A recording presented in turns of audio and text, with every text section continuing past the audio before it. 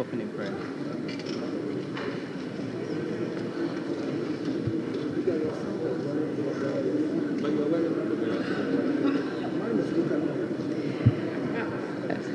Good morning, Right Honourable Speaker, Majority Minority Leader, and Honourable Ministers and Honourable Members of Parliament, and all staff present. You're most welcome to the post-budget workshop.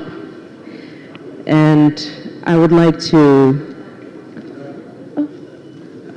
sorry, Mr. Speaker, I just noticed that my name is misspelled, and I'm very sad about that.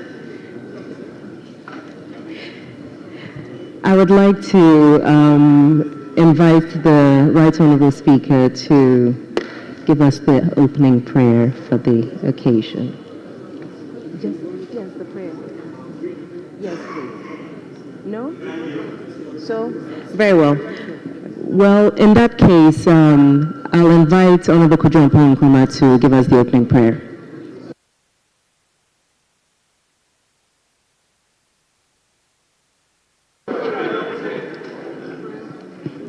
For those who didn't know, I went to the seminary actually.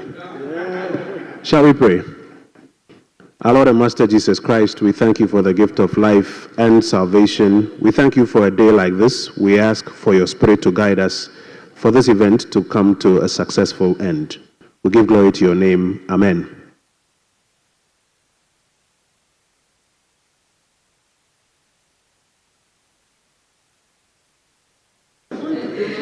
Thank you so very much. I would like to invite our Clerk to Parliament to kindly give us the welcome address.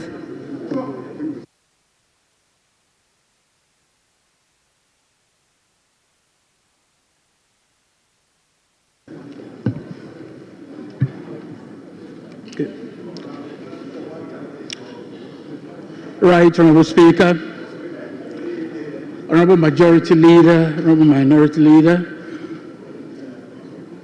Honourable Minister of Finance, Honourable Members of the House Leadership, Honourable Ministers of State here present, Honourable Members of Parliament, Deputy Clerks, and other senior members of management of the Parliamentary Service, distinguished resource persons, members of the media, ladies and gentlemen. It is indeed a great pleasure to welcome all of you to the 2025 Post-Budget Workshop, organized to equip honorable members with the requisite knowledge to engage meaningfully in discussions on the 2025 budget statement and economic policy of the government. This workshop is a critical component of our parliamentary process, as it serves as a forum for extensive discussions regarding government's policy, particularly the budget. Its ultimate objective is to enable our members to effectively exercise the power of the purse as enshrined in Chapter 13 of the Constitution, in the light of technical intricacies of national budget statement. Right Honourable Speaker, the budget statement and economic policy of the government is one of the most significant policy documents in the governance of our nation. It is a blueprint containing fiscal policy measures that reflect our collective vision, priorities, and aspirations, and serves as a tool for national transformation. This brings to mind the words of the 46th President of the United States of America, Mr. Joe Biden, which states, "Don't tell me what you value. Show me your budget, and I will tell you what you value." As representatives of the people, our members of Parliament have the solemn duty of enshrining ensuring that this blueprint aligns with the needs and aspirations of the people they represent. It is important to acknowledge that the technicalities of the budget statement economic policy and its conceptual framework require a certain level of expertise to fully appreciate the dynamics that come with analyzing the budget. This workshop is therefore designed to empower parliamentarians with the knowledge and insight needed to scrutinize the budget with conviction, clarity, and confidence. The former United Nations Secretary General and Ghanaian patriot, Mr. Kofi Annan, once noted that good governance is perhaps the single most important factor in eradicating poverty and promoting development. Indeed, it's a truism that democracy and good governance are all about human development. Parliament's oversight of the national budget is therefore a cornerstone of good governance and falls within its core functions. Through rigorous scrutiny of the 2025 budget statement and economic policy, members of the 9th Parliament can ensure that it effectively addresses crucial issues such as job creation, poverty eradication, and equitable access to essential services. Right Honourable Speaker, the deliberations we shall engage in today will significantly shape how Parliament executes its constitutional mandate of budget scrutiny, approval, and oversight. This requires a commitment to critical engagement, evidence-based analysis, and constructive dialogue in evaluating fiscal policies, revenue projections, and expenditure priorities contained in the budget. In engaging effectively in this enterprise, therefore, superior arguments backed by data, indeed relevant data, should not elude the parliamentarian, all of you honorable members herein guided, aspire to be.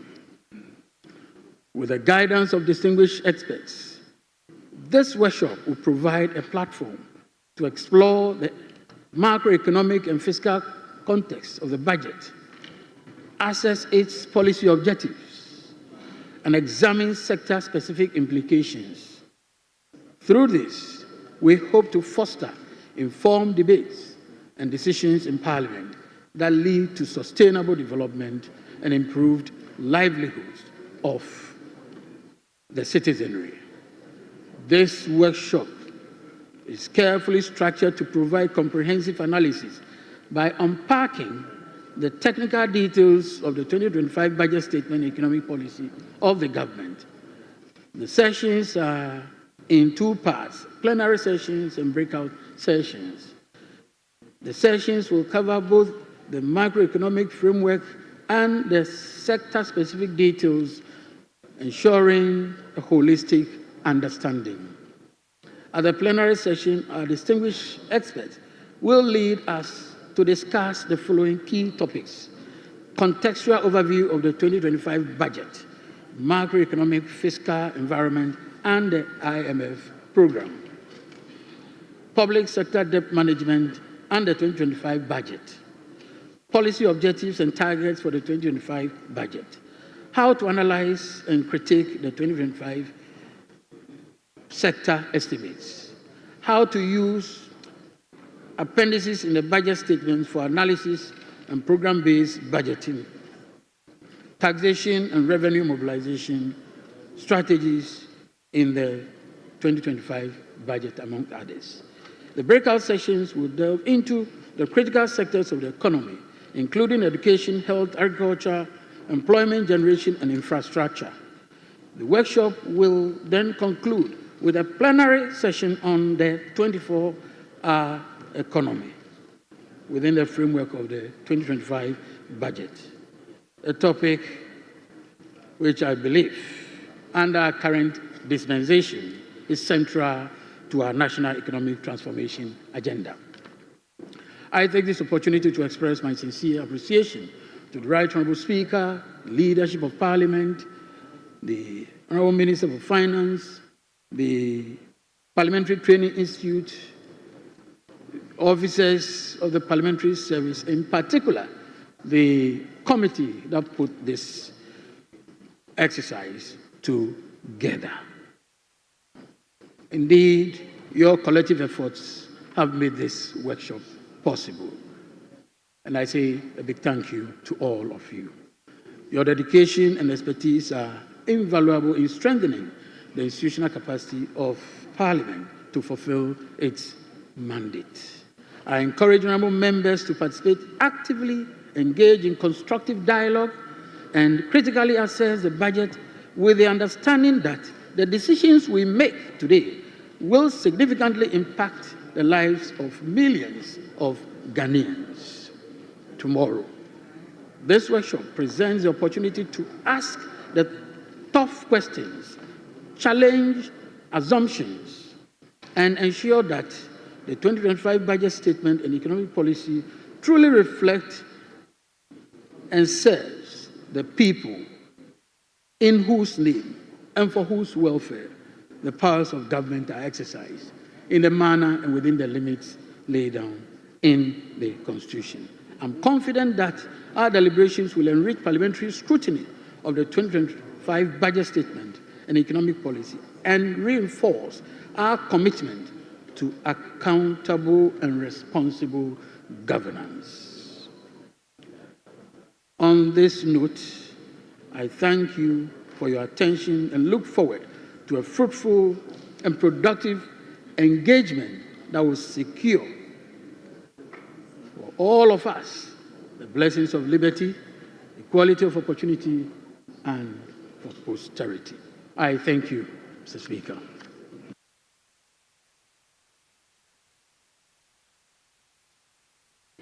Thank you very much. That was Mr. Jethro, the Clerk to Parliament. My name is Aneto Ajman Rawlings, Member of Parliament for Klote Kole, and I will invite my co-MC to come and introduce the next speaker. Thank you. Thank you very much, Doc. Mr. Speaker. Oh, please take it. Mr. Speaker, Clerk to Parliament, Leadership of Parliament, Honourable Finance Minister, colleagues, good morning. How are we doing? When I got the information this morning that I'll be co-emceeing this morning's program, I was like, hey. And then I got to know later that I'll be emceeing with Dr. Zenato. I said, hey, this one there, Doc, when she speaks, I can't hear. So I was wondering, but it's good. I think by the close of this program, I'll be able to hear you a bit better. You're welcome once again to the 2025 post-budget workshop. And this is our first workshop for the 9th Parliament together as a house. We missed the whole experience. Now, who has come down to Accra? So, next on the bill, we would be inviting the Honourable Minority Leader, Osahin Alexander Kwamina Afenyo-Makin, to give us his remarks. Thank you.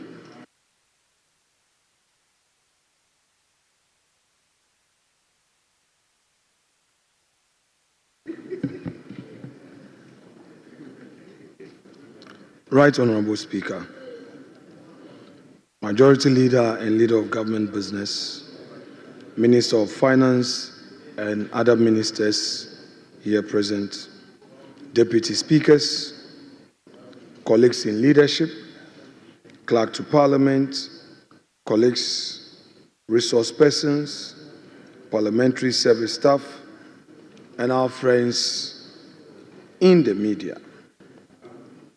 Once again, we've met here for this post-budget workshop, an opportunity for a deeper insight into the details in the budget. Colleagues, We come into Parliament with our diverse backgrounds, but governance has its own character. There is therefore the need to go through the rudiments of appreciating what is expected of us as the people's representative. For the one who is watching the television, he or she may be quick to criticize. And to make a good impression of yourself, you must prepare. It is on these notes that I commend Right Honorable Speaker for his industry and leadership in ensuring that this 2025 post-budget workshop has been put in place, well arranged for today.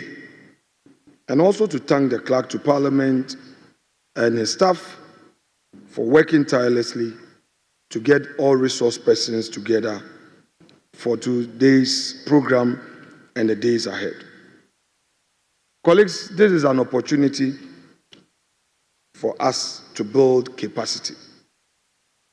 Let's find time to follow every aspect of the training program.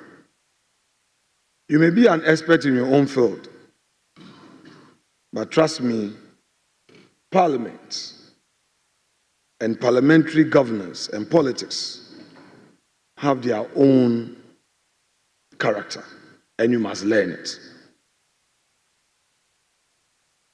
Let's endeavor to pay attention to the fine details of the budget. As the clerk already indicated, it is only through understanding this budget and the details thereto that you'll be able to make a meaningful debate when it gets to your turn. This workshop is coming at a time that committees have been formed.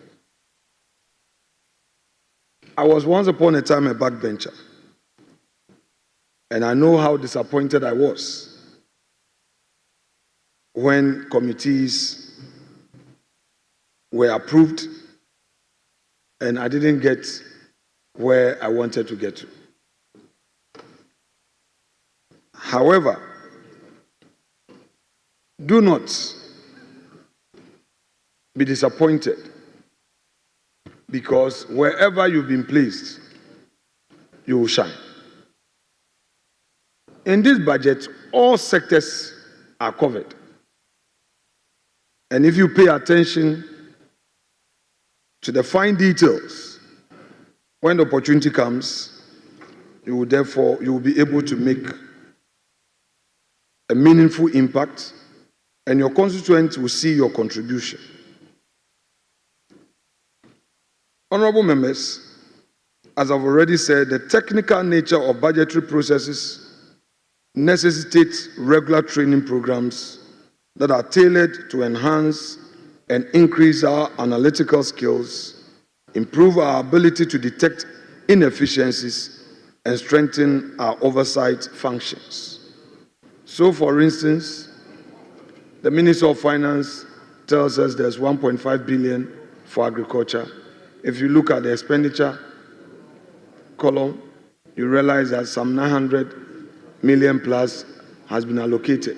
So if you pay attention, these are some of the things you discover, and then you make a meaningful impact in your debate by drawing the attention of the finance minister that you can't say 1.5 billion and allocate 924 million, and even that a chunk of it is compensation. So your own agri policy, what are you doing? And then you'll be able to talk about school feeding has in excess of 2 billion, and other critical areas have lesser amount. So if you're a member of that committee, you will now make a case, and I'm sure the finance minister will take that on board. Without more, colleagues, let me urge all of you especially those of you who are first-timers, don't see this as a boring process. Don't be too expectant, but participate, spend time. Don't walk in and walk out. Stay in and build capacity and build confidence so that when the day comes and you are debating and some backbenchers are heckling you, you will remain resolute.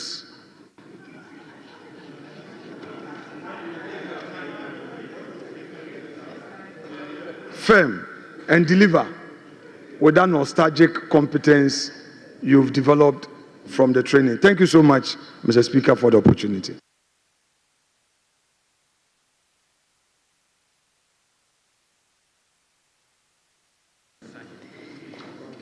It appears the minority leader is in a hurry to start the debate, but I think this weekend is not about debating, it's about learning and paying attention to the details of Nkoko Nkitikiti and other things. And so without much ado, I'll invite the Honorable Majority Leader, Honorable Mahama Yarga, to give his opening remarks.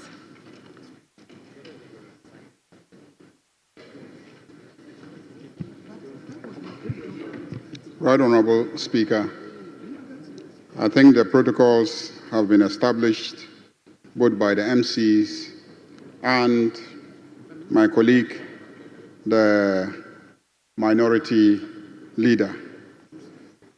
I'm sure we all appreciate that it is our responsibility to either pass or reject budgets.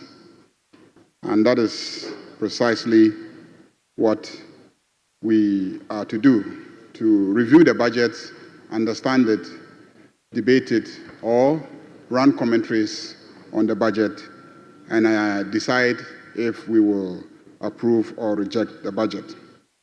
The budget document contains policy statements, but also it contains estimates and figures.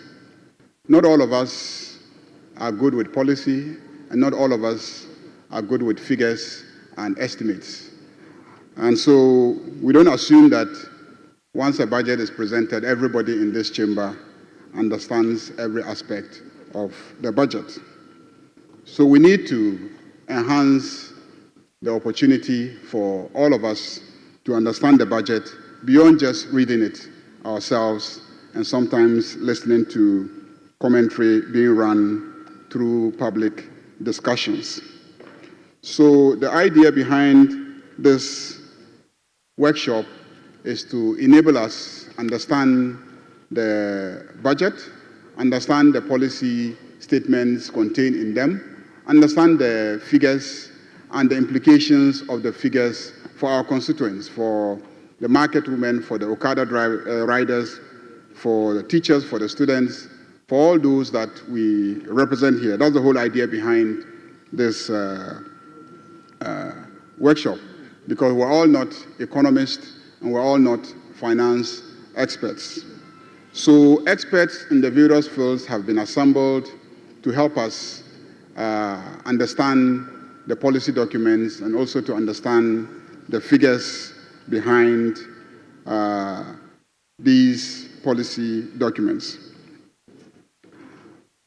When all is done, we expect the majority to relate these figures to the promises and the commitments that we made to Ghanaians based on which we're given this overwhelming majority that we have.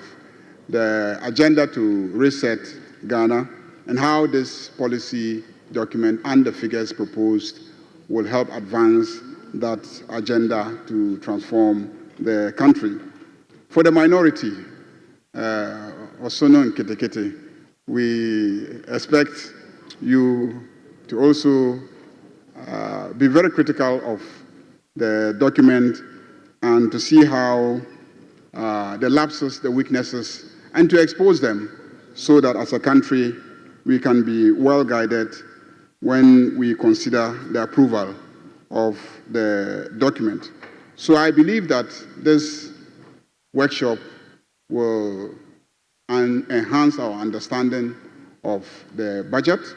And so I crave your indulgence and urge you to pay attention and learn. Like my colleague said, don't assume that you know it all and avoid this exercise, because very often the difference between those who are able to effectively deliver on the floor and those who will have challenges will normally depend on whether or not you participated in the post-budget workshop and paid attention to the message that the experts bring to bear during those workshops. So I thank you, Right Honorable Speaker, for providing this platform for us to try and engage and understand the budget policy document and the figures that are behind them, and to also thank the clerk for the effective organization, and to thank colleagues who have, in spite of our busy schedules, managed to come so that we can have a very meaningful discussion. Thank you very much, Right Honorable Speaker.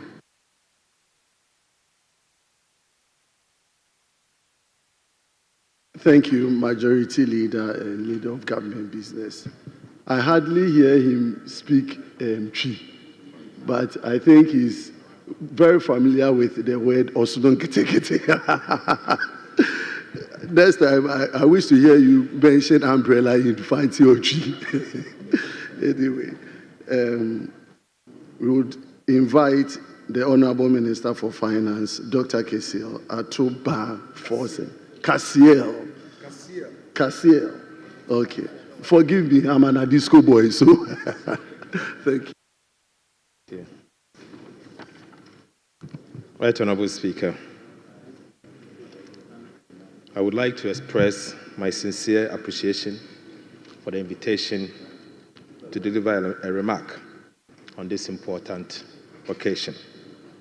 The Speaker, post-budget workshops for members of Parliament have proven to be very useful too over the years, as they provide a platform for independent assessment of various aspects of the budget to be presented before members of Parliament ahead of the budget debate and the approval process.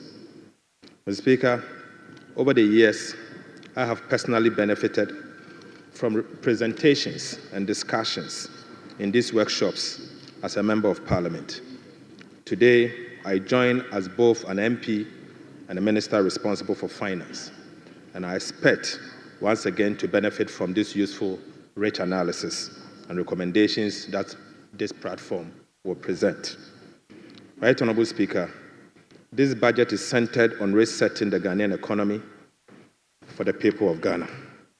We recognize that our economy is in crisis, but most importantly, we have put in place innovative strategies and interventions to resolve these challenges that confront us head-on. Mr. Speaker, the 2025 budget is people-centered. It's a budget that protects the poor and the vulnerable, that provides incentive for private sector growth and job creation. It is a budget that introduces a number of innovative approaches to address key funding constraints and contains key growth-oriented interventions to support our national development. Right Honorable Speaker, the targets in the budget for the year 2024 are as follows: overall GDP growth for at least 4% of GDP, non-oil GDP growth of at least 4.8% of GDP, end period inflation rate of 11.9%, primary balance on commitment basis at a surplus of 1.5% of GDP, and gross international reserves that will cover not less than 3 months of import cover. Mr. Speaker, we have outlined a number of revenue and expenditure measures in the 2025 budget to support the achievement of our fiscal objectives and targets, and would like to call on this esteemed House, particularly my colleagues, the members of Parliament, to support these measures and the passage of the various legislations that will operationalize the measures as soon as possible. Some initiatives that we have proposed for implementation in this budget are as follows: we are proposing to roll out the 24-hour economic policy to support inclusive growth and job creation. We also propose to roll out the 10 billion Big Push policy beginning this year. Mr. Speaker, we are proposing the establishment of Ghana Gold Board to support the foreign exchange inflows and gold reserve accumulation to benefit our dear country. Mr. Speaker, aside, we are proposing the implementation of the Agriculture for Economic Transformation agenda. We want to use government procurement to drive made-in-Ghana goods, and particularly to drive local participation in our economy. We have also enhanced social protections through the introduction of various social intervention programs to complement existing programs to alleviate the current economic hardships and also to protect the vulnerable. Mr. Speaker, we are undertaking key structural reforms to support inclusive growth, fiscal and debt sustainability, sound public financial management, and efficient public service delivery and good governance. Right, Honorable Speaker, we want to promote fiscal discipline and debt sustainability by amending the Fiscal Responsibility Act to include debt ceiling and the establishment of an independent fiscal council to monitor and adhere to the ceilings. Mr. Speaker, we intend to rationalize VAT and COVID levy later this year after stakeholders' consultation and to receive the TA, technical assistance from the IMF and VAT rationalization task force that will be commissioning in the coming days. Mr. Speaker, aside, we intend to restructure the Bank of Ghana to strengthen its independence and operationalize the efficiency to deliver more for the people of Ghana, particularly in areas of price and exchange rate stability. Beginning this year, we also intend to formalize the export of Ghanaian labor to other countries by introducing measures that will protect the Ghanaian who is working abroad. Right, Honorable Speaker, we have also adopted some innovative approach to address some of our long-standing problems, and this include the reduction of the tax refund ceiling to close the gap for the elimination of some of the taxes that we have introduced. Mr. Speaker, we are uncapping the National Health Insurance, the Ghana Education Trust Fund, and the Road Fund to fund critical government expenditures and additional priorities, including providing sustainable sources of funding for the free secondary education and free tertiary education for persons with disability. We are also proposing to the House that ABFA be allocated largely for infrastructure and big push infrastructure instead of rather spreading it so thinly to cover some expenditures that are not desirable. Mr. Speaker, we are also placing a limit on project loan disbursement for both bilateral and multilateral loans beginning this year. We are therefore calling on this House to support us once again, as we have done in the past to various finance ministers. Right, Honorable Speaker, I thank you so much for the opportunity to address the House. Thank you.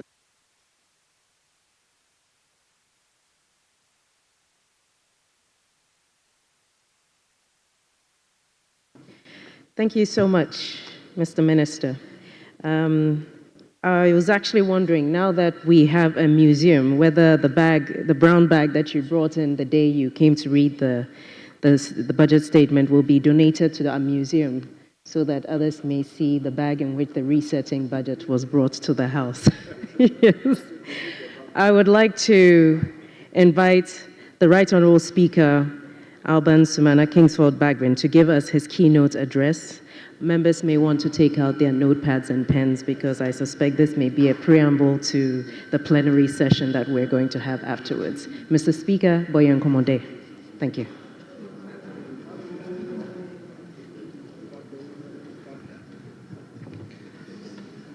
Honourable members, I stand on the existing protocol to welcome all of you to the 2025 post-budget workshop. This is organized under the auspices of speakership, leadership, and the Parliamentary Training Institute. The objective of this workshop definitely is to provide members of Parliament a platform to engage and deepen our knowledge on the budget statement and economic policy of government for this year.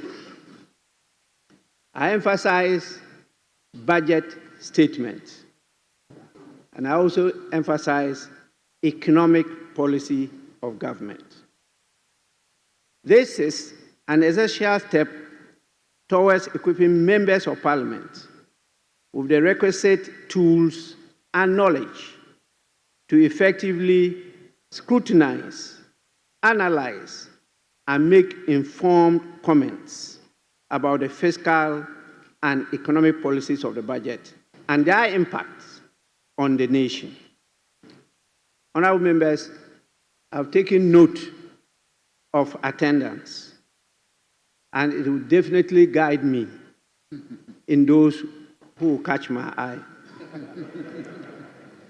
Because we want those who are well informed to be part of the national debate, not any person who, by attitude or mindset, comes in to try and throw some dust into the eyes of people. Ghanaians are now very focused on Parliament, and we must ensure that we respond to the hopes and aspirations of our people.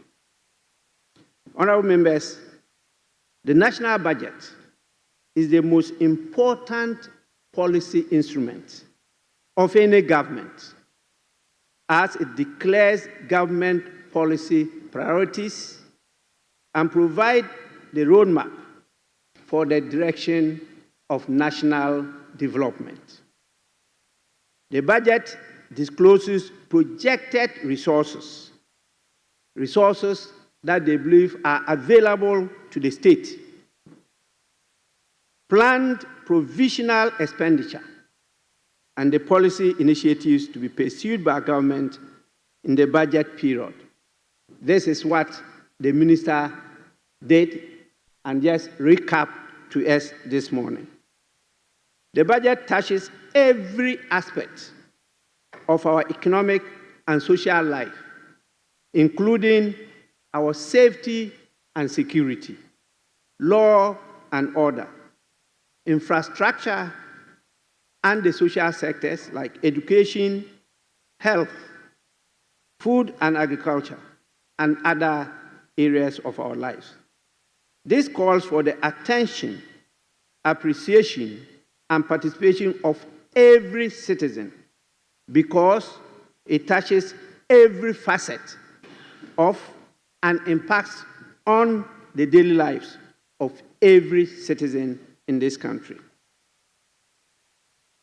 We must, however, concede that the budget is a technical and complex document, difficult to fully understand, even for those of us who are tasked with the responsibility of overseeing its implementation.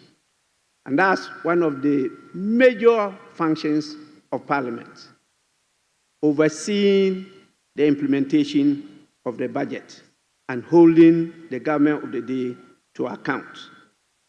The financial and economic complexities woven into the budget make it challenging for citizens, and indeed for many of us, even as members of Parliament, to fully appreciate its implications.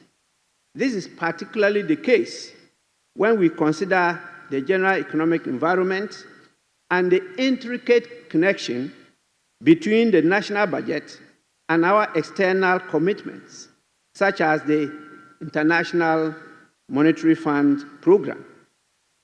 Honorable members, and this is where you come in. Government finds it difficult to reach out to the people. And we are the link between the people and government. And if we are able to perform our functions well and understand what this whole instrument is about, we are to break it down to the level of our constituents, for them to understand and either support government to implement it because it will be in their interest, or to draw government's attention to the side effects of whatever government intends to do so that that can be reviewed and re-modernized for the interest of all of us. So the objective of this post-budget workshop is therefore to ensure that each of us, as members of parliament, each is better positioned to critique the 2025 budget statement. We must be able to ask the right questions, assess the trade-offs, and understand the potential long-term effects of the policy choices embedded in the budget. Honorable members, this is not just about understanding the numbers, but also understanding how these numbers translate into tangible outcomes for the people we represent. We have a gender caucus. How can you glean from this budget government's response to the gender challenges we are facing in this country? It's very important, and civil society outside there are prepared to engage you, to ask you questions. And so when you go home and your constituents ask you, as a constituency, how do we benefit from this budget? You should be able to explain to them. If there is no benefit, you let them know. But don't think that they will not be informed. They may ask you other questions that could embarrass you.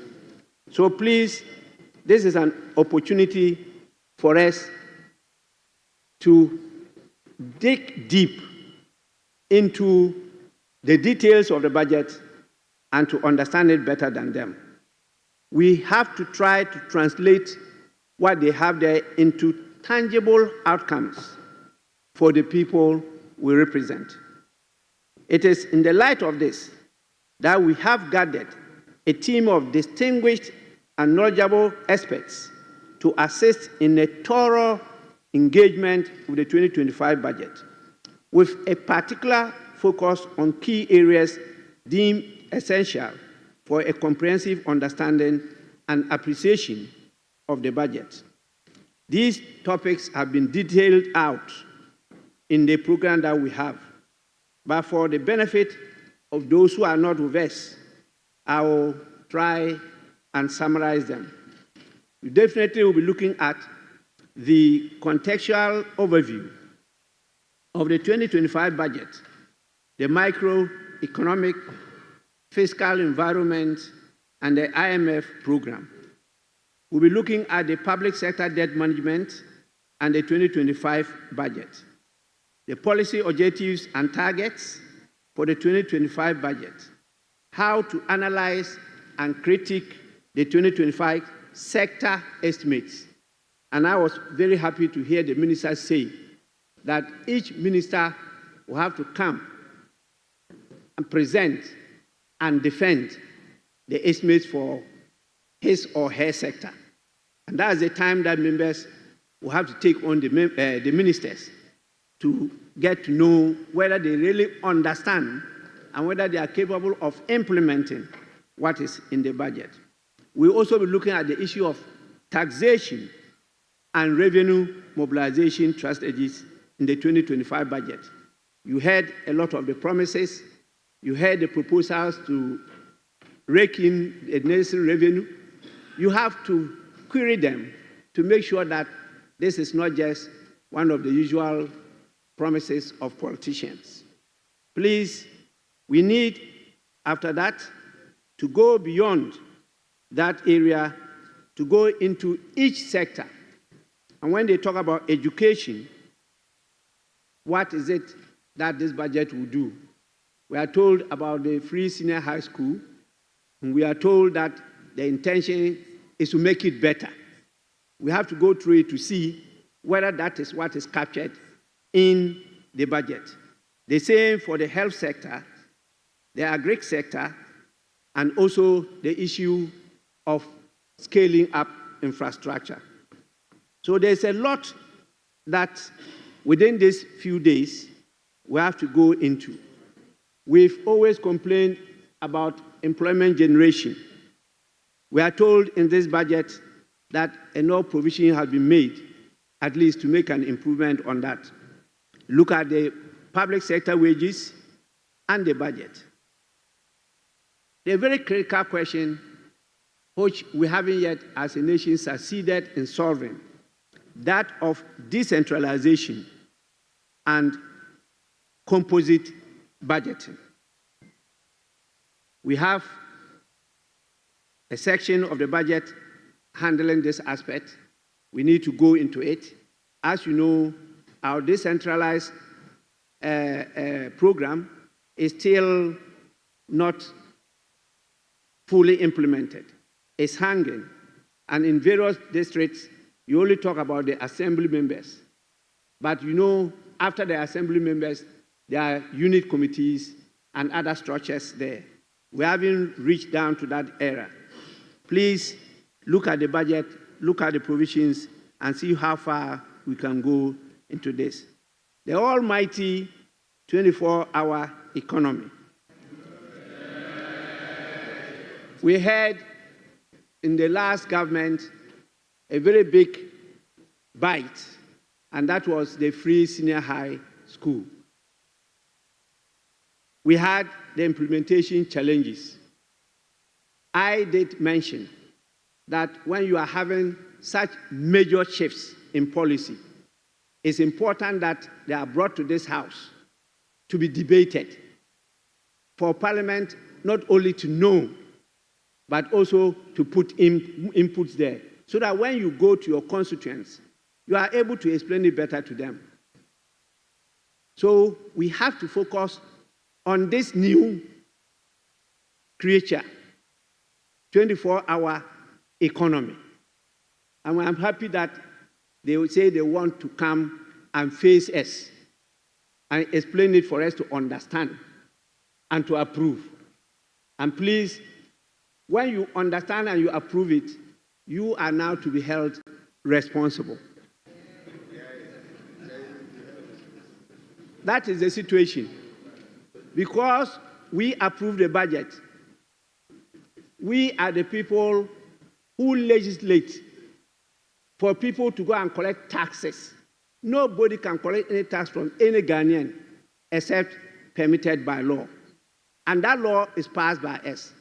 That is why we are calling to oversee how they use that money and to call on every public servant to come and account to us. That's why the independent government institutions are not independent of Parliament. That must be made clear, because we give them the resources. We can't give you resources to go and use on our behalf, then you turn and say that I'm independent from you, I won't account to you. It can't happen. That is why Parliament is the most important arm of government when you are talking about democracy. Honorable members, these selected areas of discussion will enable us to, among others, deliberate on government engagement with the IMF. The IMF and its impact on the microeconomic and fiscal environment of the country, as we all know, is something that we must do everything not to go back to. The IMF is not there just for the asking. They are not Father Christmas. They are not there to make business, but definitely they are there to survive. So there's cost to it. And so anytime we go there, it's not for us to just benefit. It's also for them to what? To benefit. And so as we engage with them, we must be cautious about some of the things that we approve. It's important that for us members to focus on this workshop. This also creates the opportunity for you, members of parliament, to ask critical questions, and that's why the technical people are here, about the management of our national debt. This national debt is central to the sustainability of our fiscal policy.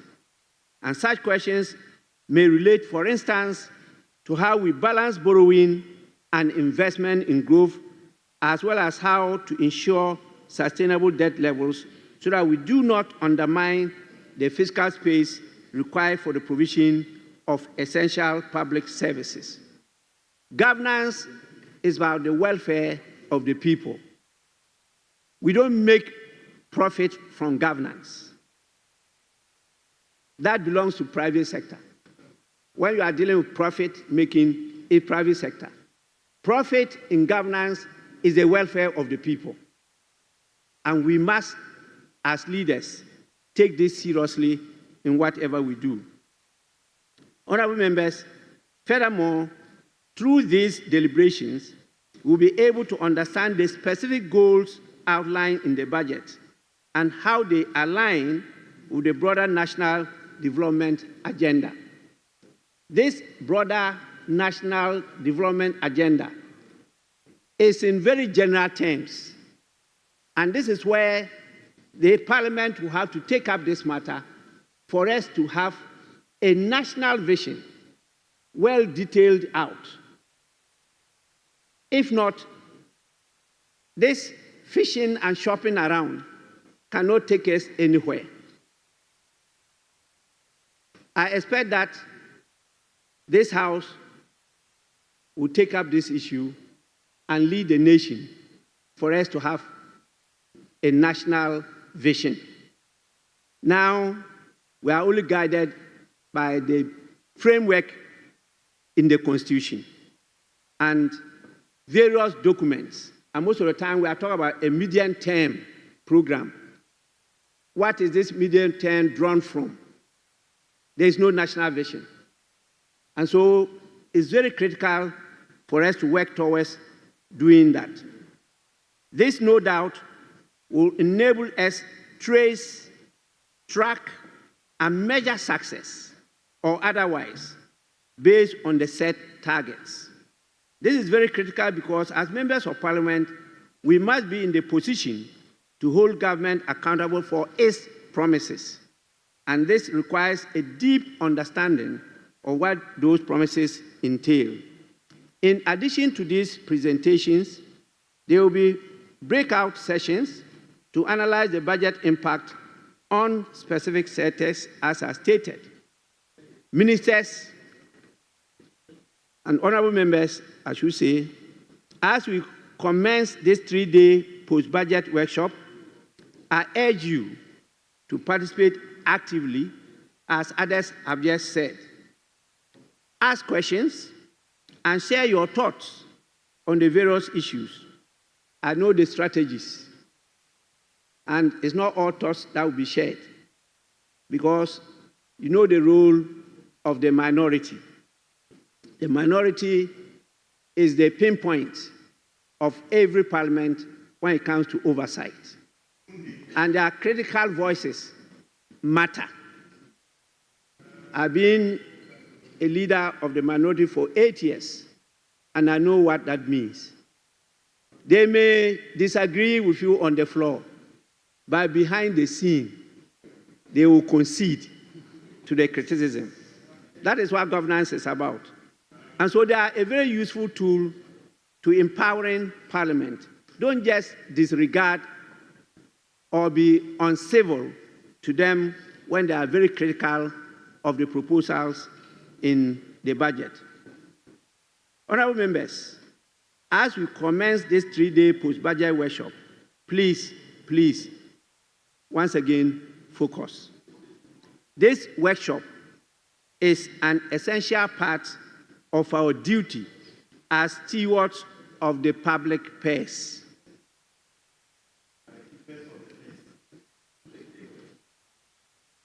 I sometimes use the word gatekeepers, and people don't understand. we are the last. We are the last resort. Civil society, they have critical voices. They can't go beyond that because they don't have that mandate. They don't have the legitimacy to go beyond that. This House, you have that legitimacy. You don't only criticize, you can also compel, and you can also sanction. Civil society, they don't have those tools. And so please, let's focus and make sure that the public purse is safe and is utilized in the interest of all Ghanaians. Finally, I want to remind us all that the budget is not merely a technical document. It is a statement of values and priorities. The clerk has quoted the former president of the United States on that. Now, don't tell me your values. Show me your budget, and I'll tell you your values. So it's not just what we talk about as our priorities, as what we value. When we look into the budget, we know whether the 24-hour economy is a priority and a value of the government. The budget, as I said, is a statement of values and priorities.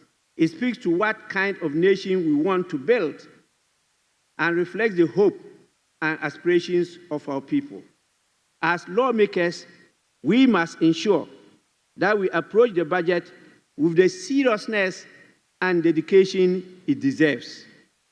For the decisions we make today will shape the lives of generations yet to come. Let us therefore approach this workshop with the spirit of collaboration and commitment to the betterment of our great nation. I want to thank all of you for coming, and I wish you all a successful workshop. Thank you so much for your tolerance and patience.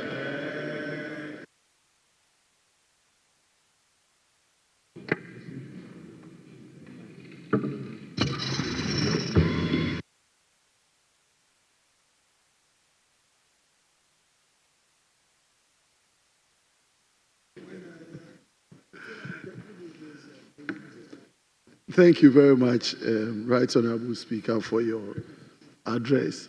Can we give Mr. Speaker another here? There you have it. All right, so all too soon, we're coming to the end of the first session of this program. I would like to invite Honorable Zuwaira Mohammed Ibrahima, Member of Parliament for Salaga South, to give us the vote of thanks. Thank you very much.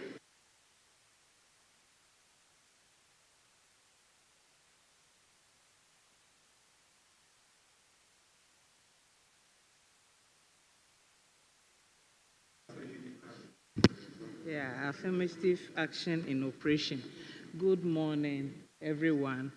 Good morning, Right Honorable Speaker. And thank you very much for the invitation to give the vote of thanks. I'll keep it very brief so that we can get on with the business. First of all, I want to thank Almighty Allah for bringing all of us here this morning. I want to thank my colleague Muslims who are in the month of Ramadan and sacrificing for making the time to join us here. I want to thank all my colleagues for sacrificing your weekend activities, constituency activities, to making it to this workshop. It tells, Mr. Speaker, the urgency and importance you attach to this workshop. I want to thank the Clerk to Parliament, Mr. Bejra, for his welcome address, which Mr. Jetro for the very warm welcome that he gave us this morning. I thank our colleague leaders, the minority leader in his beautiful pink, orange shirt. Very beautiful. I took a photograph with him this morning, thanking him for his time and for his remarks. The majority leader, Honorable Mama Yarga, we are very grateful. You arrived from a trip and you made it here to give us some very insightful remarks to guide us as we go into the workshop. To the Honorable Minister of Finance, Honorable Ato Forson, we are very grateful.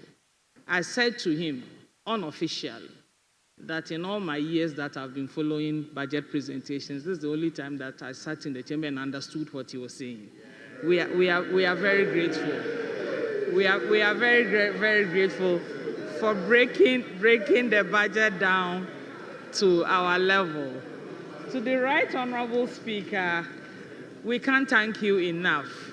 We are very grateful for your very insightful and deep keynote address. In fact, you've energized us to pay attention to the workshop, to stick to our desk, to follow the presentations of the resource people, to make us better.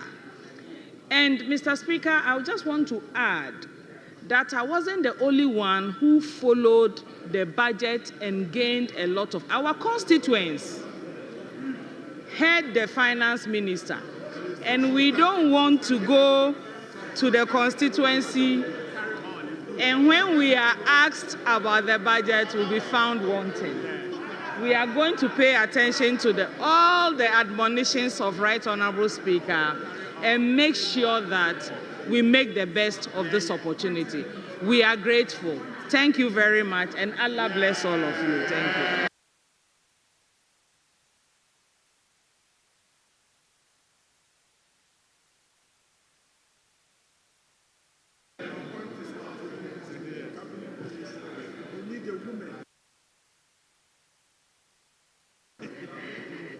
Thank you very much. And we will move to the next item on the agenda, which is the prayer. I would like to invite Honorable Godfred Seydu Jasau to give us the prayer, and following which we will proceed to our next session. So please, Honorable, go ahead with the prayer. Thank you. A'udhu billahi minash shaitanir rajim. Bismillahir rahmanir rahim. Colleagues, may we pray. We thank Allah subhanahu wa ta'ala for making this opening session a successful one. We are most grateful to everybody that have come here and whatever we've been able to say. We pray that Allah gives us the understanding and make the sessions afterwards that follows this session success as well. Oh Allah, thank you for bringing us this day. Oh Allah, thank you for making it a successful one. We pray that you continue to guide us and take away the hand of Satan from everything that we do. Alhamdulillah Rabbil Alameen, Ar-Rahman Ar-Rahim, Maliki Yawmiddin. Iyyaka na'budu wa iyyaka nasta'in. Ihdina siratal mustaqim. Siratal lazina an'amta alayhim ghayru maghdubi alayhim waladdallin. Amen.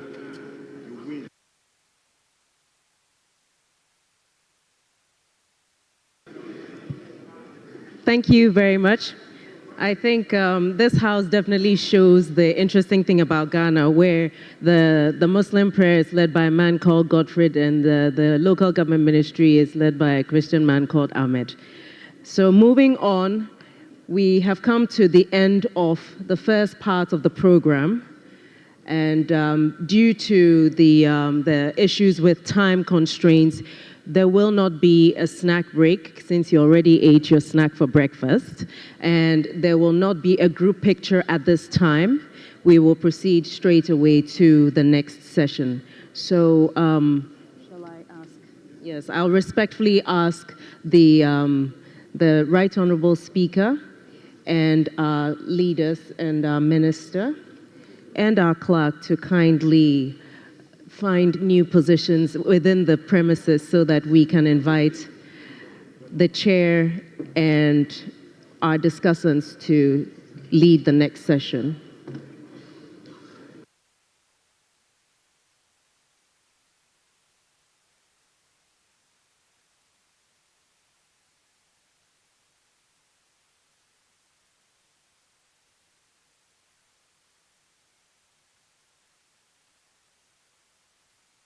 Go ahead. Yeah, our first topic is the contextual overview. The contextual overview of the 2025 budget, macroeconomic, fiscal environment, and the IMF program. The presenter is Dr. Alhassan Idrisu, the Director of Economic Strategy and Research Division of the Ministry of Finance. The discussant is Professor John Gachi, Dean of the School of Business, UCC, and the session chair, Honorable Kweku Kwarteng, the Chairman of the Budget Committee. Thank you.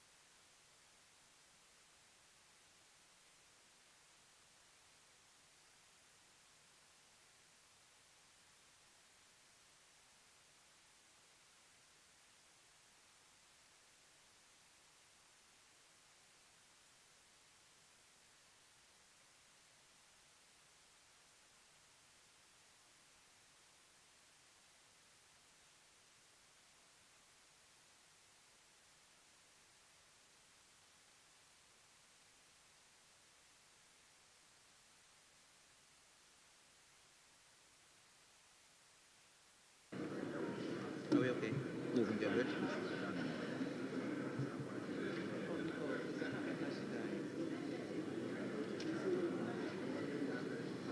Thank you. Honorable members, can we please appeal to you to take your seats because the first session is about to begin and our guest is here. Honorable Jasal, please take your seat.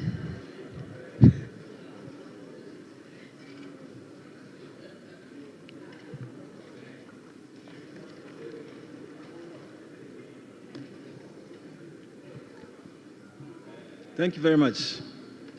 Mr. Chairman of this session, distinguished honorable members of Parliament, I would like to begin my presentation by first expressing my sincere appreciation for giving the opportunity to present on this very important topic, which is a contextual overview of the 2025 budget.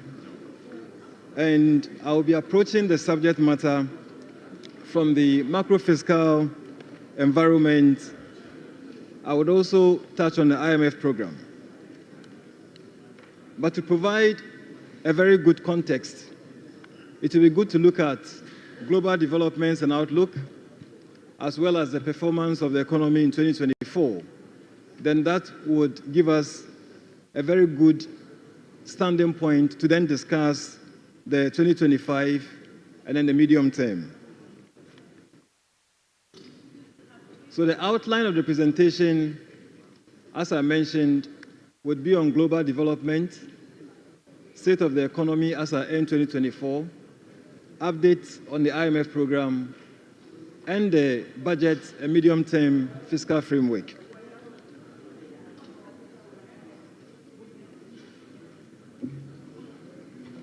Thank you. The preparation and presentation of the budget is grounded on Article 179 and 180 of the 1992 Constitution, as well as Sections 21 and 23 of the Public Financial Management Act. And for this particular budget, and in fact, in most of the budgets that are prepared by the ministry and presented by the minister, they are usually preceded by stakeholder engagement. This budget was preceded by very significant stakeholder engagement, including the National Education Consultative Forum, then the Economic Dialogue, and then also there were some engagements that the minister undertook, including engaging traders at major trading centers, including the Makola market, as well as some youth groups in Ghana here.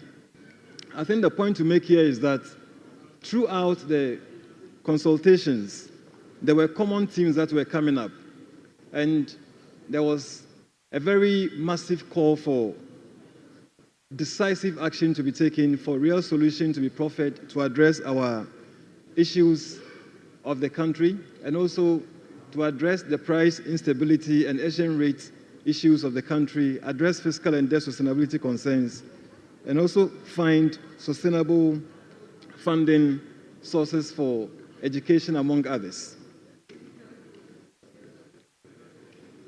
As I mentioned, it will be important to look at this from the global perspective as well. And from the global perspective, I would want to present what obtained in 2024 and the outlook we are expecting for 2025 and the rest of the period into the medium term. The global economy remains on a steady path, though we see significant variations across countries.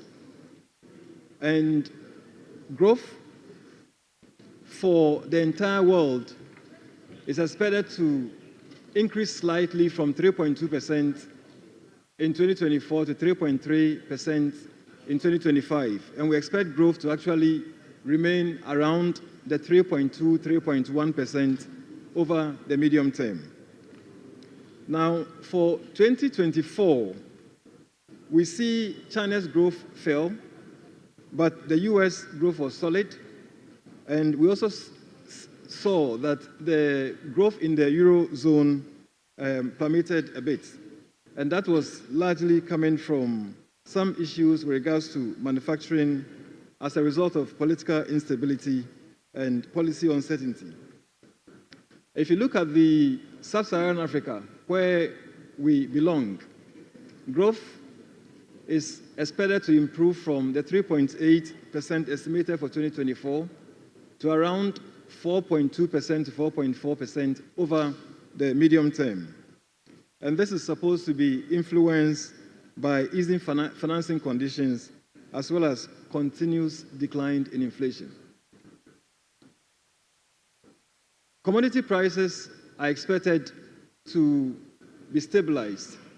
If you take crude oil prices, for example, this year we are looking at an average crude oil price of $82.7 per barrel, but this is expected to decline to $74.7 per barrel and reduce further to $69.7 by 2028.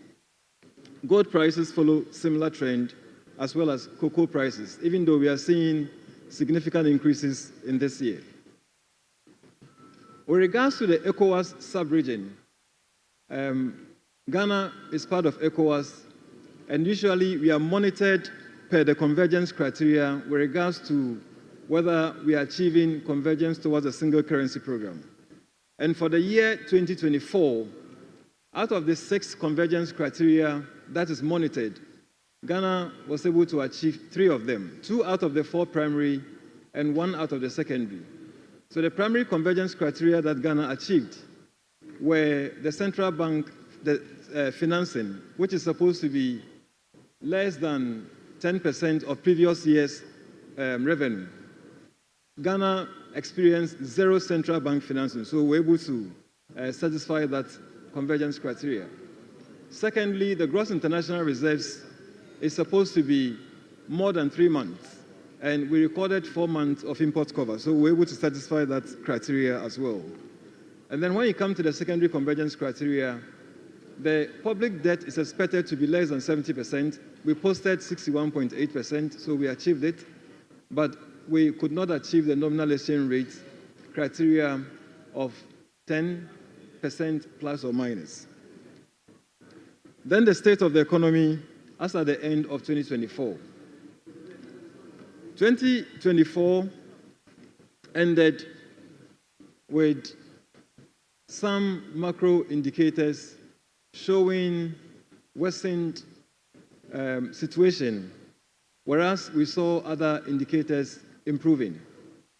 For example, in the real sector, GDP grew by 5.7%, and this was largely influenced by growth in the industry sector, which was 7.1%, followed by growth in the services sector, 5.9%, and then growth in the agricultural sector of 2.8%. The growth in the industry sector was largely led by mining, and we saw manufacturing also seeing some improvements in the industry sector. And then in the services sector, bulk of the growth was coming from ICT, transportation, and financial services. Inflation ended the year at 23.8%, and as we speak now, in February, inflation has moderated slightly to 23.1%. And inflation is influenced by both food factors, food-related factors, and non-food-related factors. Then on the currency volatility or currency depreciation, 2024 ended the year with the CD depreciating by about 19.2% against the US dollar. And this was largely on the back of the CD depreciation was largely on the back of pressures coming from demand for energy sector payments, tight liquidity, plus some other constraints. By 5th March of this month, the year-to-date depreciation was 5.3%. If you compare it to the same period last year, it's slightly lower, as that was 5.7%. And this year, the first few months saw some easing of the cedi, but we also saw some pressures which were coming largely from tight liquidity and also some increased FX demand as a result of energy payments that we had to make. And then on the fiscal side, we experienced some significant pressures on the fiscal side. So the fiscal balance, which is the main fiscal anchor, ended the year at a deficit of 3.9%, which is about 4.2 percentage points above the deficit of 0.3% recorded in 2023. And this deficit was largely influenced by pressures on expenditures, particularly from arrears accumulation and payables accumulation. We also saw some pressures from the wage bill front. And then if you go to the, if you look at interest rates, for example, before interest rate, let's look at public debt. The public debt ended the year at 61.8% of GDP, down from 68.7% at the end of 2023. And this was largely on the back of the debt restructuring benefits we saw after we completed the Eurobond debt restructuring in 2024. And then in the money market, Treasury bill rates moderated slightly from 29.4 in 2023 to 28%. But lately, we've seen some drastic reduction in the Treasury bill rates. As at 14th March 2025, the rate had dropped to 15.9%. And this is in response to the tight fiscal consolidation that government is implementing, which has reduced the appetite for these instruments. And so it is putting some downward pressure on the rates. On the external sector, the current account balance ended the year with 4.2% of GDP, which was an improvement from the 1.8%.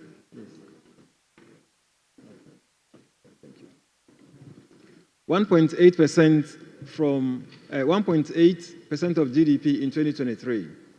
And then the gross international reserves accumulation was $9 billion US, which could cover 4 months of imports of goods and services, up from 2.7 months of imports of goods and services for 2023. I would like to touch on how the year ended with regards to the fiscal, which is our revenue performance, expenditure performance, and the overall balance. At the end of 2024, we mobilized an amount of 186.6 billion Ghana cedis against a programmed target of 177.2 billion Ghana cedis. This means that we collected revenue in excess of the target by 9.4 billion Ghana cedis. The good performance in revenue mobilization came from two main sources: non-oil tax revenue, as well as oil receipts. We saw improved performance in oil receipts as a result of higher achieved prices compared to targets, as well as increased volumes compared to targets. On the expenditure front, total expenditures on commitment basis ended the year at 279.2 billion Ghana cedis. And this was in excess of programmed total expenditures of 219.8 billion Ghana cedis by 59.5 billion Ghana cedis. The excess spending largely came from compensation of employees, which is made up of goods and services, which is made up of wages and salaries, pensions and gratuities, as well as payables, accumulation of payables. In 2024, we accumulated about 67 payable build-up, and we cleared about 36.3 billion arrears. So if you put the two together, the net arrears clearance came to about 31.2 billion. So if you factor that into the fiscal equation, that contributed to the average of 59.5 billion we saw in the fiscal numbers. Yes. Honourable members, I think there's too much noise in the chamber. Let's focus so we can get out of here quickly. Yes, thank you very much. Now, the primary balance, which is the difference between the revenues and the non-interest expenditures, also ended the year at a deficit of 45.9 billion Ghana cedis, which is a deficit of 3.9% of GDP. And this was above the target of a positive primary balance of 5.5 billion Ghana cedis, or 0.5% of GDP. And as I mentioned earlier, the main reason behind the primary balance not meeting the target or far exceeded the target is because of the payables that we built up, and also net of the arrears that we cleared.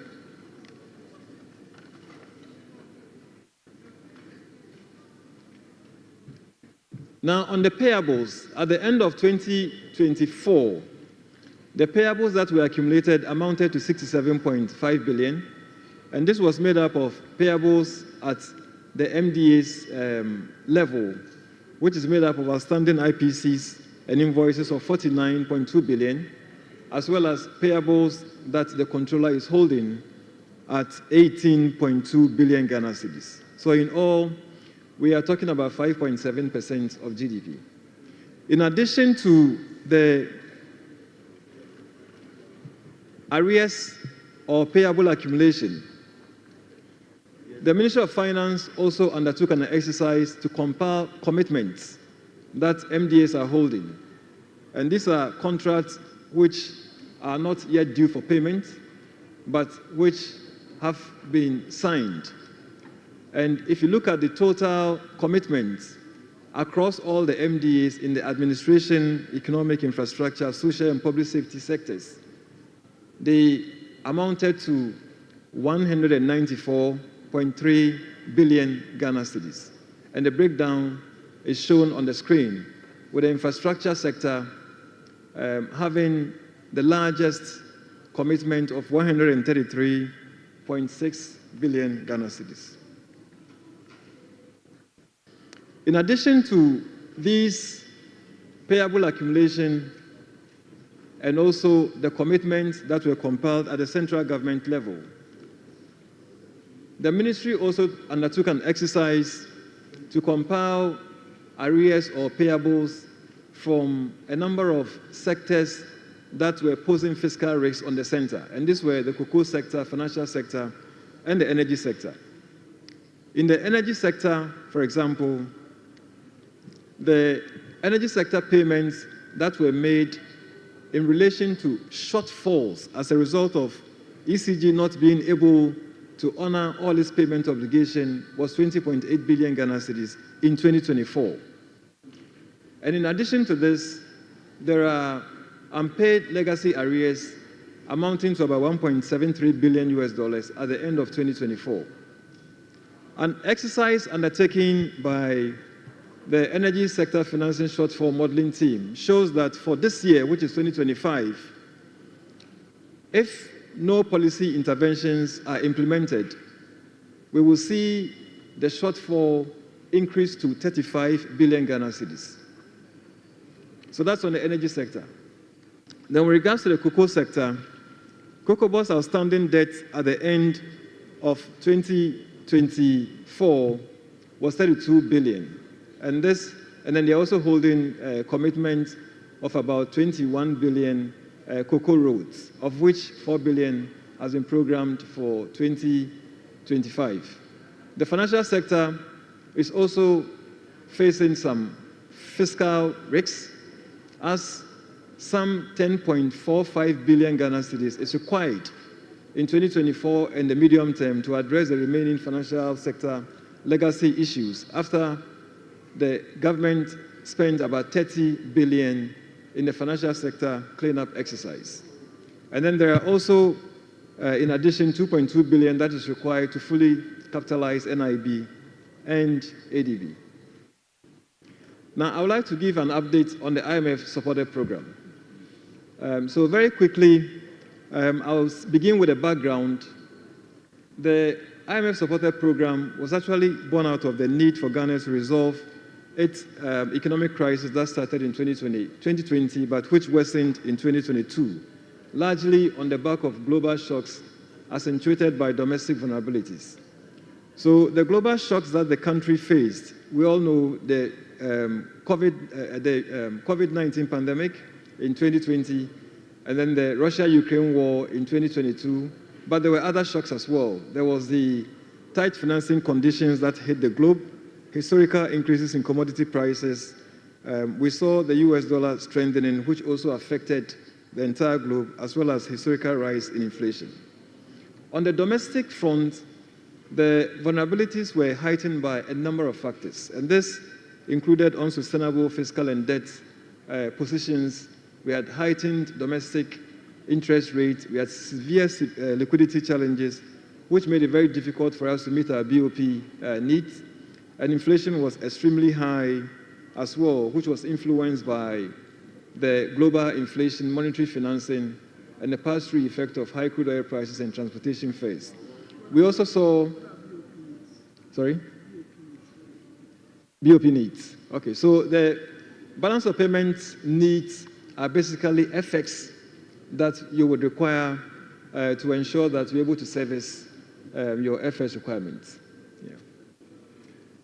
And then we also had credit rating downgrades to C class.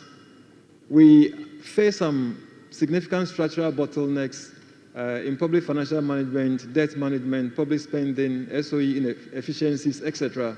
And there was also slowdown in growth. So what government did was to seek for an IMF support to back its PCPEG with the objective of restoring macro stability and debt sustainability, and also ensuring that we build resilience through the implementation of strong structural reforms in key sectors of the economy, and also lay a very strong foundation for inclusive growth while protecting the poor. So the program actually had 6 priority areas spanning restoration of fiscal and debt sustainability, structural reforms implementation, inflation and exchange rate stability, and also a number of policies to preserve the financial stability as well as entrepreneurship and growth. And then there was also a focus area of protecting the poor and the vulnerable. To address the fiscal challenge and debt issues under the IMF program, the program was characterized by front-loaded fiscal adjustment. What that meant was that to address the concern, government had to tighten the fiscal situation. And so in 2023, the fiscal was programmed for significant revenue mobilization effort to take place, as well as expenditure rationalization to take place. So we're looking at fiscal adjustment of about 3.8 percentage points of GDP in 2023 alone. And then in 24, which is last year, and 25, which is this year, we were to follow up with fiscal adjustment of 1 percentage point each for each of the years. And so within the 3-year period, the fiscal adjustment contribution to the solution to the issues we face was 5.8 percentage points of GDP.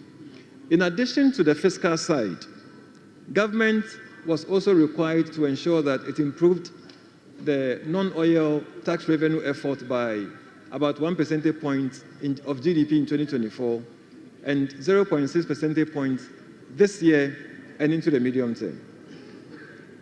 With regards to the debt side, government was also to ensure that it operated the fiscal in a manner to improve debt sustainability so that by 2028, we will improve the present value of debt to GDP from 89% in 22 to 55% in 28, and then also improve the standard debt service revenue ratio from 28% in 22 to 18% in 2028. The IMF program has a number of conditionalities, which we track when the fund undertakes a review mission. And these conditionalities come in 5 different forms. So if you are assessing the budget in terms of our performance towards the IMF program, you have to be able to know the conditionalities and understand them. So first, there are prior actions. For every review that the IMF does, they will agree with the authorities to execute a number of interventions before the mission is executed. And then we have what we call the quantitative performance criteria, which are binding quantitative targets which the authorities will agree with the IMF for tracking purposes to be able to track the performance of the program. Currently, we have 6 of these quantitative performance criteria, and shortly I will take honorable members of parliament through it. And then there's a monetary policy consultation, which is also a quantitative target, but it's on inflation, or it's on monetary targets. And we have 1 under this IMF program. There are 4 indicative targets. These are softer, non-binding targets, but the achievements are very critical for a country to pass an IMF review. But they are not as critical as the quantitative performance criteria. And then we have finally structural benchmarks, which are reform efforts that the country would have to agree with the fund and with scheduled timelines to execute so that we'll be able to achieve program objectives. And these structural benchmarks are in the area of PFM, financial sector, SOE efficiency, revenue mobilization, and social protection. So I talked about the quantitative performance criteria, 6 of them. Under the fund program, we monitor net international reserves. So there is always a floor. In other words, a minimum amount of net international reserves that the Bank of Ghana must post for a certain review period. So for example, we've done 3 reviews already. We are preparing for the 4th review. And the 4th review is going to be based on December 2024 figures or data. So what this means is that when the fund comes on a mission, they would assess as to whether the Bank of Ghana was able to post net international reserves that was over and above the minimum that was established in the document. And then we have number 2, the Bank of Ghana is not supposed to lend to government for budgetary financing purposes. So there's zero central bank financing. So again, when the fund comes on a mission, they have to assess as to whether there's central bank financing.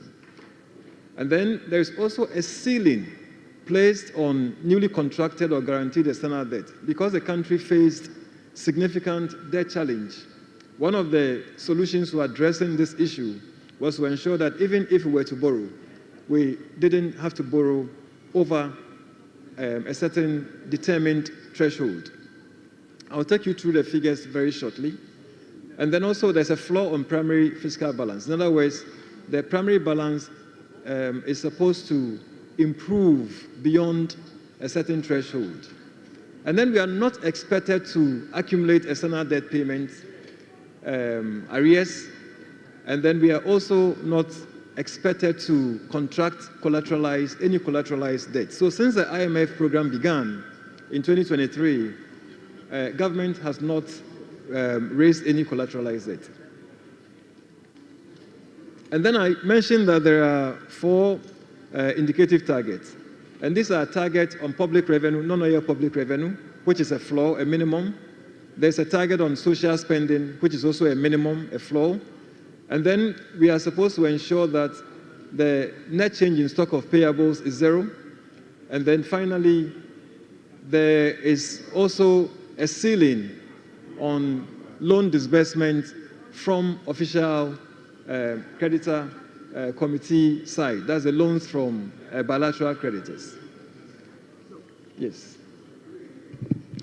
Doc, we have some 10 more minutes for you, Adam. Actually, your time is up, but I've been advised that you could have some 10 more minutes.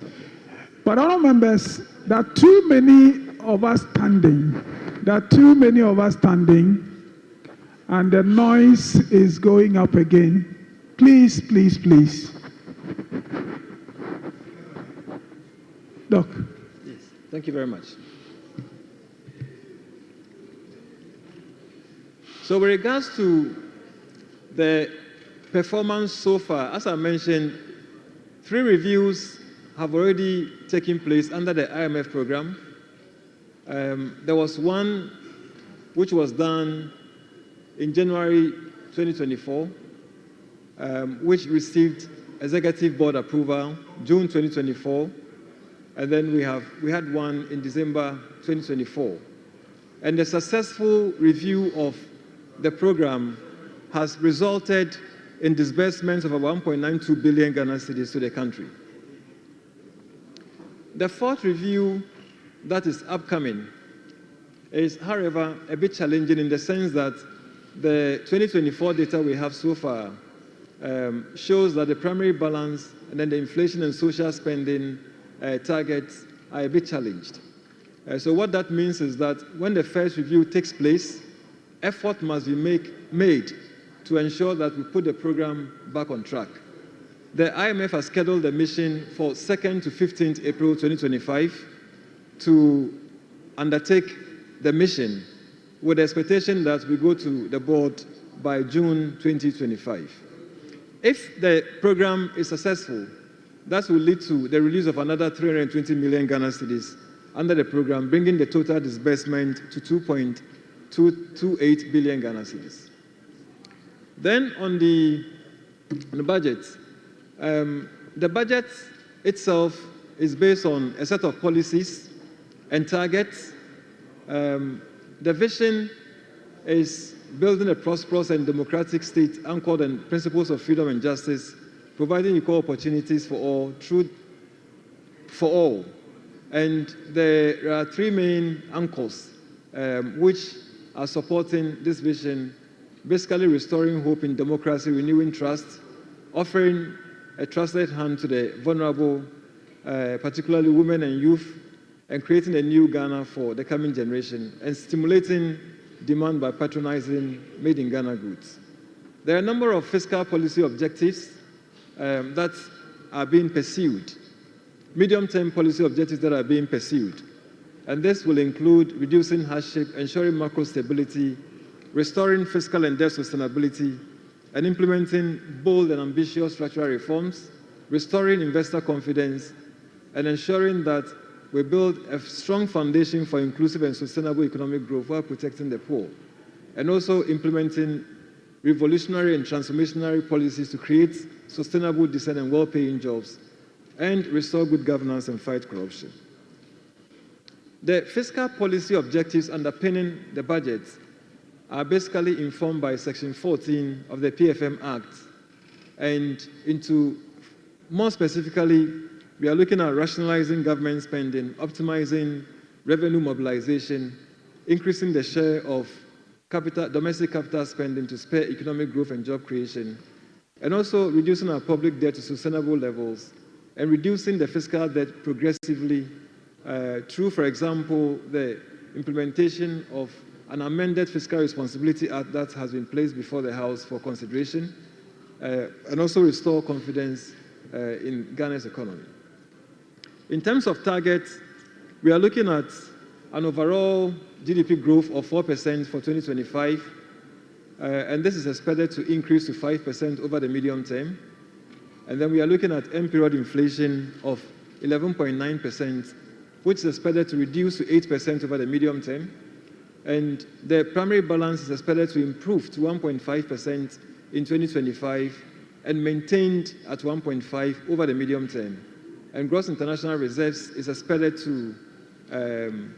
to be beyond or above 3 months of import cover over the medium term. Then there are key policy initiatives the 2025 budget introduces, including the 24-hour economy policy, which is programmed to be rolled out after it has received parliamentary endorsement.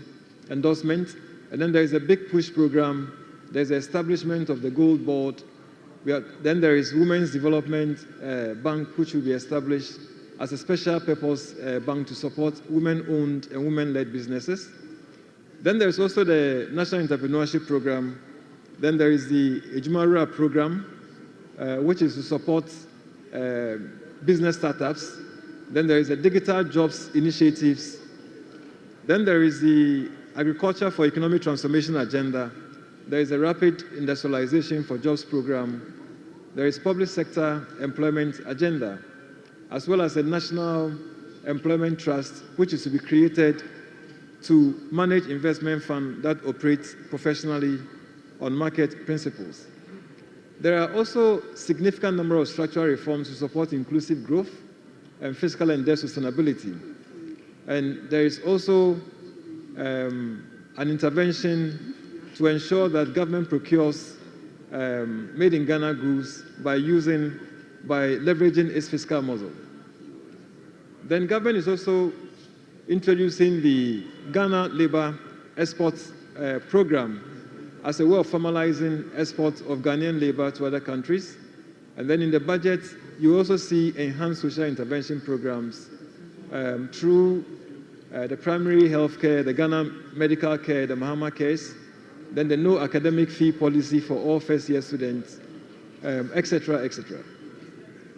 Now, with all of these, what has been programmed in the budget is to increase the total revenue and grants from 15.9% of GDP in 2024 to 16.1% of GDP in 2025. But more importantly, to measure the tax effort or the effort in our revenue generation potential, we look at the non-oil tax revenue. And here, the plan is to increase the non-oil tax revenue from 12% of GDP in 2024 to 13% of GDP in 2025. So we are looking at improving the non-oil tax revenue effort by 1 percentage point of GDP. On the expenditure front, total expenditures on commitment basis is programmed to reduce from 23.7% of GDP in 2024 to 19.2% of GDP in 2025. And the primary expenditures, which is the expenditures net of interest, is programmed to reduce from 19.8% of GDP to 14.6% of GDP, which is showing an adjustment of 5.1 percentage points downwards. Now, in terms of the resource mobilization for 2025, we are looking at raising a total amount of 224.9 billion Ghana cedis for 2025. And the bulk of the revenue is coming from domestic revenue, 222.3 billion, of which tax revenue constitutes the largest, 181.6 billion. We expect to mobilize non-tax revenue non-oil of 16.2 billion and oil revenues of 16.5 billion. Grants is expected to give us 2.7 billion Ghana cedis in 2025. And then with regards to expenditures, the total expenditures on commitment basis is programmed at 268.8 billion, with primary expenditures being 204.6 billion. And out of this total expenditures, we expect to spend 76 billion on compensation and then spend 6.7 billion on goods and services and transfer 54.5 billion to the earmark funds and spend 32.9 billion on capital expenditure and other expenditures, including energy sector shortfall spending and FinSec spending, as well as ESLA, will amount to 33.6 billion Ghana cedis. With the programmed revenue collection and spending for 2025, we expect to post a primary balance on commitment basis of 20.3 billion Ghana cedis and an overall primary balance on commitment basis of a deficit of 43.8 billion Ghana cedis. Now, a number of revenue measures and expenditure measures underpin these projections that have been made for revenue collection and our expenditures going forward. And the expenditure measures are made up of measures that will directly rationalize expenditures, as well as structural measures that will improve the PFM performance. And so for 2025, government has programmed to conduct an audit of the arrears or payable accumulation that I talked about earlier, as well as the commitments. And the plan is for these audits to be completed before payments are made. Secondly, government plans to amend the Procurement Act to make provision for an independent value for money office to be established so government can scrutinize procurement above certain threshold, and also make commencement certificate and budgetary provision prerequisite for approvals, procurement approval. In 2025, some of the expenditure measures would also include cutting wasteful expenditures, strictly enforcing sanctions under the PFM Act, and also operationalizing a compliance desk that has been established at the Ministry of Finance to ensure that we monitor commitments and among others, publish a PFM league table for compliance. And then the Petroleum Revenue Management Act has been programmed to be amended to ensure that we allocate all the oil money that is meant for the budget support, which is called the ABFA for infrastructure development. Again, in the 2025 budget, National Health Insurance, the Road Fund are all getting full allocation, and so they are fully restored. They are not going to be capped as usual. And this is within the spirit of ensuring that enough resources are made available to them to undertake additional responsibilities. Road Fund to ensure that enough resources is made available for road maintenance to be carried out. And then with regards to DACF, it is proposed that 80% of the transfers to DACF is sent to the districts to spur economic growth at that level. And then GMPC's share of the net carried and participating interest is proposed to be reduced from 30% to 15%, for which the ministry is requesting approval from this House to support the fiscal consolidation process. The budget also makes a proposal to amend the MIF Act to transfer the 80% that is due it for infrastructure development, and also to strengthen social protection by introducing new social intervention programs as part of measures to protect the poor and the vulnerable. And these include the no academic fee policy, the free tertiary education for persons with disability, the free primary health care, the mama cares, and then the free sanitary pads for schoolgirls. And then there are a number of energy sector measures, which have also been introduced to support reducing the shortfall. And these range from PRC undertaking its usual tariff adjustment exercise, and also ensuring that we use more gas rather than liquid fuel, completing the IPP negotiation process, and ensuring that ECG and NETCO are operating more efficiently to improve collection efficiency. Then there are a number of revenue measures. Revenue measures involves tax removal, and then some revenue measures also relate to actually improving revenue generation. The ones that are to be removed are on the screen: the 10% withholding tax, the e-levy, the emission tax, the VAT on motor vehicle insurance, the 1% withholding tax on unprocessed gold by small-scale miners, and then also the 2025 minimum wage, which was negotiated, is zero-rated as part of measures to protect the poor and the vulnerable.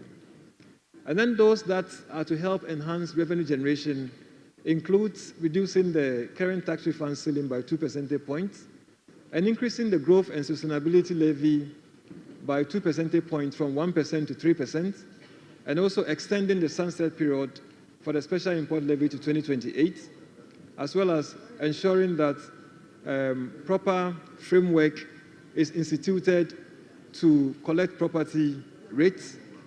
And then there's a rollout of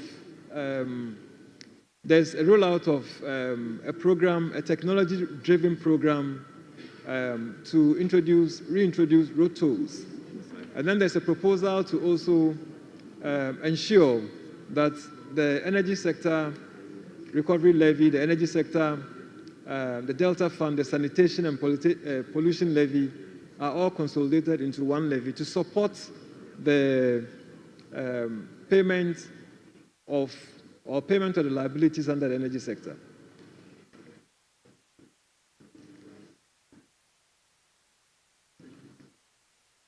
Then there are a number of measures on revenue administration, which is to enhance revenue collection. And this border on strengthening non-tax revenue collection and embarking on very aggressive and sustained tax education. Government is also instituting a quarterly dialogue on tax issues among GRA, Ministry of Finance, and the business community to support the business community to address all issues related to tax promptly. Then in the budget, government has signaled a very comprehensive VAT reform, which involves ensuring that key parameters of the VAT are reformed. including the COVID-19 levy, decoupling of the GET fund and the NHIL, sorry, and then the reversing the VAT rate, sorry, I'm sorry, yes, and then improving compliance, etc. Then I'll conclude, I'm ending. I'll conclude by just saying that we need the support of honorable members to ensure that the measures in the budget goes through Parliament and receive approval. Thank you very much. Yeah. Thank you very much, Dr. Alasa. I think he has about summarized the budget. Would you sit down? Honourable members, we are all discussants actually, but there's a lead discussant in the person of Professor John Gachi, Dean of School of Business, UCC. Prof will give you some 7 minutes at the maximum to offer some perspectives on the budget, and then we can go to honorable members. Please take the floor.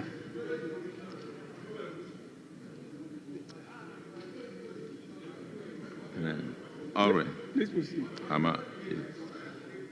Yeah, thank you very much. I guess I'm supposed to concentrate on the macroeconomic stability.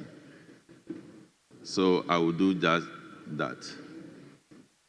When he presented, he made us aware that we slip in some indicators such as inflation and deficit.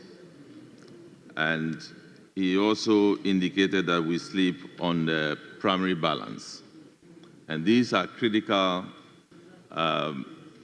indicators in the macro environment. Then the next thing I want to do is the policy prescriptions for the macro environment. Are they cogent? Are they going to help us or not? I've seen that we have decided to cut down expenditure. I've seen that we have decided to moderate growth. Anytime that your growth is financed in such a way that it brings distortion in your debt sustainability, it brings distortion in terms of your primary balance, it brings distortion in terms of your fiscal deficit and also inflation, then the only way you have to go is to moderate the growth momentum, to accommodate what you are going to do to repair the damage caused to those fiscal indicators. So I do agree with the budget that the fiscal cuts that were mentioned were appropriate to ensure that in the short term, we moderate growth, and then we achieve better growth in the longer term. So that is what I think is appropriate to be done. And that is a summary of the whole discussion. We want to create a better environment. So the moderated growth, is it a better approach? My answer is yes. The reduction in fiscal deficit is huge. So if you want to reduce fiscal deficit in commitment basis from 7.5 down to the level that is, I think there's so much in this.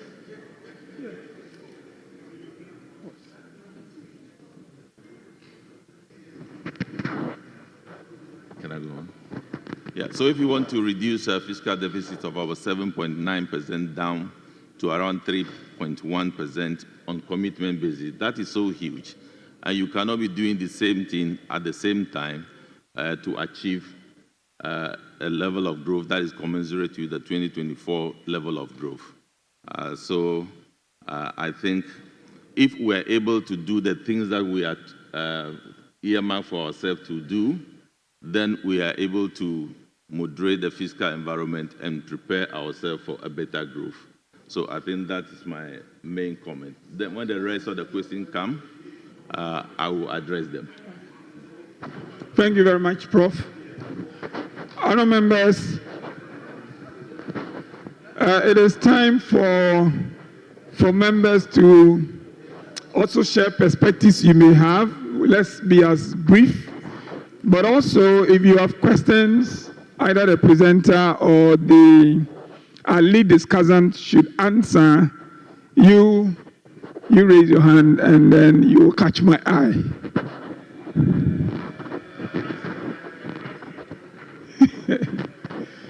So, honourable members, the floor is yours.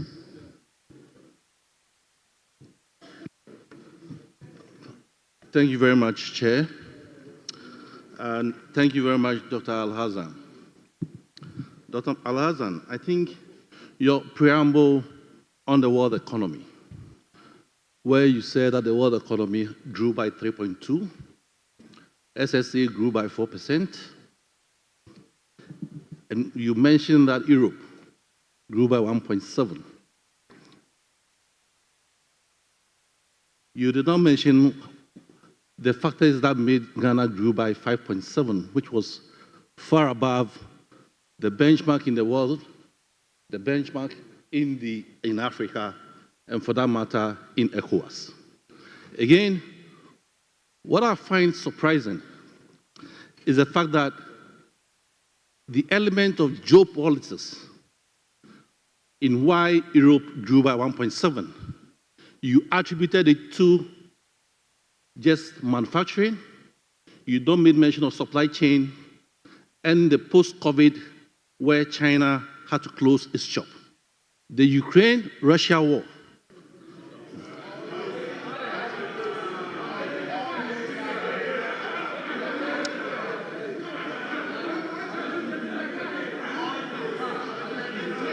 Which has affected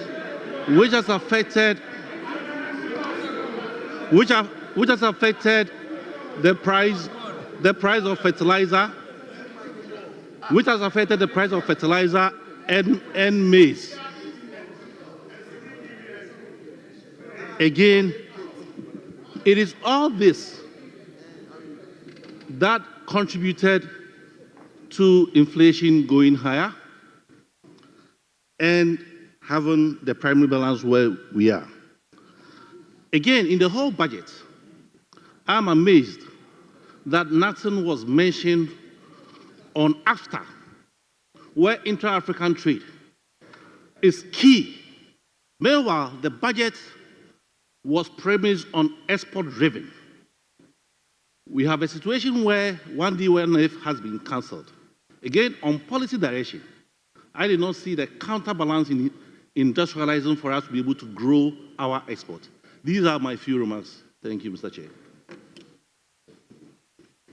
Okay, honourable members, I think we will take about 4 or so questions, and then he can answer them together. I'll go to the right, and our lady standing. Thank you very much, Mr. Chairman. Somebody else. Dr. Al-Hassan and Professor Gachi, your take on this.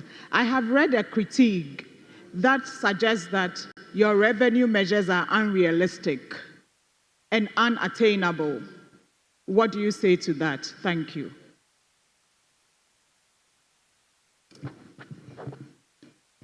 Honourable Adofrimpong. Yeah, thank you.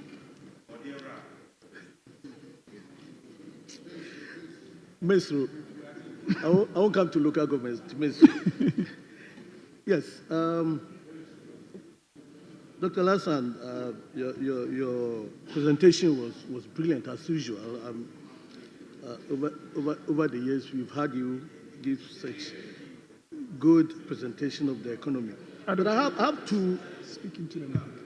I have just 2 concerns.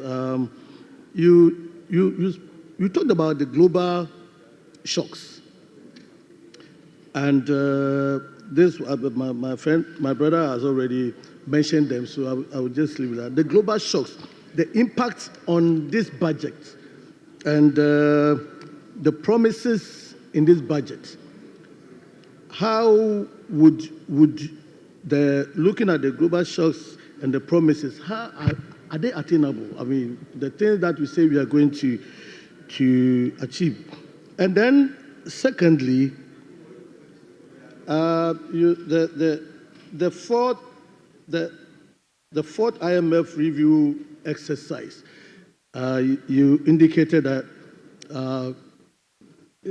it doesn't look too good.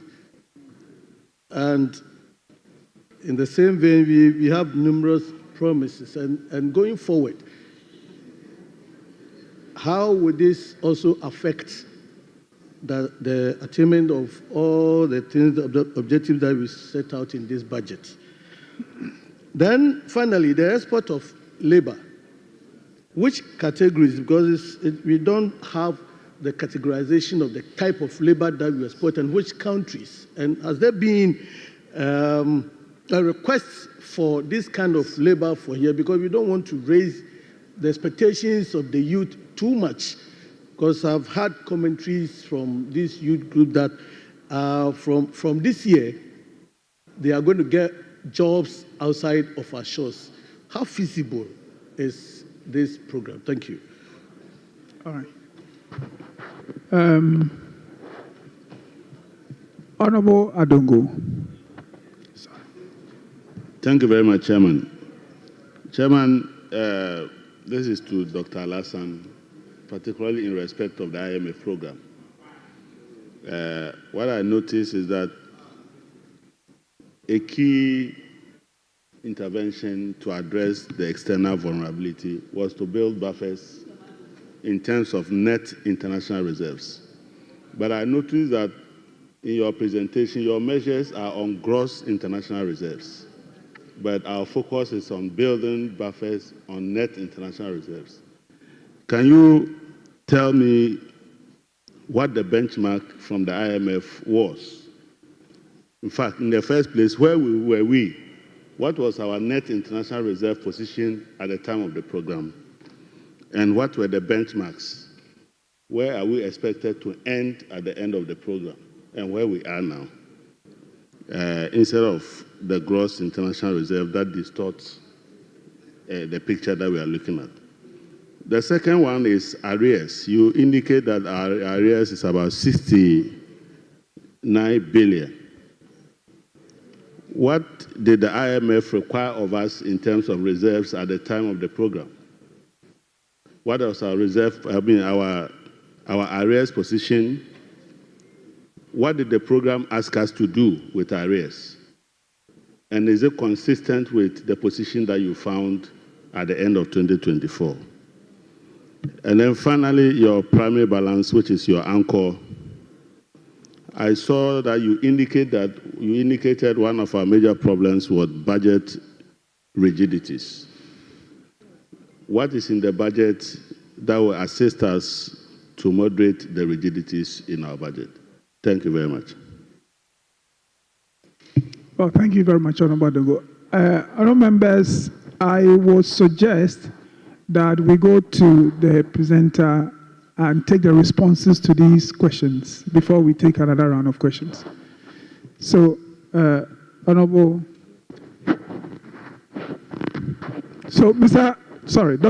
Alassane, the first was from Honorable Ajinsem, and it was for the factors that made the 5.7 real GDP growth in 2024 possible, and then issues relating to AFTA. Please provide us with some responses.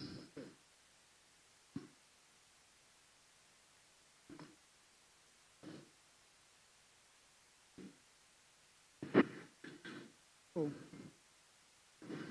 that one doesn't have.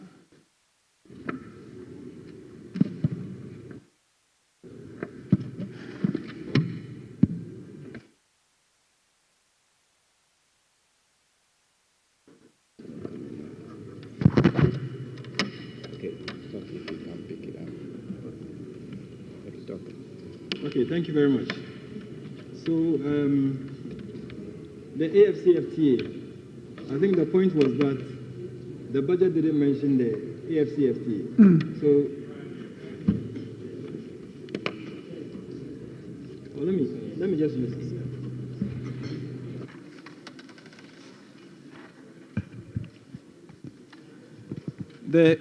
The question, the after, yeah, is basically a contribution that was made, which observed that the budget didn't touch on the after. So we've taken notice of that, and I'm sure going forward, a decision we made at the Ministry of Finance with regards to reflecting this and maybe other or similar concerns into the budget. Then there was a question on revenue measures, whether they are realistic or unrealistic. I think there was a question like that, yes. Yes, Yes. but if we can go according to how the questions came, of course. Okay. I think his first question was related to the 5.7% real GDP growth for 2024. What was the question? Yes. He wanted to know what factors, in your view, contributed to that. Am I correct? I think I already mentioned that in the presentation, but I can just walk through that again. I had mentioned in my presentation that the growth of 5.7 was influenced largely by industry growing by 7.1%. So industry led the growth, followed by services 5.9% and agriculture 2.8%. And I mentioned that the growth from industry was largely influenced by mining, which grew by 9.4%, construction 9.6%, and then manufacturing 3.9%. And then if you go to services, I also mentioned that the growth was largely influenced by ICT, which grew by about 15.8%. And then we had transport and finance growing by 5.8% and 7.8% respectively. The agriculture sector did not perform as well. It didn't perform relatively to the other sectors. It didn't perform that well because it grew only by 2.8%. And the reason we didn't see such a great performance on the sector was partly because of cocoa, because cocoa declined by about 22.4%. But we saw livestock increasing by 3.5%. So basically, those were the main drivers of the growth in 2024. I don't know if that's really the question of the growth, but yeah. Chairman, I think that wasn't the question. My view was that in the face of post-COVID, there is economic recovery in the world. And as he rightly presented, if the whole world is growing by 3.2% average, and Europe is growing by 1.7%, Ghana is on an island, and for Ghana to grow by 5.7%, where our colleagues are downplaying it, it then shows that at least we are on the right path of economic recovery. That was my point. So that was just an observation on the global economy trends that we need to be aware of, that post-COVID, with all the challenges that the world is going through, if the world was growing at a lower... Honorable, I think you made a point. Thank you. Thank you very much for that observation. So we'll go to the revenue target being unrealistic. She said she had heard that perspective from some people. She want to hear your response to that. Thank you very much, Mr. Chairman. Mr. Chairman, the revenue measures we have in the budget for 2025, if you look at them properly, the ones that are tax policy related are limited to just the increase in the growth and sustainability levy from 1% to 3%. And this is an industry where we have adequate data with regards to the companies that play in this sector.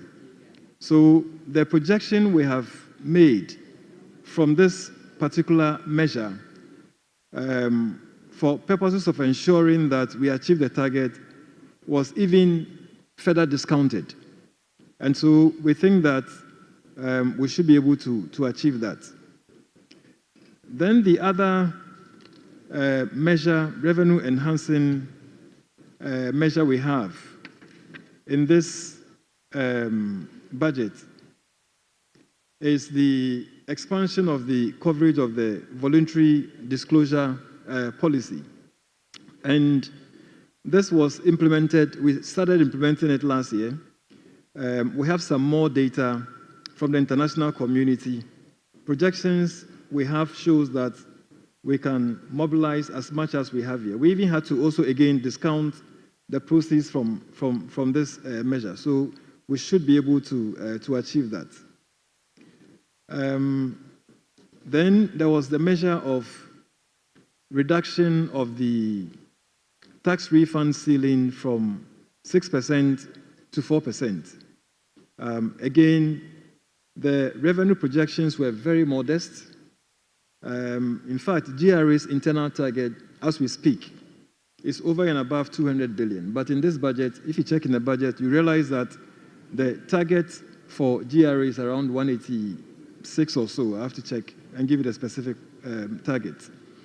So what it means is that we are very conservative with regards to the projection that we have. And so the tax refund projections that we make are more likely to be achieved.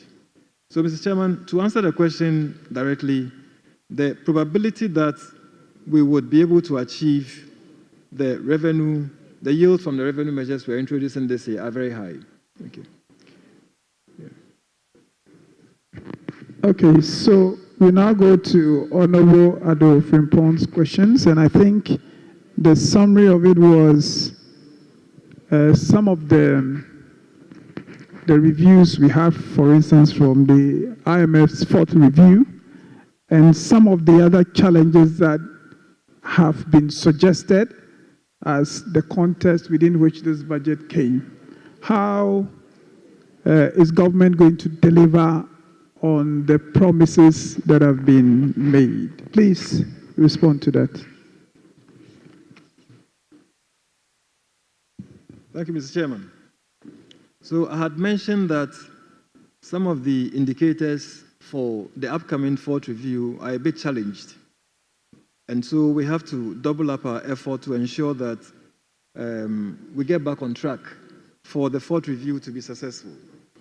So when the fund comes on the mission, they'll be looking at the 6 quantitative performance criteria I talked about, which is the net international reserves, the zero central bank financing, etc., etc. Now, the indicator that is most challenged is the primary balance on commitment basis. As I showed on the screen, for December 2024, the primary balance on commitment basis was programmed to be a surplus of 0.5% of GDP. But the data we have compiled so far shows a deficit of 3.9% of GDP. So what this means is that usually when a review is done, the fund will assess and apply its rules and definitions in the technical memorandum of understanding. And when those rules and definitions are applied, and there are adjusters that are required to be applied, those adjusters will be applied, and then a position is taken.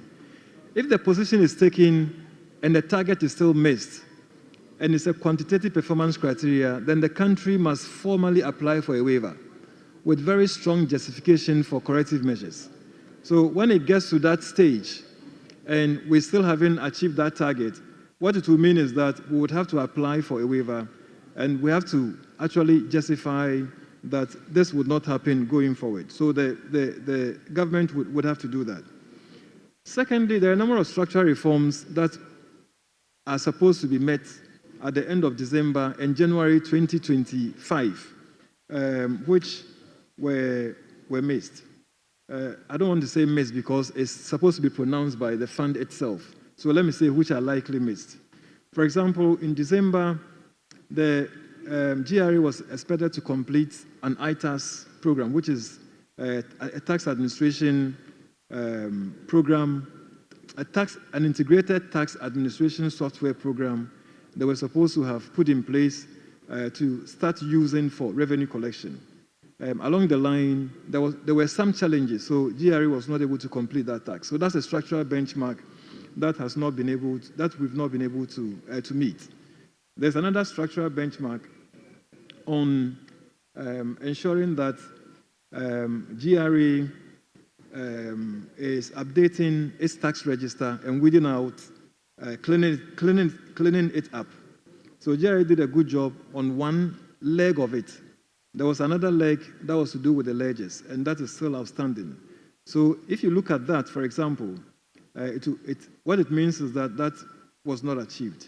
And then in January, as part of the quarterly tariff adjustment, PURC was supposed to do the fourth quarter adjustment for 2024 in January or the latter part of last year. But unfortunately, this wasn't done. But it wasn't done for a good reason. PRC explains that they don't have a board in place yet, and as soon as the board comes into force, then they will be able to consider that. So these are some of the parameters, or let me say some of the targets that are likely to be missed under the fourth review.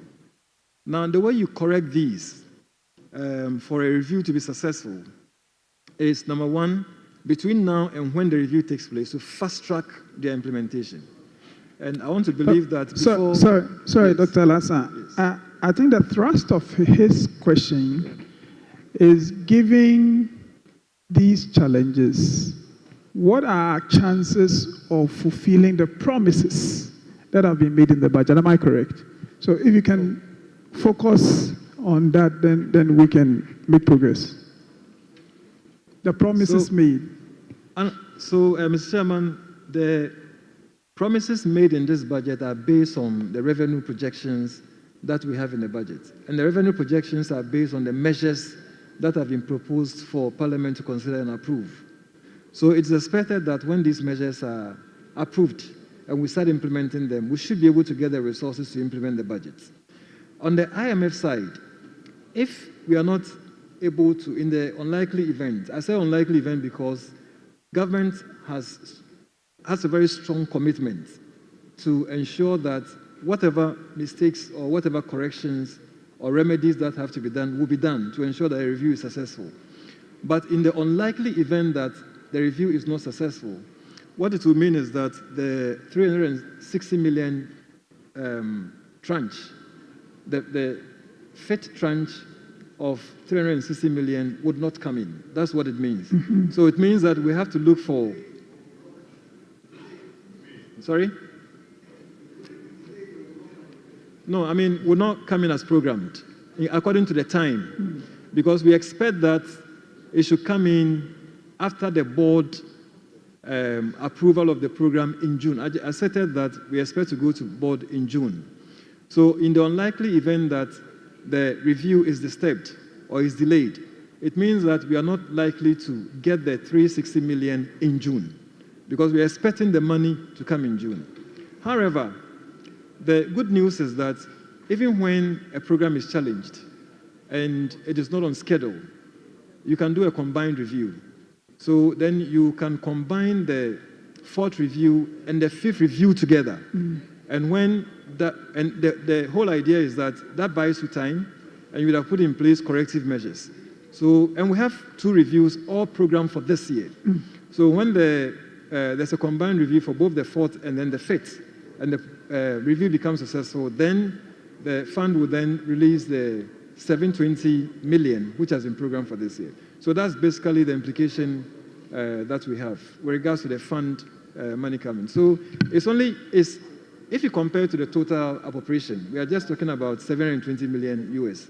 but the total appropriation is about 290 billion Ghana cedis. So we have to put it in that context. Thank you. So in summary, the promises will be delivered. That's what he's telling us. Honorable Adongo's questions, I don't think I need to go over them. They related to the gross reserves, net reserves, and also arrears. Arrears and I think also the primary balance.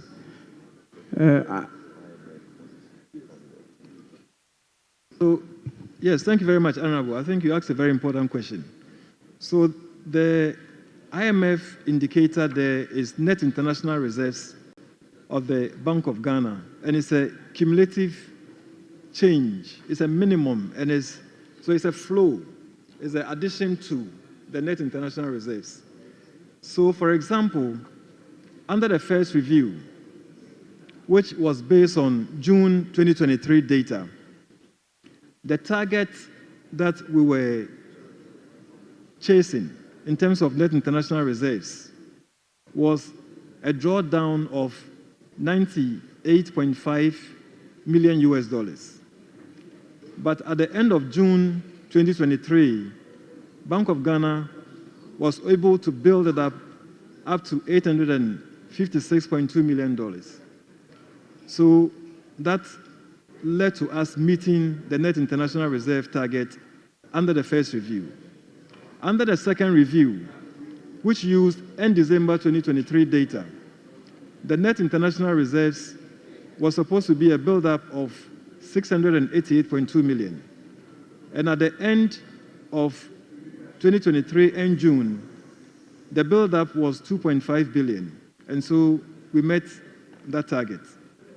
And then on the third review, which used June 2024 data, the net international reserves was supposed to be a buildup of $384.8 billion.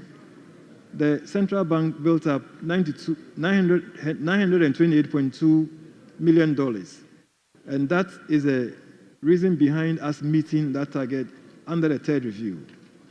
And the upcoming review, we expect the central bank to build at the end of 2024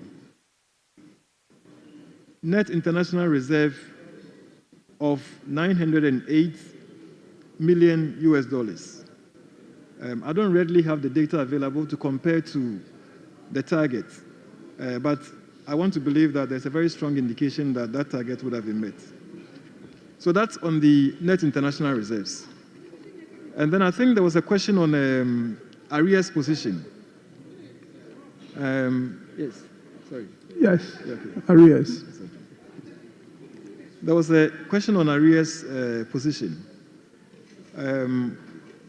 Yes, I talked about arrears that have been accumulated to the tune of 67 billion Ghana cedis. And I think the question was the fund, is it the fund perspective on this? Yeah, what I wanted to know is, what was the position of arrears at the time of the program? And what did we agree with the program? What were we to do with arrears? Were we supposed to accumulate fresh arrears? Were we supposed to pay off the existing arrears and clear them? What was the position? And where are we now, vis-a-vis where we were at the time of the program? Then on the net international reserves, I wanted to know what was our position at the time of the program, and where are we supposed to be at the end of the program?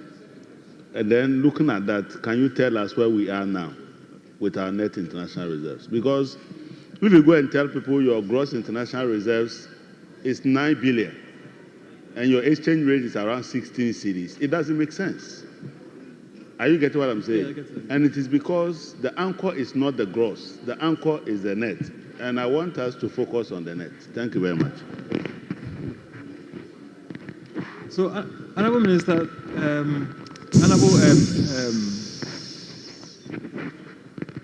Honorable Chair, so yes, I agree with you. The net international reserves will give a truer picture. But in terms of the fund program, it's actually not the stock of the net international reserve that is used. It's a flow, the addition to it, the build-up of it. So it's a change in the net international reserves. So that's how it is measured. I don't have readily the net international reserve data before me to give to you. I can make that available to you later. But it's the change in the net international reserves that is measured under the program. And then you ask a question as to what the requirements of the fund program is with regards to arrears. Under the fund program, we are not supposed to accumulate arrears. There is an indicative target on net change in stock of payables of central government and payables to the IPPs, and it's supposed to be zero. So when you accumulate arrears, and then the net change is over and above, in other words, if you build up more than you accumulate, more than you clear, then you have breached the program.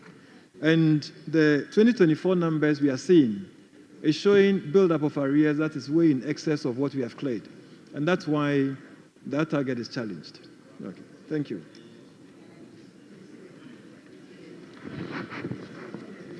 Doc, Siri. Well, other members, please take your seats. Please take your seats. You know, this first presentation, other members, this first presentation is actually a summary of the entire budget. I'm advised that we do not have any more time for this session, but that would be corrected because the subsequent presentations would all sit on this basic one, and there will be the opportunity to ask your questions because I'm sure they will appear when the details are being presented by subsequent presenters. On this note, we will thank Dr. Alhassan and Professor Gachi.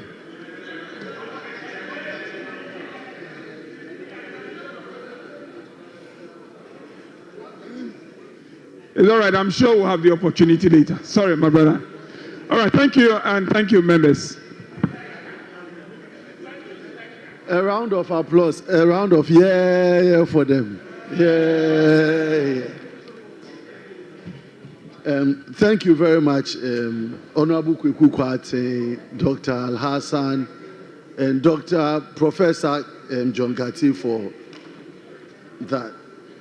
Colleagues, we've run more than an hour and a half late, and so we'll be taking the second conversation, which is around public sector debt management and the 2025 budget. To help us in this session, we have Mr. Samuel Akest from the Ministry of Finance as the presenter. The discussant will be led by Mr. Joe Jackson, Managing Director for Delex Finance. And the session chair is Honorable Isaac Adongo, Chairman, Finance Committee. May you please come and take your positions here.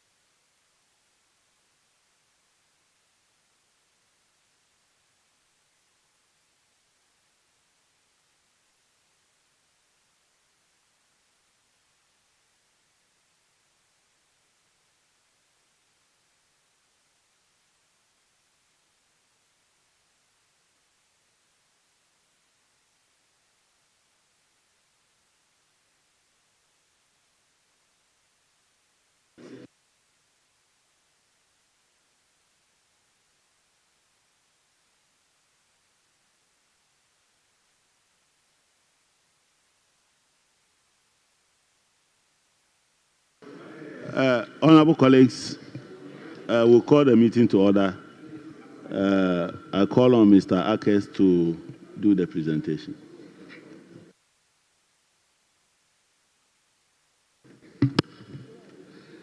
Thank you very much, Chair. And for the sake of time, I will sit on the existing protocols. And You have 30 minutes. Sure.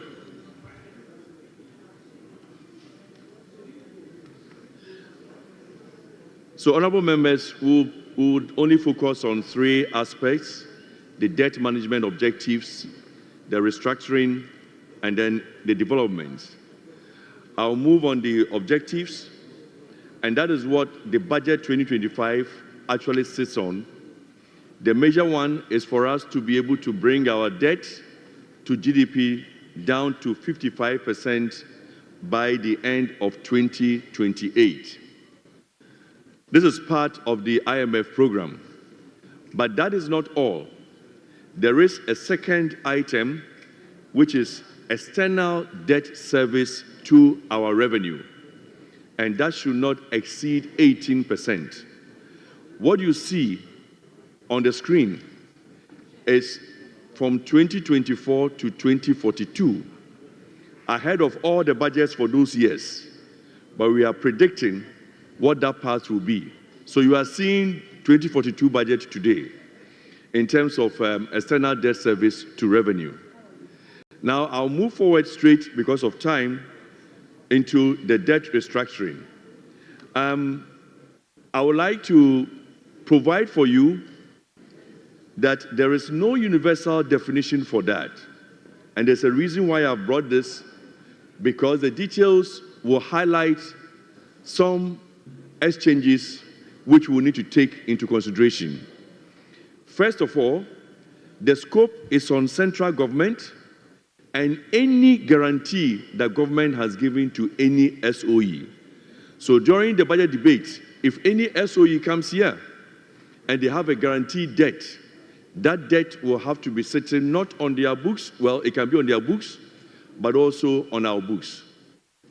Then, in terms of debt restructuring, sometimes we hear people making references to the details, but on the screen you see the elements of debt restructuring.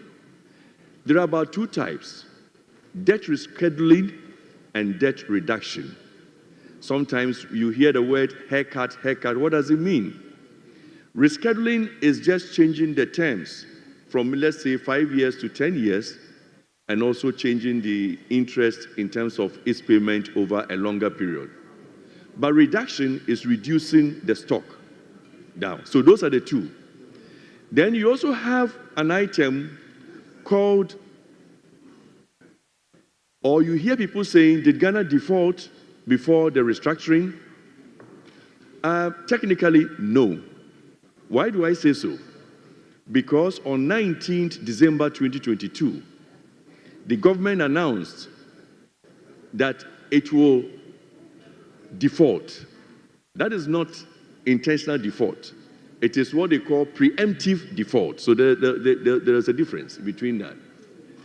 Then there's also a thin line between debt restructuring and liability management. This budget has liability management in it. It may look like debt restructuring, but it is not.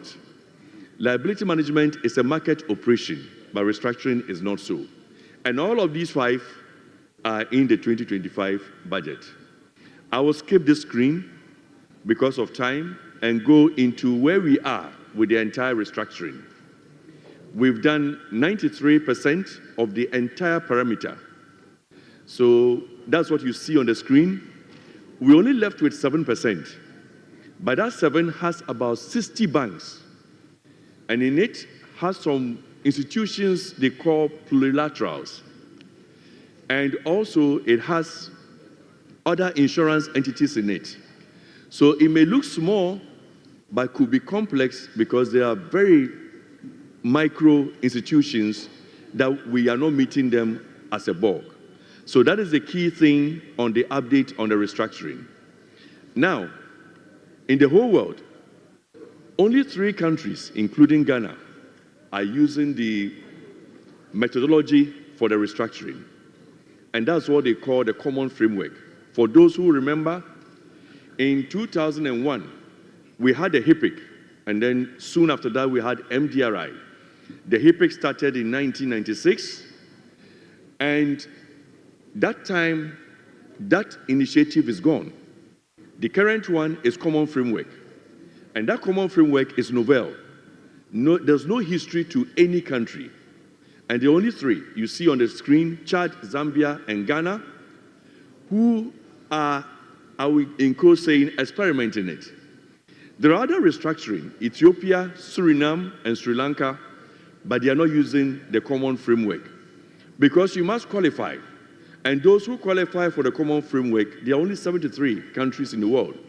Those who are the IDA, World Bank, they are the only ones who can qualify. And again, you need to have an IMF program for this. That's why my colleague mentioned the IMF program. Now, we are using what they call the Common Framework, but it's under the Paris Club. The Paris Club was in charge of the HIPIC, and to date, they've done 480 agreements covering 102 creditor countries and amounting to about $616 billion US. Now, not every member of Ghana's creditor is part of the Paris Club, not China, etc. So that is the only difference we have with the restructuring. Now, moving forward, as you can see, 2024, the debt to GDP ratio has gone down to 61.8%. Remember the 55% I mentioned earlier? So the trend is going downwards, which is exactly what the IMF program was seeking to do. But here, sometimes you hear the confusion, the debt has gone up, the debt has gone up. We borrow in various currencies from Asia, Europe, but our debt is reported in only two currencies. It's either converted to cedis or all converted to US dollars. So on the screen, you are seeing the nominal figures in cedis or dollars. But the interesting part is when you get to 2023, you see the green line, which is the debt in dollars, coming down. The restructuring is part, and then also exchange rate developments also cause this action. This is all in the budget, but I've brought them up here for you. Now, there are some starless facts. When you read the budget, you see interest costs and you see amortization. But I've given you the debt history in all the world, that the worst crisis where debt service is highest in any country's budget is now. On the screen, you see that averagely about 43% of revenues are being used for debt service.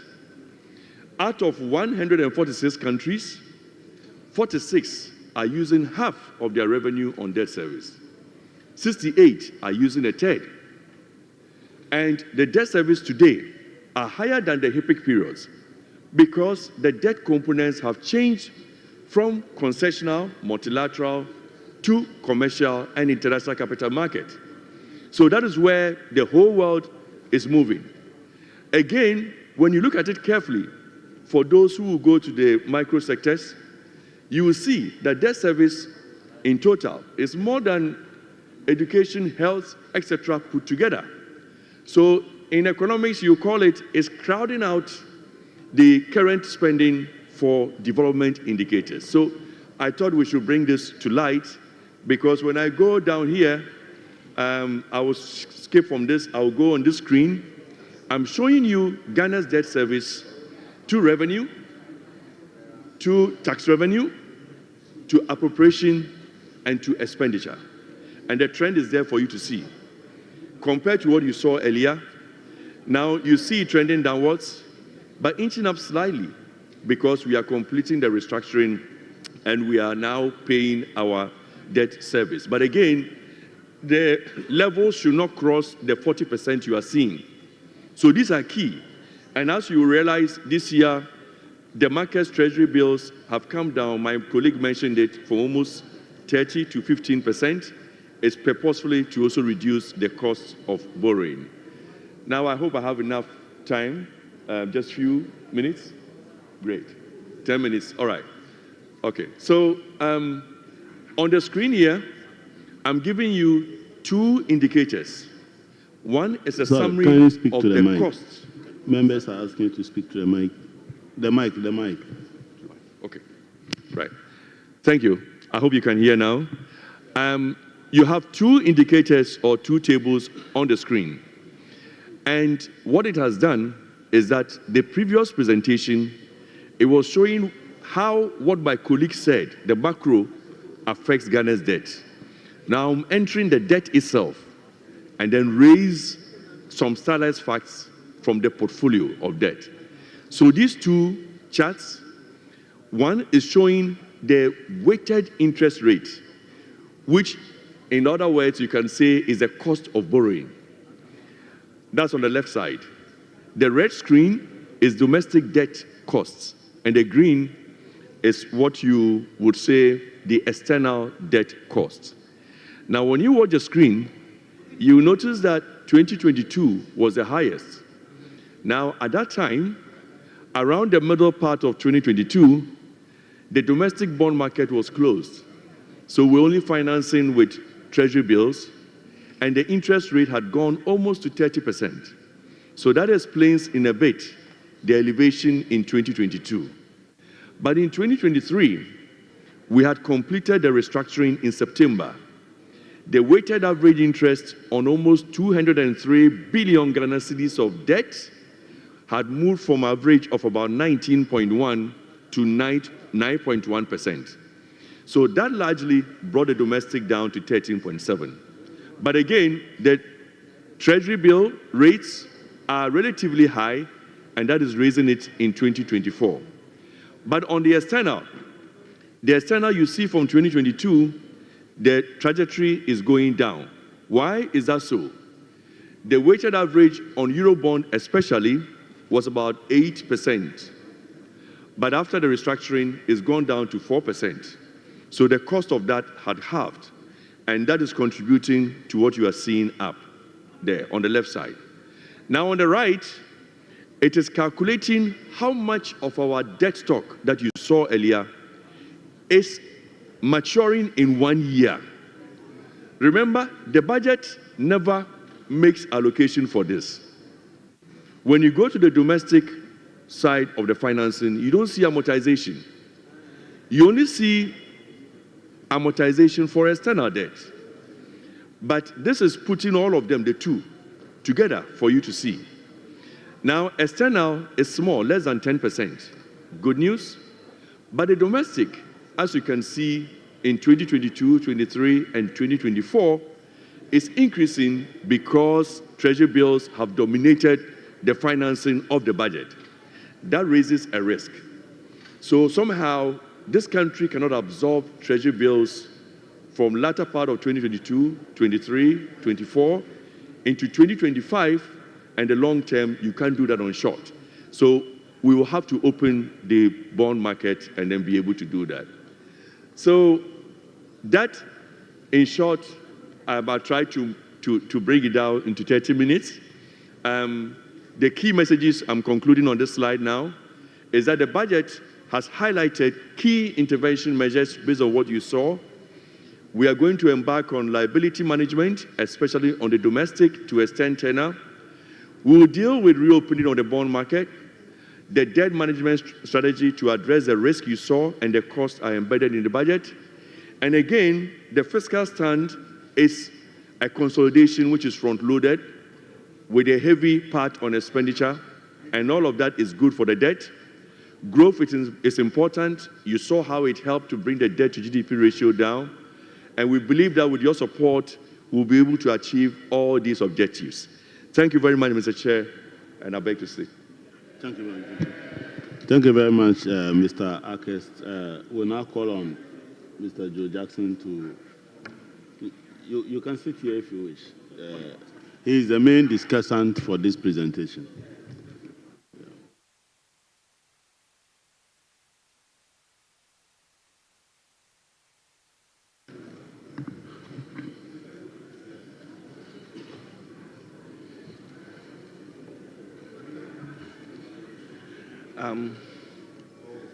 I stand on all are protocols already observed.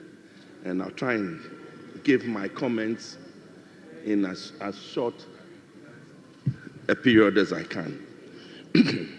First of all, when you listen to the numbers in the budget, what strikes you first is that we are not out of the woods yet. That even though even though we are moving in the right direction,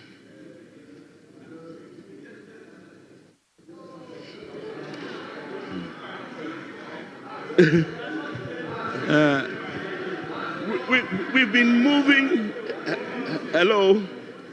We've been moving in the right direction since we negotiated the domestic debt, followed by negotiating with our creditors, and now driving down the cost of T-bills. But we are not out of the woods yet. And in fact, if you delve deeper into the numbers, some of the numbers are still scary. If you look at it, between this year, 2025, and 2023, we're going to spend another 150.3 billion. Do you mean 2023? No, 2025 to 2028. Right? And huge payments are due in 27 and 28. And that is a big risk for us. And this is for domestic debt. And so once you look at that, then you can see that reducing the interest rates so that this reliance is a step in the right direction. The next thing is that on the external service, there's another 8.7 billion USD due in the same 3 years, 2025 to 2028. Now, when you look at that, these two, it means that over the next 3 years, an estimated 22.5% of our GDP will be spent in debt service. That's a scary number. And that's a number that shows that when the presenter, Mr. Samuel Akes, talked about the crowding out of infrastructure, the crowding out of social spending, that's the cost we are going to have to bear. But even beyond that, there's some parts that I want to bring to your attention that did not exactly come out in his presentation. Central government owes 67.5 billion. This is owed to contractors. This is owed to business. And this has not been paid for some time. It's arrears that has accumulated over time. And this honorable members, please allow him to continue. You can ask your questions later. Yeah, you can ask your questions.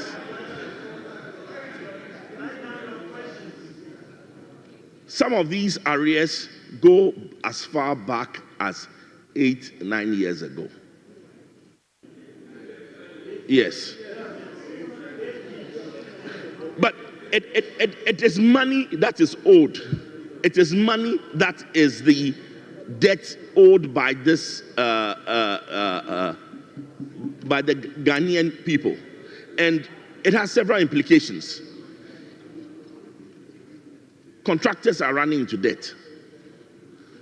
Financial institutions are overexposed, and so we need to look at this and come to some direction as to how we are going to address this. Right? There's also the energy sector debt, still owed by the public purse, and that is 1.73 billion. And that does not include the amount that is added on every month because of the losses generated by ECG. The cocoa sector arrears are 32 billion cedis. Yes. And there's a projected 10.45 billion cedis for the remnants of the financial sector cleanup. So, as you can see, apart from the domestic debt, the external debt, and those two alone will consume 22.5% of our GDP. There are other categories of debt that threaten the public purse. And so the issue of debt management is going to be critical. And we must start to think of exploring ways to reduce this debt, especially on the contractor arrears, on the IPP energy sector debt, on the cocoa sector debt, and then the financial sector. Otherwise, this debt will strangle the economy. I want to end, and I must say that the reduction of the interest rates is it's a high-risk policy, but at this moment, something has to be done. Because that's the only way we can borrow. And if we don't drive down the debt, the danger is that then we'll start piling on debt again at a really fast rate. So, thank you very much. Thank you very much. Thank you very much, Mr. I did not offer any quotes. Yeah. Thank you very much, Mr. Jackson. Honorable members, we have listened to the presentation and our discussion. So the floor is now open for us, those who need clarifications or questions. Honorable Kojo Opon-Kroma, you are on the floor. Chairman, thank you. Mr. Joe Jackson, thanks for your presentation. I want to ask a question about where you ended. We have to drive down the debt. Okay, so I want some specificity, and I want to pick up from where you ended. We have to drive down the debt, else the debt will strangle the economy. And you are alluding to the reduction in the rates currently as part of efforts to drive down not just the stock, but the entire, may I say, stock and cost. Okay, so my specific question, do you have a model of the rate of debt accumulation, let's say January till date? Or the quantum, maybe let me say the quantum of debt accumulation January till date, and how it compares to similar periods in previous years, so that we can measure whether indeed what you are saying is what is happening. Thank you. Thank you. Yes. Okay. Why you have everybody? Honorable colleague. Yes. Thank you. Thank you. Dr. Arkest, you showed a table, and in that table you had the nominal, that is the CD, and the dollar debt. At a point in 2023, you even reiterated that that was where both green and red came together. On that score, will you advise the current government on anything debt restructuring? I don't know if my question is clear. Okay, so you showed a table that had two red and green drawings. One was our borrowings in cedis, and one was our borrowings in dollars. Because you mentioned that we borrow in all currency, but you reduce it to two. Now I'm saying that in your drawing, you mentioned that at 2023, we saw both red and green coming together. That is our CD and our dollar rate, yes, coming together. Now on that score, do you think that it will be a good advice to give to the current government moving forward, looking at what was mentioned, that there's a huge debt on us and the rate at which we are borrowing? Do you think it will be something that you will recommend for a future government to do, as in debt restructuring? Current government. Now, so the second one. Okay, so the second presenter mentioned huge debt servicing that is awaiting us between 2025 to 2028. Or you're going to ask questions? Okay. Oh, yeah. Yeah, just MC shouldn't ask questions. Oh, very simple question. Okay, Very simple question. Hello, honorable members. MC needs help. Okay, Honorable Nyako. Yeah. I want to comment the. Please, let's. I want to comment the presenter and the discussion. My question is just simple. In 2009, we went to the IMF. 2015, we did same. 2022, we did same. My worry is that with your presentation and our frequency of visiting the IMF and looking at these budgets, how confident are you that we will be able to bring our debt to GDP ratio to the 55% by 2028? And this is in lieu with the expenditure of 290 billion cedis for this year and a revenue of about 224 billion cedis with a gap. How are we able to bring our debt levels down in terms of our debt management? Thank you.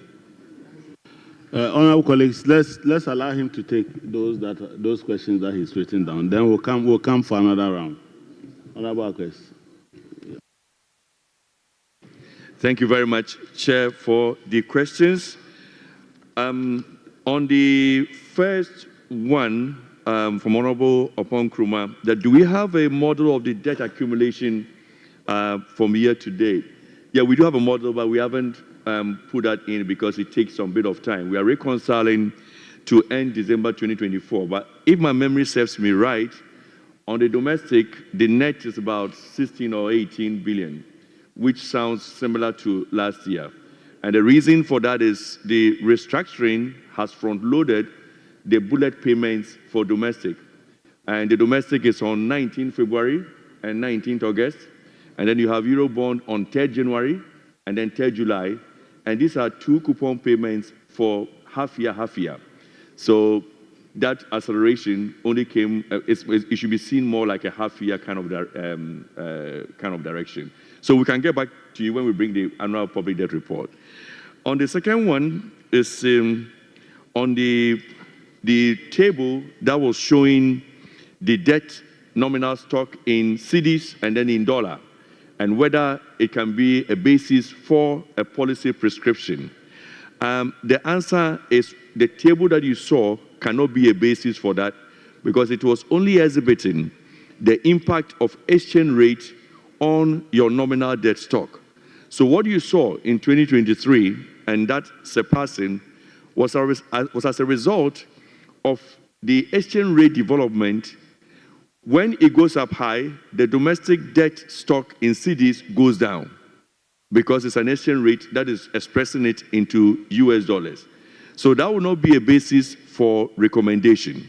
But when we go further down, I'll give you the other angles where recommendation can easily appear. How would you sustain a lower debt to revenue? Now here, a recommendation can occur. The reason being that when you take the 2025 budget, to sustain a lower debt to revenue trajectory would require that the primary balance, which my colleague mentioned earlier, should be in a positive dimension. Of all the indicators, the single one that gives you a proxy that debt is coming down substantially is the position of the primary balance. Once it's a positive, then debt is already down. So in terms of policy prescription, honorable members, it may be important that we maintain a surplus from now going forward. Additionally, we also need to improve on our tax effort. We've been around 13 to 14% tax revenue to GDP for almost a decade. It may be important to go to 20% of GDP as is in the medium-term revenue strategy. Then on the last one, how confident are you that we'll bring our debt to GDP ratio to 55% present value in 2028? Now, honorable members, I'll give you a rule of thumb. First of all, as you saw on the screen, you can absolutely see that the trajectory is coming down. If I look at this trend, there's a great confidence that looking at the stance of the 2025 budget, approved and implemented with the spirit and the character as it stands, we should be seeing this also going down further. And if we bring in the other macro stability, I'm confident that with this trend, it's possible to see that happening ahead of time. Thank you very much. Thank you, Mr. Akes. Honorable colleagues, can we take the next round of questions? My MC is interested. He needs help. Thank you very much, Chairman. Chairman, my concern has to do with Mr. Akes' presentation, which showed us the level of our debt. He showed us the state of our debt position. And then from Mr. Jackson, he even delved deeper to show us the complementary areas where debt has been building up, either from borrowing or the energy sector debt, amongst others. We are having a budget which is also quite ambitious in terms of amount of expenditure that is supposed to be drawn. And we are being told that those amounts will be borne from revenue collections. We've been in this country where revenue expectations do not come in handy. If you check Ghana revenue collection, we normally get most of our revenues in the last quarter of the year. So from the first quarter to the second quarter, you don't generate enough. So if we are not careful, a lot of these programs that are being outlined, you are forced to either go out there and borrow to finance them, awaiting end of year closing of your books. And then if you don't achieve those revenue targets, you continue to add onto your debt stock.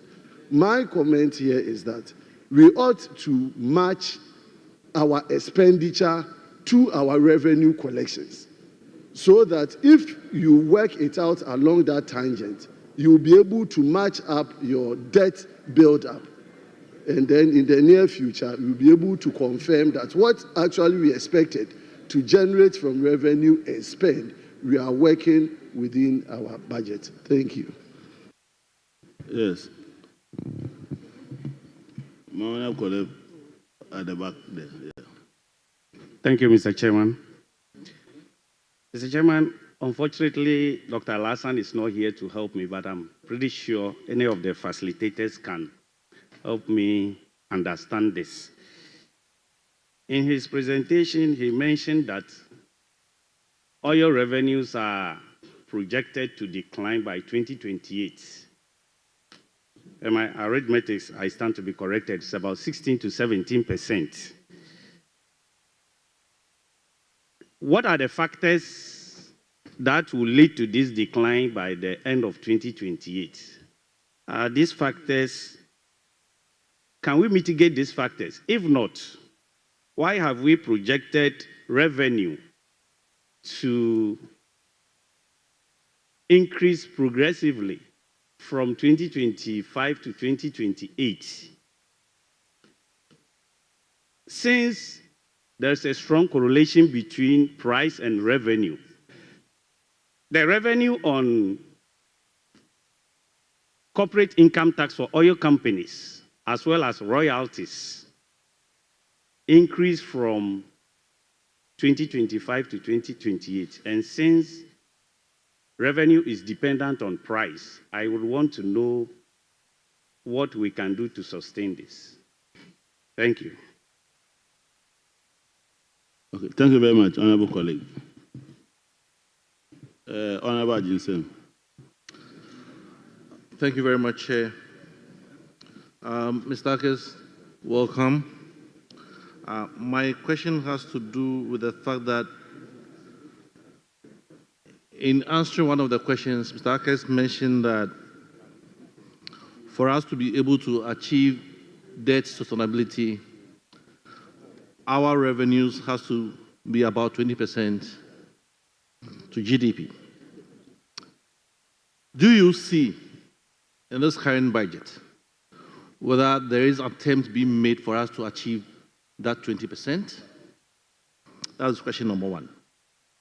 Number two, you also said that there are measures that will be put in place for us to go to the Eurobond in 2025. In the face of a possible IMF breaches in April, will that be possible for us to go to the Eurobond? Especially when we in this chamber, politicians, have already gone ahead to say that we will not be in compliance in the next review, which is not what IMF is even going or have said in their review. But we have gone ahead that by all indications. And is it true that speculation and investor confidence, due to our own debate, can affect FDIs coming into this country? And therefore, we need to shy away, be more naturalistic, and not to rather give indication to the international community that the economy of Ghana is not doing well. In doing that, FDIs will be running to East Africa, to the UAE, and other countries. Those are my few remarks. Thank you very much. I just want to correct an impression you made. Throughout the budget, the finance minister did not announce a plan to go to the international capital market. And the budget is the official document captured in the Hansard of this House. What I heard Mr. Akes say is that because of the fact that we are now heavily loaded on the short end, there may be the need at some point to open up the domestic capital market to lengthen the yield curve. That is not the same as us going to the international capital market. I just wanted to make that very clear. But he will address the questions that you raised. Anyone? Okay, yes, come in. Thank you, Chair. Chair, from all the presentations here, this question goes to Mr. Jackson and all the resource persons that can answer. Do we have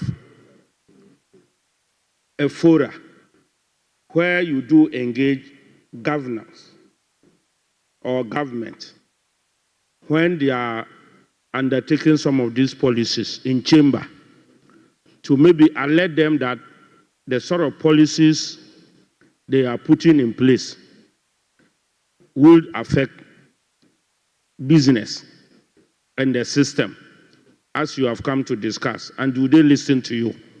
That is my first question. The second is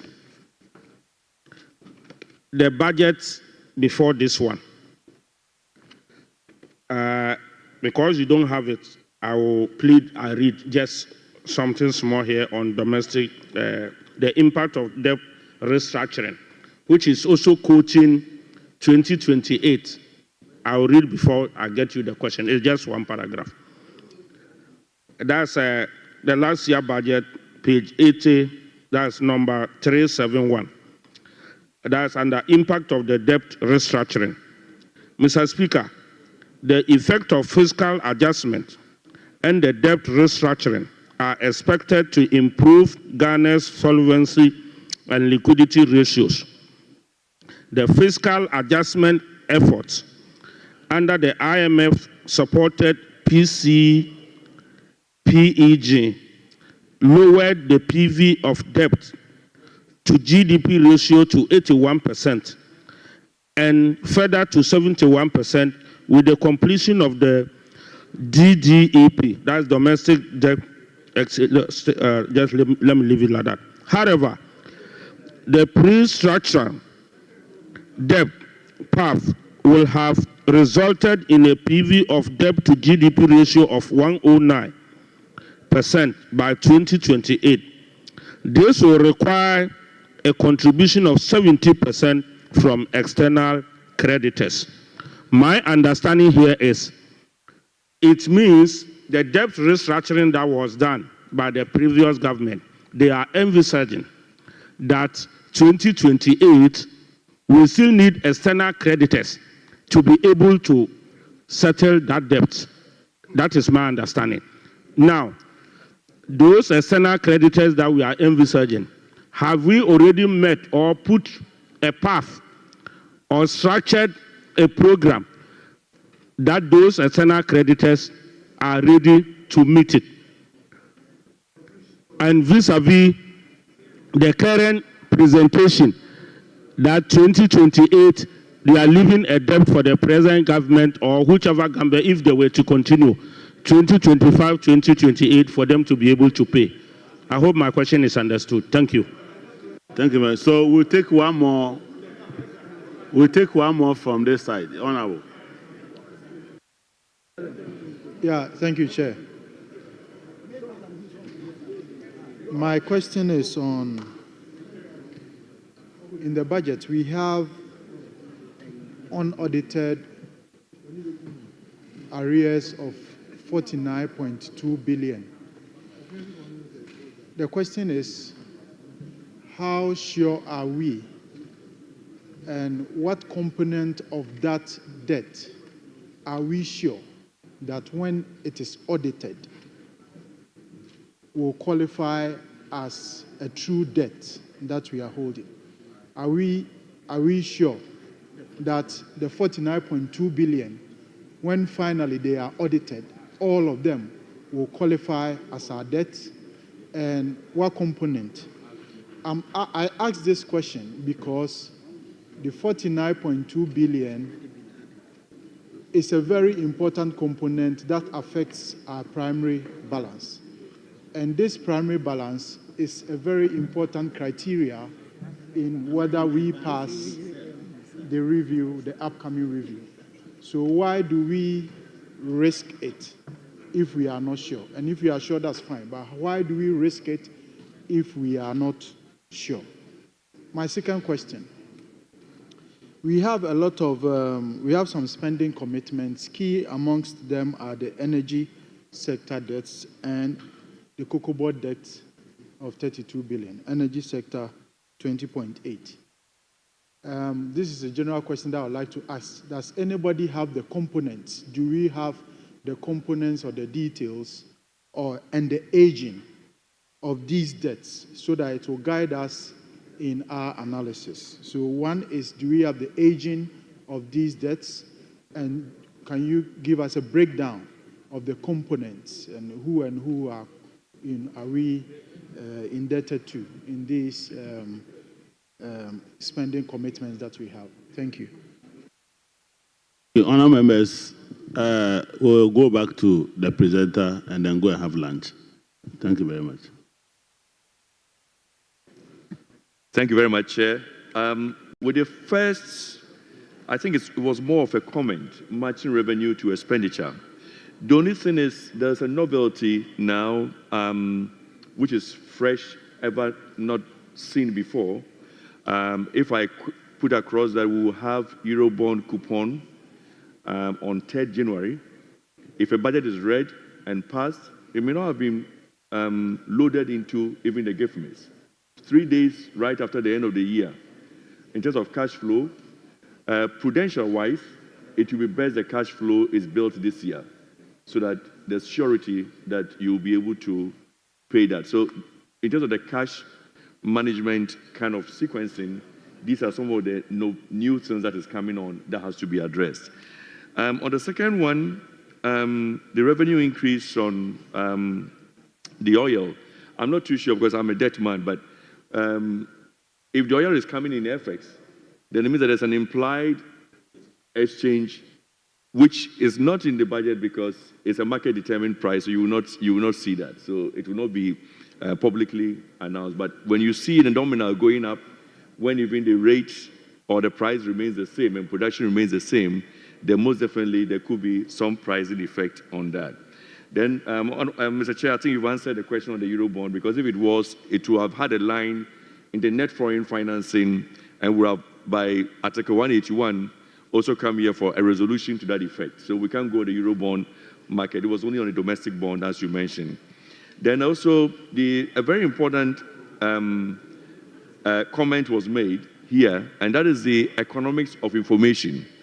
If I'm an investor living away from these shores, I've not been to Africa, all the news materials from international correspondence shows a very dark situation, and then those living in representing the people also show a dark situation. I'll model it.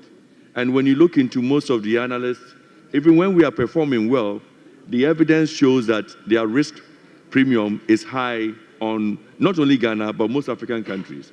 And there is evidence that also show that even with credit rating agencies, let me give an example. Argentina defaulted first in 1956. They have had 9 defaults in their history. We are having our first default more or less in Eurobond. But at the time we're going on Eurobond, regardless of how good we were doing on a macro, we're getting interest rates the same as them. So how do you marry the two? So in terms of risk perception and the economics of information, you are absolutely right. It is modeled, and we pay a price for it invariably by the cost of borrowing. So it's important that we look at that. Then also, I think there was a question on how realistic are we? I think the honorable member on 49 billion. Well, this debt here is debt that is by the provisions of Article 180 and not payables. What you are referring to are payables to contractors or IPCs. They don't have interest rates, they don't have term to maturity, so they belong to a class of liability that are payables. Now, if you are doing some analysis on government liability in terms of debt in that sequence, you model it in that place. But if you're looking at contractual loans or bonds, they will not fall under that. So you wouldn't see it under that aspect. Then with regards to, I think your next one was if anybody has details on energy sector or cocoa sector, that also remains as payables, more or less, so I wouldn't be able to have details on that. Thank you very much. Thank you very much, Mr. Akes and Mr. Joe Jackson, for coming to help us understand particular debt management issues. We'll have an opportunity when they bring the annual debt management report for members to further contribute and discuss this matter. Other members, I understand lunch is ready, so we may break for lunch and then come back. You want to? Is that what? Thank you very much. Lunch is for 1 hour, so 1 hour starting now, please, honorable members. Oh, sorry, it's at the MP's dining area on the ground. Critique. No. Policy objectives. Okay. So our next presentation is on policy objectives and targets for the 2025 budget. We are going to receive the presentation from Dr. Andrew Ajay Holmes, who is with ISA from the University of Ghana. Our discussant is Dr. Alex Amankwa Puku, Head of Budget, Development and Reforms, Ministry of Finance. And then we're supposed to have Honorable Dr. Amin. Okay, so the chair for this occasion is Honorable Mohammed Amin Adam, ranking member for Finance Group. He's not there. Why is he there? He's not there. Yeah.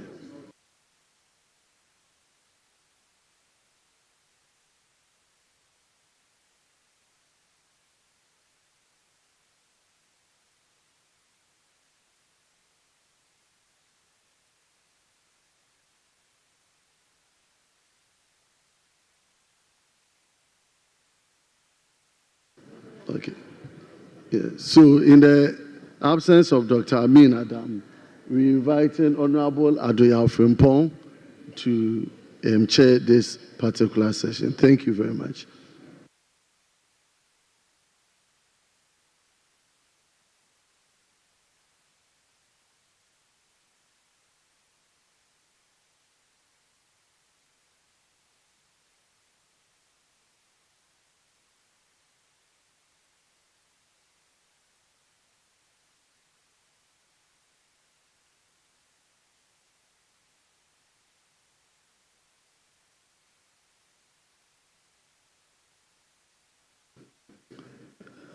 Good afternoon, everyone. I'm going to keep it brief, trying to compare the targets for 2024 and 2025 for the two budgets. So I think last year we did have what we call the Nkunim budget. And this year we are trying to reset. So, yeah. So, I'll talk about the themes and objectives, the priority areas, the macroeconomic targets, and then what we have on paper as the financial management and fiscal targets. Then I take a brief attempt at the real sector. So, the 2024 budget primarily was thinking about pursuing growth and development within a stable macroeconomic environment, which suggests that there had been issues with the macroeconomic indicators. And we may all be aware that at some point, our inflation stood at around 54%.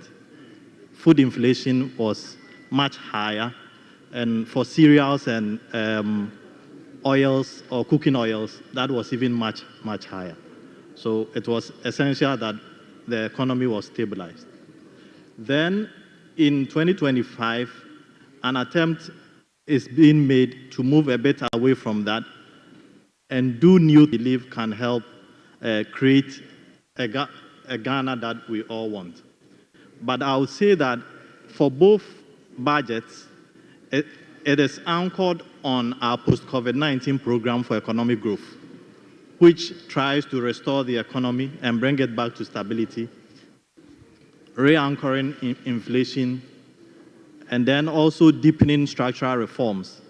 I think we've been told that our economy is import dependent, and we are trying to ensure that locally we produce things to substitute for the things that we import.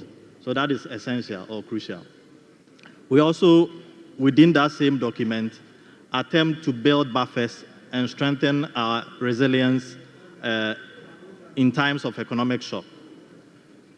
So within this set of objectives in the medium term, as proposed by the post-COVID-19 program of economic growth, we are seeking to build prosperity. We want to create opportunities for all, especially the youth. We also want to safeguard the natural environment, which I think is very crucial. And then also stay united as a country.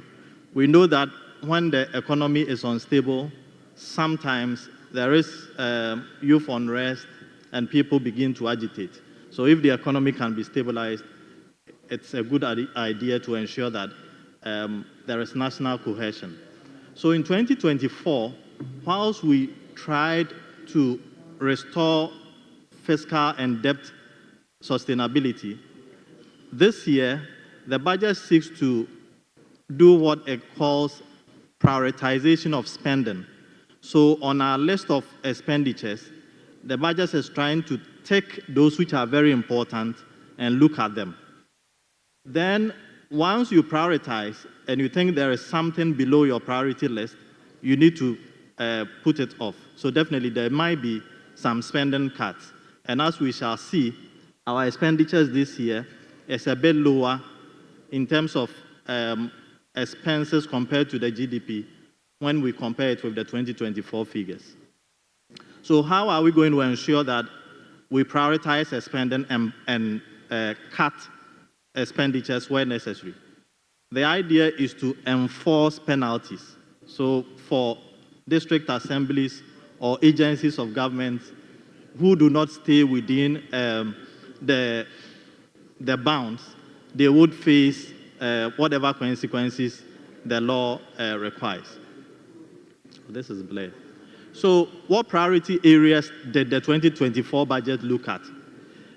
It looks like the 2024 budget was more or less a house cleaning exercise to wrap up an activity started 8 or 4 years ago. So completion of the debt restructuring program, finalization of implementation of certain growth strategies, and then focus on completing on infrastructure that has been starting targeting has been very important to us. The last point I make here for the 2025 budget in terms of priorities is the introduction of various social intervention programs. But it also leaves one to wonder if the ones that we already have are being resourced sufficiently for us to begin new ones. So it might be one question we may want to pay attention to. In terms of macroeconomic targets, we are also seeing a more ambitious one for the 2025 budget than the 2024. So for instance, a 4% overall GDP growth is quite higher than the 2.8 which we targeted in 2024. Similarly, if you look at end period inflation of about 12%, that is also more ambitious than the 15% we envisaged in 2024. So it means a lot of work must go in there to help us achieve that. Primary balance also, we want to move it from a positive position of 0.5% to 1.5. And simply put, this tells us how quickly we are retiring our debt.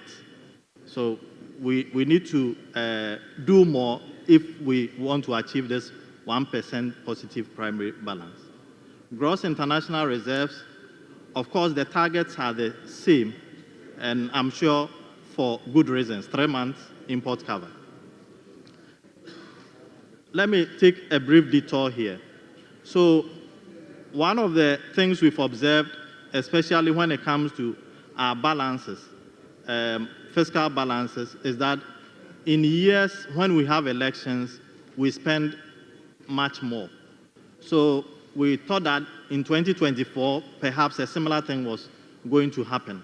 But generally, the figures we are seeing is a bit comforting than we always see. So one of the things we also saw in 2024 is that we saw less of short patterns. And I think new short patterns actually caused these balances to rise. So in 2024, we didn't see much of that. And I think it's something we need to pay attention to going forward. The reason why we need to check this deficit is that as of 2022, whenever Ghana raised 1 cedi, we spent about 56 pesos retiring our debt. And that is concerning. It cannot be sustainable at a household level, a community level, or a country level. And we need to pay attention to that. So achieving the 2025 fiscal targets will provide a good signal on the potential for economic stability. So I rehash the primary balance figures. 2022, it was negative. We've moved forward to have targets which are in the positive. So this year, as we are targeting 1.5, I believe the managers of the economy must work really hard to ensure that we stay within that. So how are we going to spend our resources? Primarily, of the money that we will collect or our income, we are going to spend 5.91% of GDP paying people. We are also going to spend about 0.6% on goods and services. I think the most concerning one is what we target as capital expenditure, more like investment by the country. This year, we hope to do 2.6%, which is quite lower, a bit lower than the 2.7% we targeted the previous year. So capital expenses, which includes infrastructure and making sure that we have the tools to make the country work, we need to pay more attention to it and spend some more resources there. We've also increased our target for revenue and grants from 16.8% to 17.3%. And the breakdown is there to show the sources of this growth. So what are the fiscal policy measures to ensure that the targets that we've made for 2025 are realized? This is an old story we've been telling since 2006, where we've been hammering on the fact that taxpayers' registration must be digitalized or digitized. Because if you go to the Medina, let me say, Spintex Medium Tax Collection Center, TSA, okay, it's a long time since. So if you go to one of the tax offices today and you see the volume of documents, sometimes you even pity the tax collectors. So if we can put all these documents on computers for people to work from there, it might be useful. But we've been mentioning it and it has not happened, and we need to push it a bit more. We also want to eliminate VAT exemption on non-life insurance. The question is how many people are affected by this, and so on and so forth. Then one other important point is to reintroduce the tools, and this time with technology. Of course, we don't know the details of the technology, but I make this point here that the toll collection is not only a cost to the people who pay the toll, but if those who are going to Kaswa spend 2 hours to get home just to pay 50 pesos of toll, yes, their time has been wasted, but remember that we may also need money to import crude oil, which they have wasted in the traffic. So if we are going to collect the tolls, then we should compute all those externalities and make sure that the technology coming on board will address same. Otherwise, in terms of the entire calculation, we may also be losing out there, even though some little money may come to the pot of government. So we are also removing quite a number of taxes, COVID-19, and so on and so forth. Then we also want to decouple GET Fund and the National Health Insurance Levy from VAT. Honorable members, I think the noise level is too high. Shall we please give the presenter the atmosphere for him to do his presentation? Thank you. Thank you, Mr. Chairman. So we want to reduce effective VAT rate for households and businesses. But we have also reversed the VAT flat rate regime, and it might be important to engage further with businesses to see whether when they had the flat rate, it helped them or otherwise, and the removal, the effect that it might have on them. There is also this point about compliance through education and awareness, and this also keeps appearing in the budget, but now we need to put resources behind them to ensure that people are educated about the taxes and how they can get them paid. So if you go to the Medina office and you see some of the queues, you may not want to go there to pay your tax. So if those issues can be curtailed, I think people will be encouraged to go and pay. So aside from awareness, making the tax payment environment also much more easier would be helpful. We are also giving some indirect tax reliefs, betting tax, or more specifically, sports betting tax, the e-levy also going, and then the emission tax. I'm sure the idea is that Ghana is not emitting much, but we have commitments under the Paris Agreement in 2015. So when we take the emission tax away, what is going to be the effect on the people who emit, etc.? So VAT on motor vehicle insurance, and then withholding tax on unprocessed gold by small-scale miners. There could be different outcomes, but I think it's something we can pay attention to.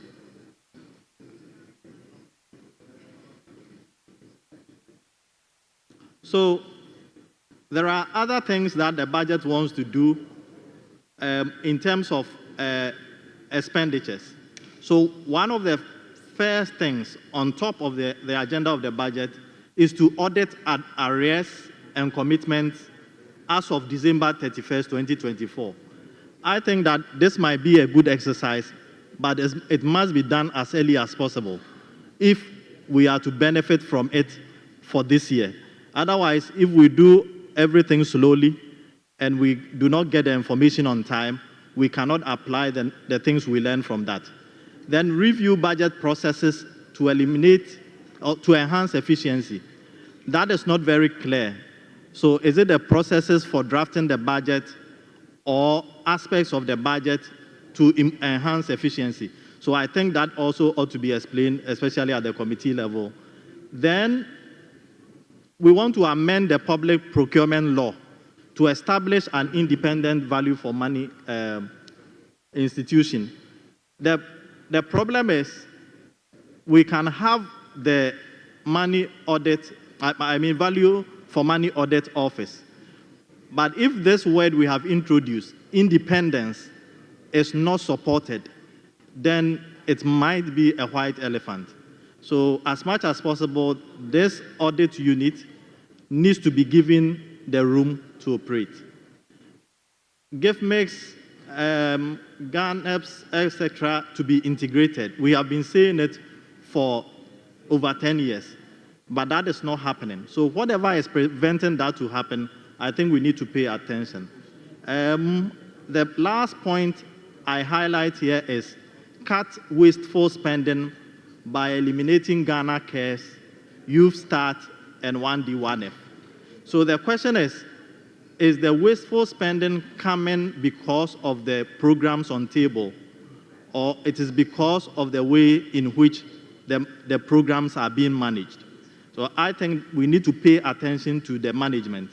So I give one example of 1D1F project, where the bank gave the money for machinery to the firm to do the procurement itself. The firm went ahead, and whether it's lack of competence or intentional, they procured a lower quality machine. Okay. But it could have been done differently. The bank lending the money could have led the process of procuring that machine, and then we don't need to waste the machine. So 1D1F in itself may not be a problem, but the management. We also know that seeds which are to be planted for particular factories, we bought other seeds. And those machines do not lend themselves to those fruits. So it is rather management and not the programs itself. So as we think about this point of cutting wasteful spending, programs themselves may not be the problem, but the management, I think. So I make a few points in the real sector, the agricultural sector. So we know the big push will touch on it. There's 1.5 billion which is going to go there, etc.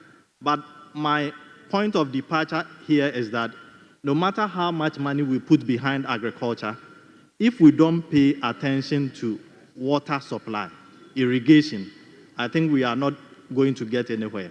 And in fact, last year, when the National Service Scheme planted nearly 600 acres of rice in the Kumeu enclave, they couldn't pick even one bag of rice.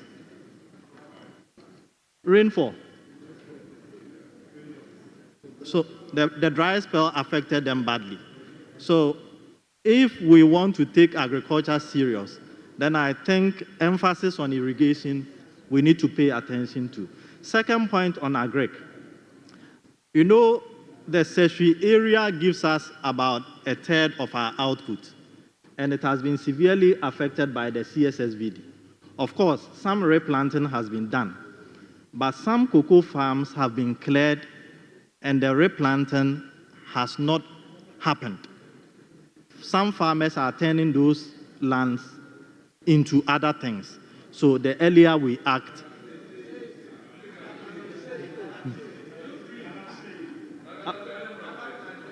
Honorable members, please. I don't know about that. But Honorable members, please don't put words. Honorable members, please don't put words in the mouth of the presenter. Allow him to flow. Thank you. So we need to act very quickly. The third point is about investments which are not being used. We've built about 90 new warehouses across the country.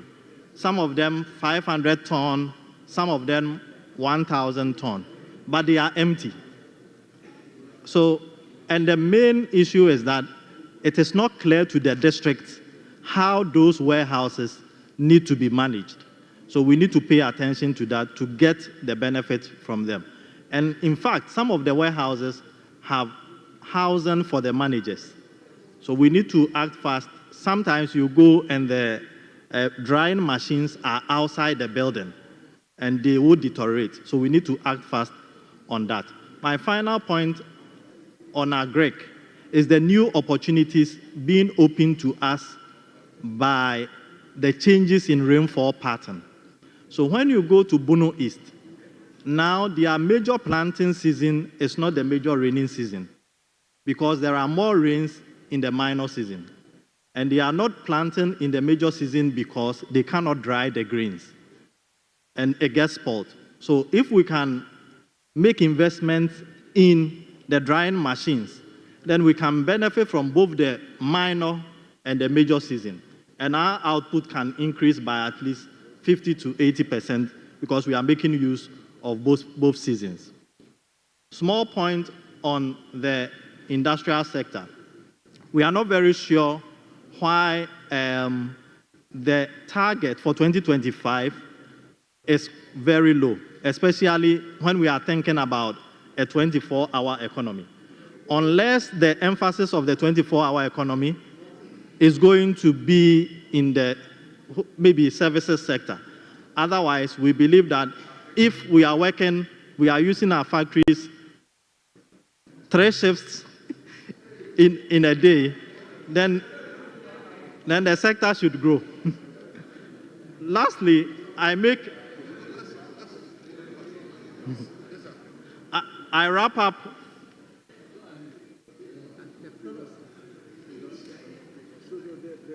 Oh, it's but we will share it with you.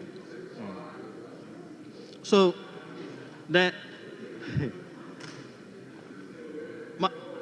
my very last point before I conclude. And there are similar outcomes for the services sector, and I think we could be more optimistic about them.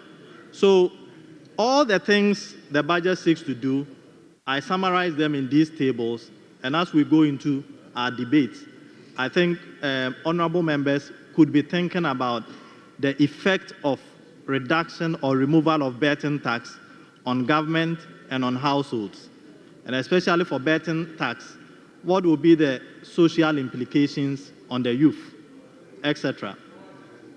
COVID-19 levy removed, implications on the budget, e-levy, etc.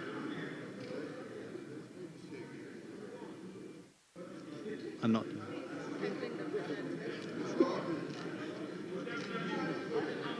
Policies to go include 1D, 1F, youth staff, Ghana Cares, etc.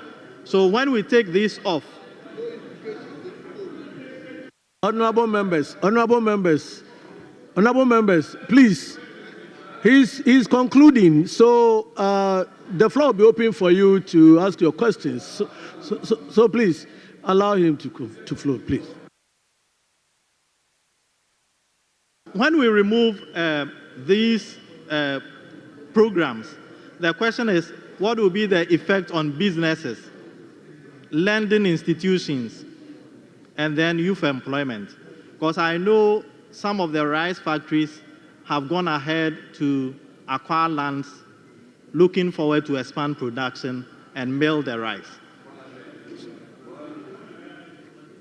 So if we take it off, the implications are also there for us to pay attention to. I pick one point from here, the quarterly dialogue on tax issues among businesses. So if we meet businesses and we discuss the issues in terms of taxes, etc., the question is, how do we intend to bring it back into this budget? Or the plan is to address them next year, or the mid-year budget, we'll hear about it. Government procurement to spare local demand. One of the places we can look is the feeding in schools. Unfortunately, the rice meals in our secondary schools have increased a bit more than the maize. But you know we produce maize more here than rice. So as we think about that, how do we concentrate on changing the diet in the schools and then supplying it? I end by saying that just like the 2017 budget statement, the 2025 budget statement is filled with significant amount of new ideas. If we can put the energy behind it, potentially we could help Ghana progress. Thank you very much. Right. Yes. Thank you very much. Now, let's invite our discussants.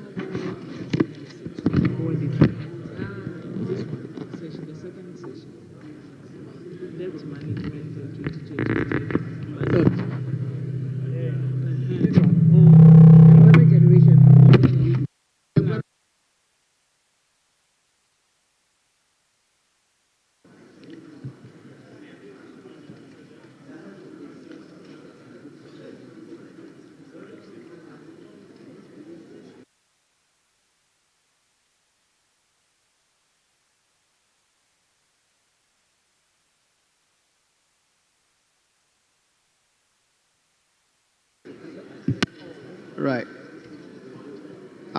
Our session chair, Honorable Frimpong, thank you very much. As the lead discussant for this one, I want to also say a big thank you to Dr. Andrew Ajay Holmes for stimulating the discussion and also the debate as well. I'm going to add a little bit more to it just to stimulate the discussion. He took the discussion basically comparing the 2024 and then the 2025 budget. I will concentrate briefly just on the 2025 budget, looking at the medium-term policy objectives and targets. If you look at the vision within the budget statement, as mentioned in paragraph 233, it talks about to build a prosperous and democratic state anchored on the principles of freedom and justice, providing equal opportunities for all. And then it has some anchors that is built upon, and then some key policy objectives. And then the fiscal policy objectives is to support the economy transformational agenda to ensure macroeconomic stability of the country within the fiscal framework, rationalizing government expenditure and optimizing the revenue, amongst others.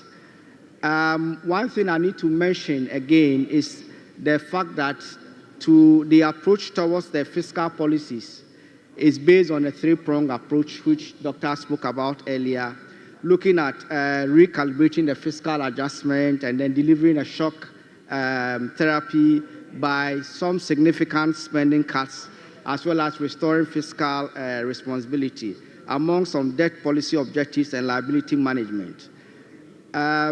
Government also announced some immediate tasks to reset the nation, restore good governance, and then reduce put the country on a trajectory of economic transformation. But one thing I would like to add, just to stimulate the discussion, is the fact that in the analysis of the capital expenditure, comparing 2014 and then 2024 and 2025, you looked at the capital expenditure as 2.6% of GDP. I think it excludes the big push, because the big push alone is about 1% of GDP. That is about 13.8 billion cedis. So in doing the analysis and then stimulating the discussion, comparing 2024 and 2025, there's some other capital expenditure that is hidden within the big push agenda, which gives us about 1% of GDP.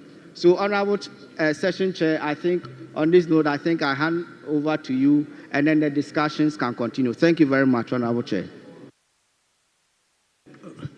Yeah, thank you very much for your brief addition to the main presentation.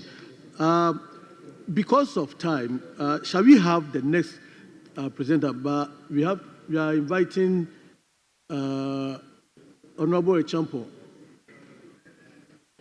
Honorable Echampo, yes, please come and take over the chair for the next session. Thank you. Yes. Thank you.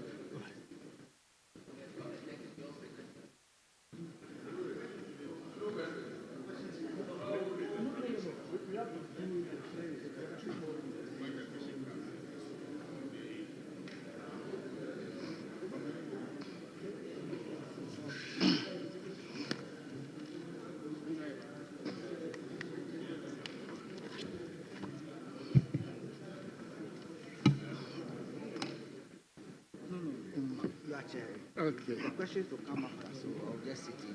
Okay.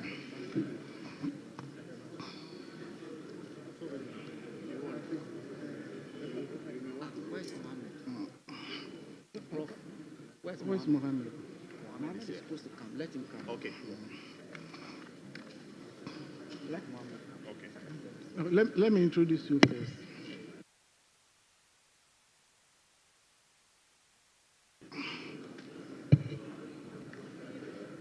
Honorable members, this session is called to order. This is the last but one presentation. And then the presenter is Prof. Daniel Trefo from University of Ghana. And then the lead discussant will be Mr. Mohammed Hadi from Parliamentary Service. I think Mohammed is around. He will join us very soon. So, Prof, you have the floor.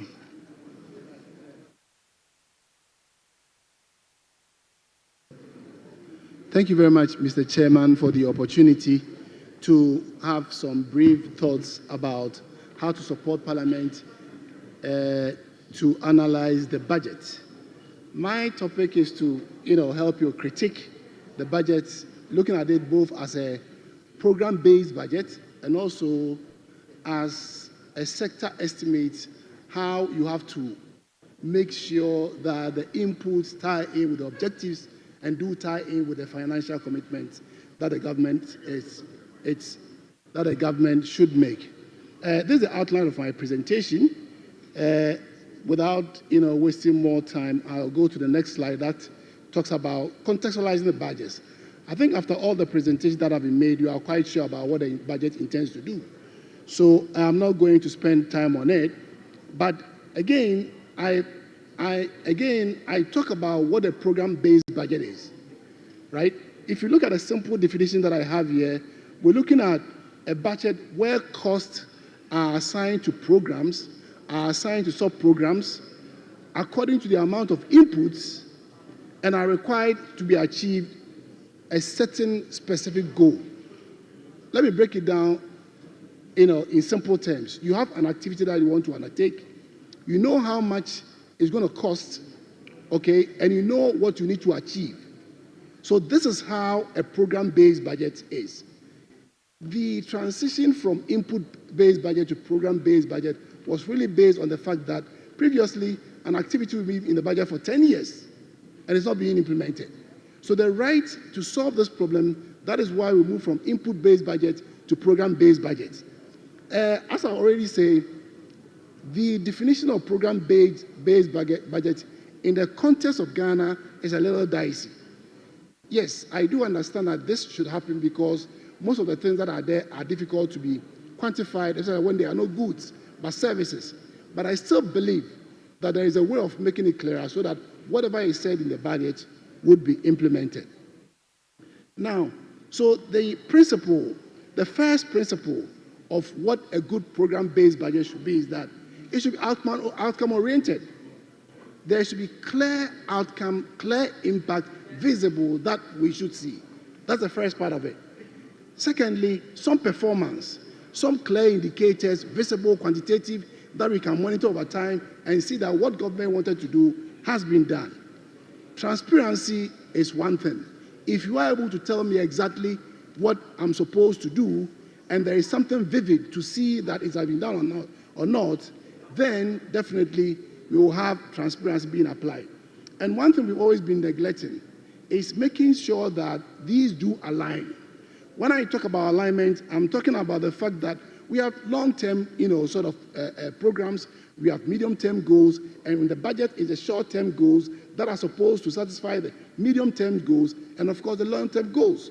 So whilst you are analyzing the budget in that direction, this thread should be there because we can have a long-term goal that deviates from a medium-term goal and a budget that deviates from what we want to do. Then strategically, we are not thinking. Right.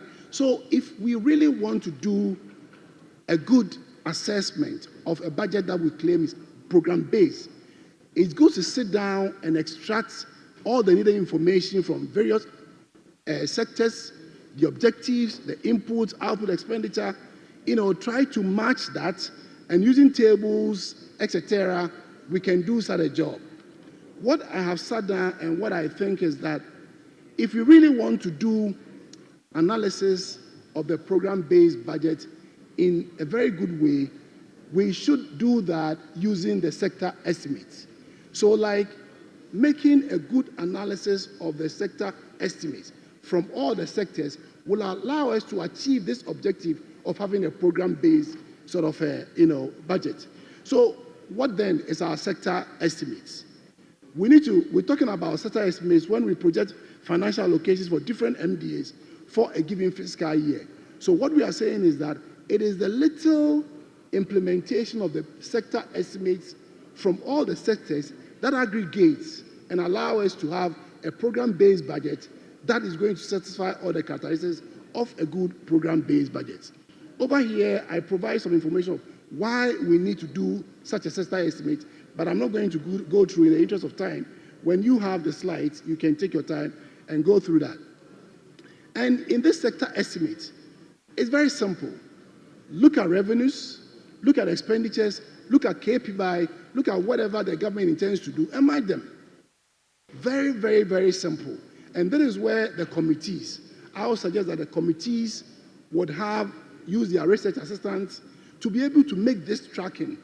It is a tedious job, but I think it will help better inform or better, make analysis of the budget. As an example, right? So when you are doing the steps to do it, that is that you have to review the sector priorities, as my earlier colleague mentioned. Look at what was done last year, look at what is done this year in terms of the objectives, the priorities, what sort of expenditures are being allocated to different areas, what are revenue estimates.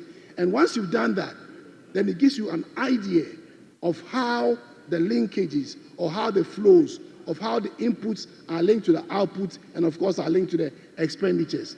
I did a little analysis from the budget in the agri sector. So what we see here is that if you look at section 6, sector performance and outlook, I look at the agriculture sector, and here specifically page 89. So the programs are there. Agriculture for economic transformation, excellent. And you see that the idea will be to be the driving force for modernizing agriculture and promoting agriculture business to ensure food security, etc., etc. There are clear sub-programs that has been done. Transformational grain development projects, root and tubers, vegetable, etc., livestock development, etc., poultry to table, Ngogan Kitinkiti projects, etc., etc. What I did is that I took the first one and I put it in a program-based analysis, right? What happens is that you have the objective. You want to transform grain development, right? So the indicator is that increase maize production by 30%. That can clearly be assessed. So when we look at last year, we see at the end of the year, if it increased by 30%, we are fine. So visible, quantitative, clear. Now, the baseline on which this 30% will be provided is not there, making it vague, raising questions.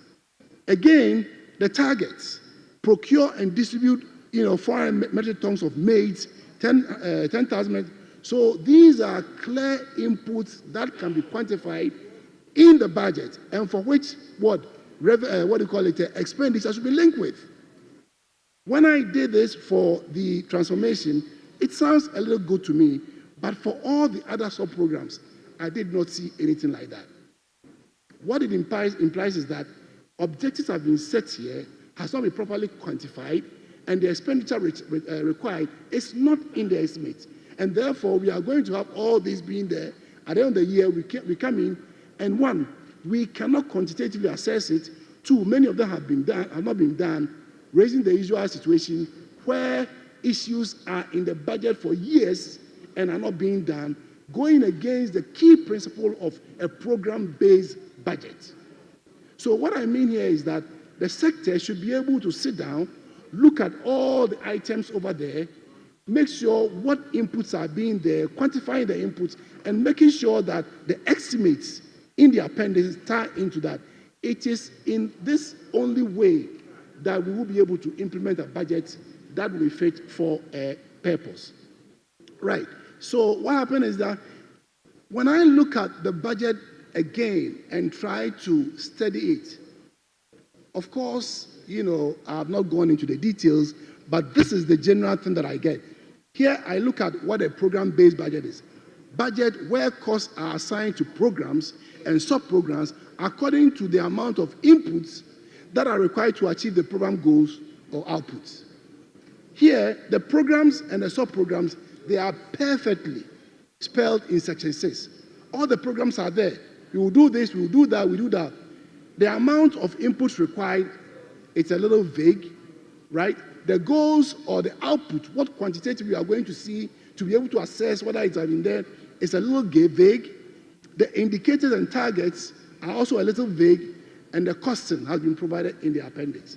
So the question is that we will still come to the end of the year and we are not able to assess clearly whether there's the budget that we want to implement or whether the idea or objective of having a program-based budget is being achieved or not. So the appendix, as I say, the devil is always in the details, right? The appendix tables here, what I see is that the budget document itself provides an overview of the issues, a broad overview of the issues, but the details are in the appendix. Those things that you see small, it's just like the insurance industry. When you go and buy an insurance, the terms and conditions that you cannot read, that is where everything is packed. The same thing, if you look at the budget appendix, all the important things are there. And therefore, you need to open your eyes to the appendix if you really want to make a good critique of the budget. So if you look at the tables, appendix 1 more or less talks about GDP, 2 talks about summary of central government operations, 3 more about central government operations for 2005. The 5 talks about indicative budget ceiling for regional coordinating councils. The 6, MMDA indicative expenditure, which is very, very, very important, the 6. And because that is where the sector estimates are. What it means is that this is where you have to track what the governments want to do to the inputs and link it to the budget there and see whether it's possible. If it's not possible, you tell the government, this is a government budget that is too bloated, and based upon what we are going to do, based on the resources, it's not possible. Tone it down. And then we can have a budget that will be real fit for purpose. The 8A talks about non-tax revenues and IGFs, and then 9 government measures to implement, etc., etc. So I'm going to take each of the appendix tables and briefly give an interpretation of what that table signifies.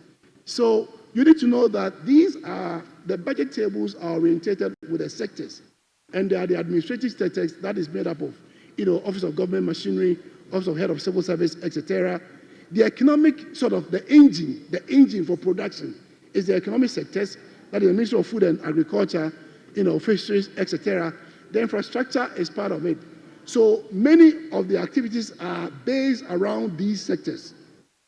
So we look at the first, table 1, and it talks about GDP. GDP, it's about, the goods and services that everyone in the economy has produced over the period of time that is 1 year. Okay? What we have added, the value that we have added, right, to our economy. And usually, as you know, we have 3 sectors: agri, industry, service. And in this table, you can see all the various subsectors under the sectors and how much they have contributed to GDP. The down part of it is that we do have GDP at basic prices. It's at basic prices because we have not added tax, right? And then when we add the taxes, because we want to know what consumers actually pay, then we have the GDP at purchasers value. Of course, some information has been provided in terms of non-oil GDP, because the oil sector, we know it is not linked to the economy. And therefore, if we base our assessment on the growth in the oil sector, we have a problem. The real growth sector is the non-oil sector, and that is why some emphasis have been made to provide, the non-oil sector GDP. Usually, GDP in this section here is at constant 2013 prices, because we want to know the real growth. Okay, the stabilization can allow us to have a very big GDP, but if we want to look at it in real terms, we are not getting more resources. And that is why the GDP here is provided here in terms of constant, There is also that for in current terms where it's being valued at real prices. And in many cases, when you have real prices, you find it very difficult to compare with other years because the prices are different. It's only when you use the real or the constant GDP at constant prices that you can make comparison from one year to the other year. The third graph, it's about growth. And here you will see sectors that are doing well, you will see sectors that are doing well, not doing well. And in this sector, for example, we see, let's say, information and communication going for the 6%, which is quite significant. But the other parts, at least we see positive growth in almost all the areas. Of course, we come to the summary of the central government operations, and that is where the problem is. Government revenues, government expenditures, financing items. So if you look at the revenues over here, the revenues that we are going to get, we have, emolument taking majority of our we have revenues. We're talking about revenues here, and therefore, what do we have over here? The domestic revenues, that is tax revenues over here, and then tax of domestic goods, etc. There are also tax refunds over here. So these are all the sources of revenue that the governments intend to, have. The non-tax revenues are also not figured here.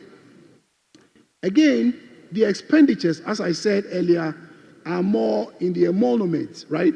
We do pay a lot of money, to these, to our people. It's good to look at the tables that are down here. That is the overall balance, right? That is trying to look at the expenditure and then the revenue section. If you look at the overall balance here, we always see it in negatives. The overall balance is just the net of the revenue and the expenditure, but including interest payments. Okay? Including interest payments.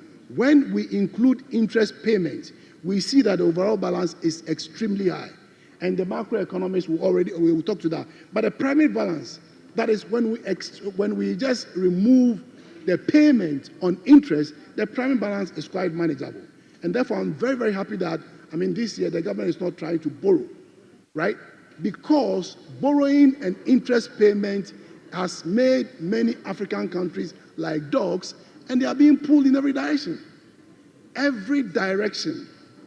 So it's very good that we stop borrowing and look at internally how we can resolve these things. Now, once you have been able to accrue such a large deficit, then you need to finance it. Where do you get money to finance it? That is also another major problem. I wouldn't like to go into these things because the macroeconomics. So the financing here, you have foreign finance and you have domestic finance. Foreign finance, just going to borrow, going to the capital market where there are no strings, you get the money, you can spend it anyhow you want, than going for World Bank where there are strings, there are more or less triggers that allows the government to keep in line. Domestic financing will be more from the central bank, where the central bank can decide to print money or can decide to, mobilize resources from local and then pay some of these things. And there are also other sort of sources of revenue. So this is the financing when we do run such large deficits. But I'm sure the macro people will explain this, better. Memo items is provided for you to have a snapshot about how, your macroeconomic issues are moving on. And then we come to the appendices that I'm saying is very, very important, right? And here we're talking about MDA's allocations, right? MDA's allocations. Now, this is what I provide here for administration. But for all the sectors, they are there. I'm just using administration as, an example. If you look at the Office of Government Machinery, for example, so we do have this table are made of 3 components. What government of Ghana is providing, what IGF and donors are providing, and a summary, a composite coming from GOG, and then, IGF and donors. Now, what is happening here is that, right, what is happening here is that it is these expenditures that you have to tie into Section 6, where the government is saying is going to do this, and that. And so the question is that, how do you match these expenditures? Will the inputs over there, will the output over there, is the money here enough? Right? So when we have not been able to make these analysis very well, we always end up with what? Deficits. And this is the reason why I'm saying that the committee should be able to, look at all what is stated over there, right, and see whether the input, what is being allocated over there, it's quite important to do that. So this is what is going to be spent in all the sectors, for, employees, goods and services, capex, in terms of investment, and the total have been provided. The next sort of, table also talks about the administrative sector, but only what is being obtained from IGF and also development partners, right? And the summary here, it's about the 2, adding what government is providing and what IGF and DPs are providing. I have provided an example for the administrative sectors, but for all the sectors, infrastructure, economics, they are all there. I just use this one as an illustration so that when you get there, you'll be able to do the analysis. Now, there is also information provided on how the regional... So you are not... All right. So it's also about how much the regional coordinating councils are supposed to spend. Okay? Some ceiling is provided, and the example provided here is for Greater Accra. But for all the regions, how much they are supposed to, spend has been... I'm sorry, you are still not hearing me? Right. So all what is supposed... And the cap, right? The cap has been provided, over here. The table on section, 6, MMDA indicative ceilings, and for Greater Accra So the MMDAs, the question is that how much are they supposed to spend? And this table talks about all the MMDAs and what they have. And therefore, if you are an MP in your area, you'll be able to know how much they are, and they have been provided, where the money should go, how much should go into, works, how much is going into agric. So you have the budget. And if you look at what has been given previously, and you look at where they are going, you should be able to allow your research officers to take the data over time, pair it to what the district is trying to do, and be able to argue using data, argue that this is more, this is less, and then you'll be able to better help the government to streamline the expenditures. Now, some information also provided here on non-tax revenues. Notice that non-tax revenues are very important, especially IGF. And if you look at the further data that is there, the share of IGF that is being collected from all the agencies are there, and this is also provides some guidelines about what is going in there. So the table 7B also talks about non-tax revenues and internally generated funds. And the good thing about it here is that they have indicated a cap for every agency. You know those who are supposed to spend all their IGFs and those who are supposed to give some back to government. And also where the expenditure should go. IGS are not supposed to be paid for salaries because government pays to that. And therefore, you'll be able to have a good idea about all the MMDAs, all the sectors, and where the money should go. Again, I've used the administrative sector example, but the further the details can be found in the budget. This table 8 also talks about non-tax revenue and internally generated funds, but then some projections have been made for 2025 to 2028, which is very good, right? And I would love to see those projections for all the sectors, so that at least we are not doing things in back, not in point. There should be some track about what we are doing, and then we follow it, and then we can confidently adjust it as we go on. So this table also talks about, internally generating funds and the retention level. So all these tables are quite easy to be interpreted, apart from the tables where you are talking about expenditure in the MMDAs. Right. So I also see a very good analysis over here. We have our public debt, both in terms of external and domestic debts, and how they are increasing over time.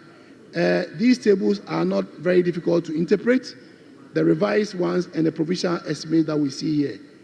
Now, what are the key questions that you need to ask yourself, and of course, answer with your research if you want to really contribute to the budget that we have over here?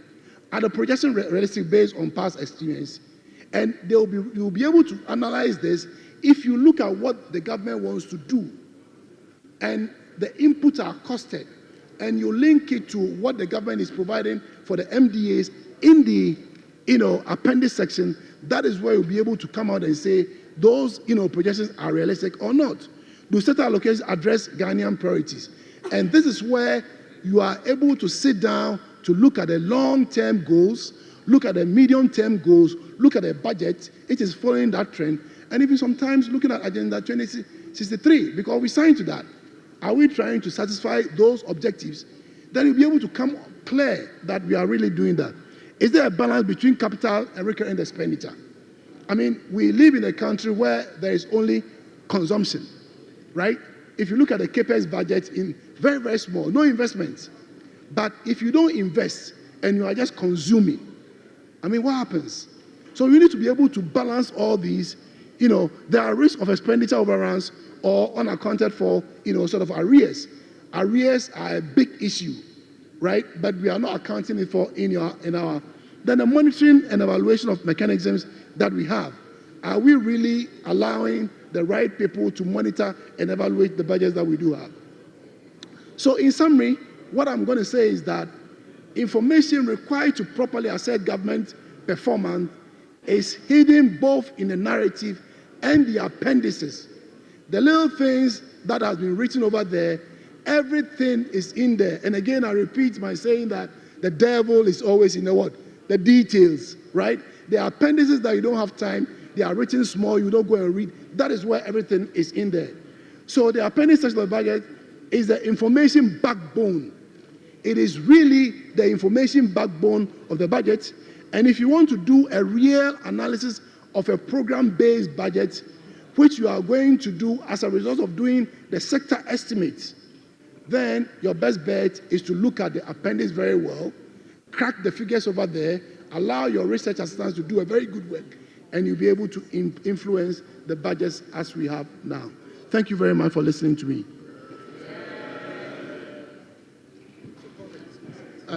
Prof, thank you very much for the presentation. Prof is asking members to go to the appendices, look for sector estimates, but before you do that, look out for the revenues and the expenditures so that you can see where we are going to spend the money, where you are going to generate the revenues from. So, Prof, we thank you very much. And then he made mention of IGF is not meant for salary payment, but we know we use part to pay temporary staff, that's the allowances, especially the local level. So we now invite Mr. Mohammed, our discussant, to give us some presentation about what Prof told all of us. Thank you very much.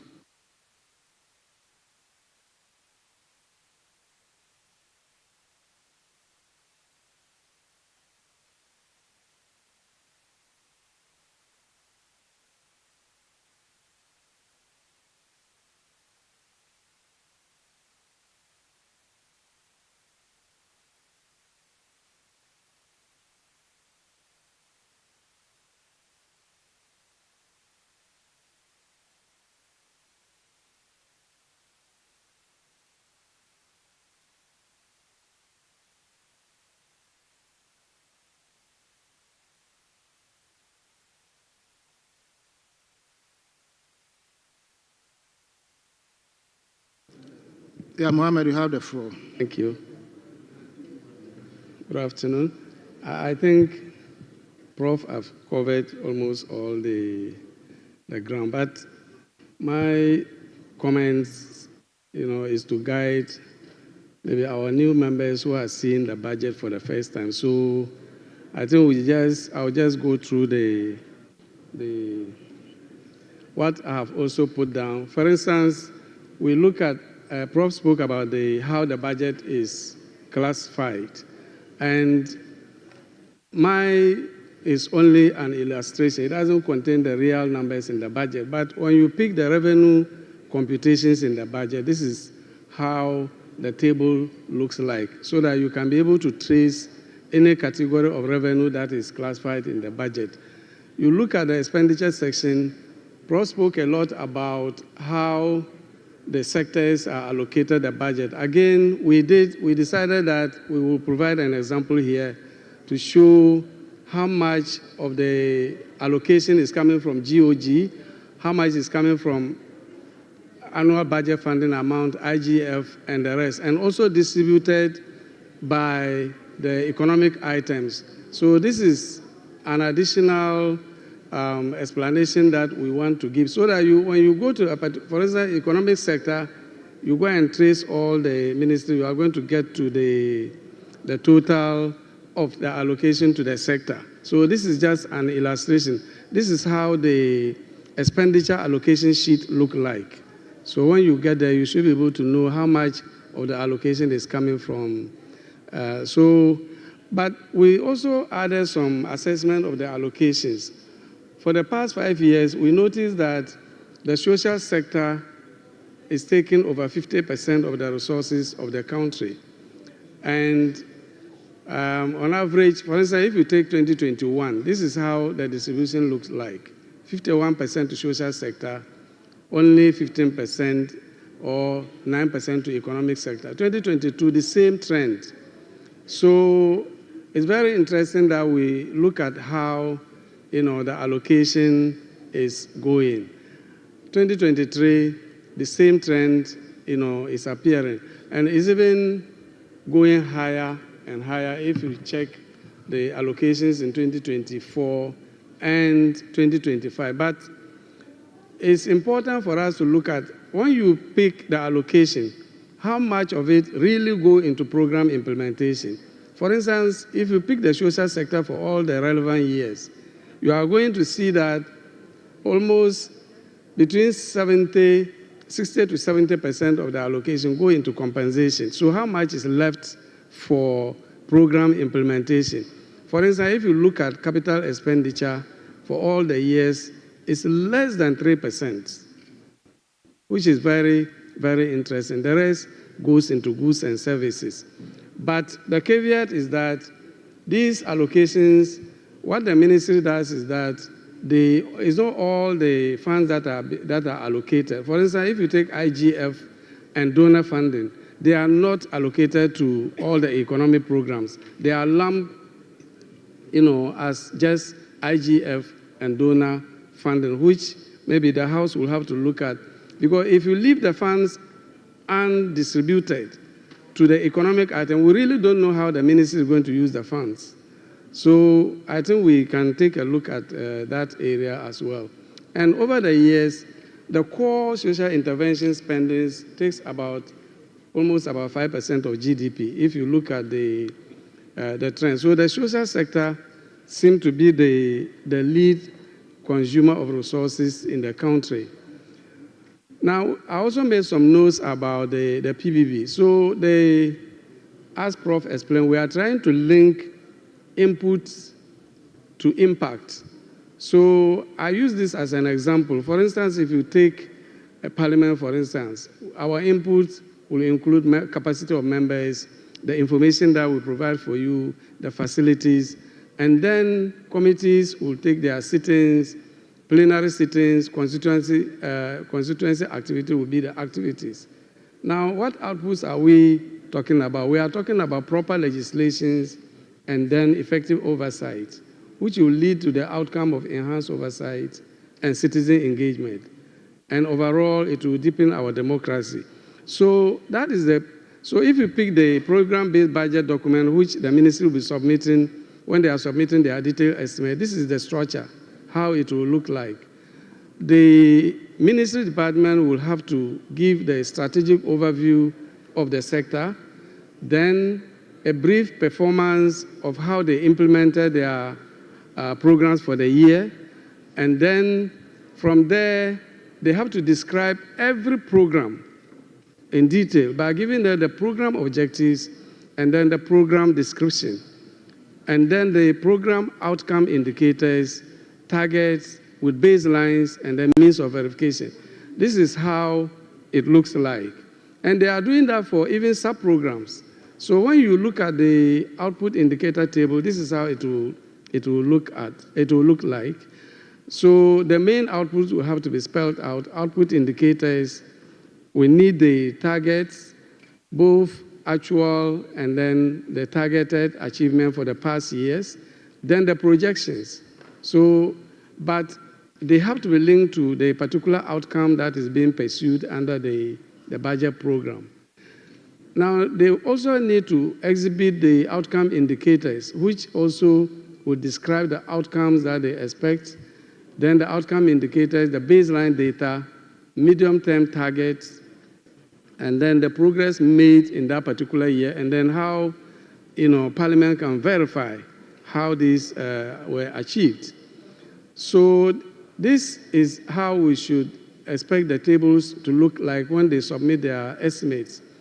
So, and then they have to classify it by programs as Prof indicated, and then the budget allocated to each program.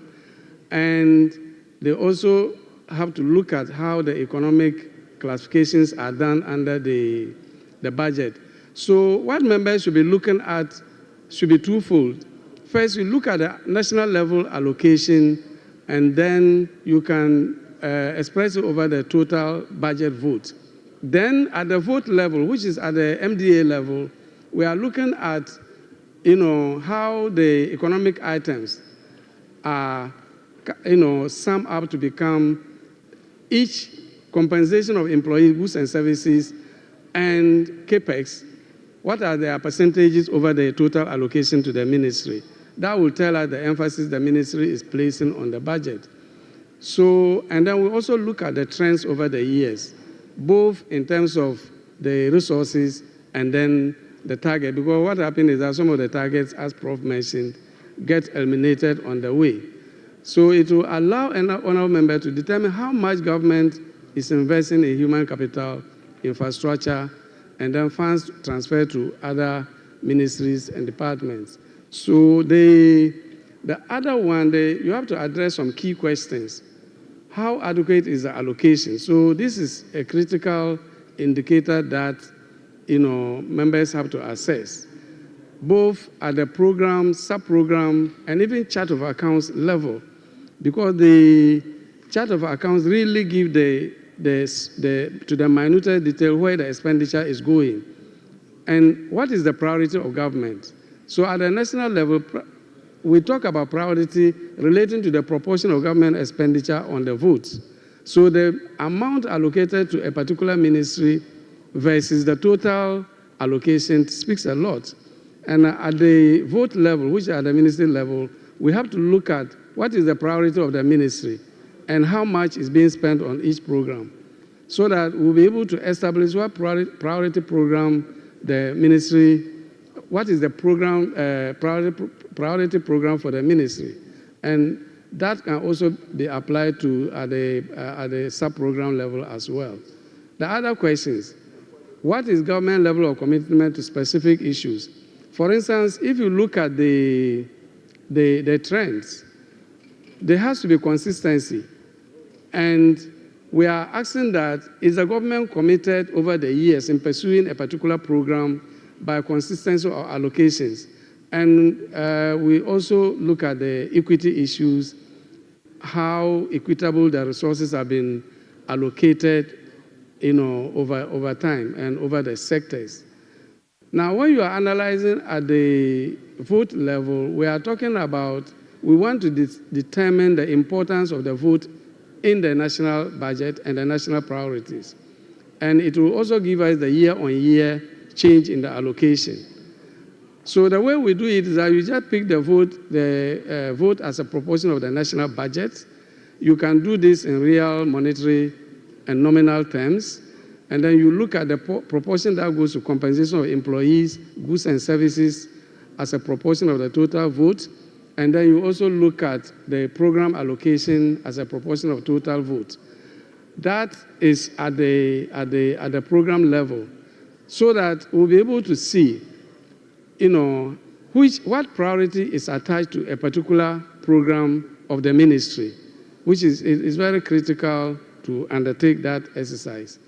Now, we will also look at the sub-program level, the same questions that we need to raise. At the sub-program level, what is the priority sub-program of the ministry? It's indicative of how much resources are allocated to that particular sub-program as a proportion of the total program of the ministry.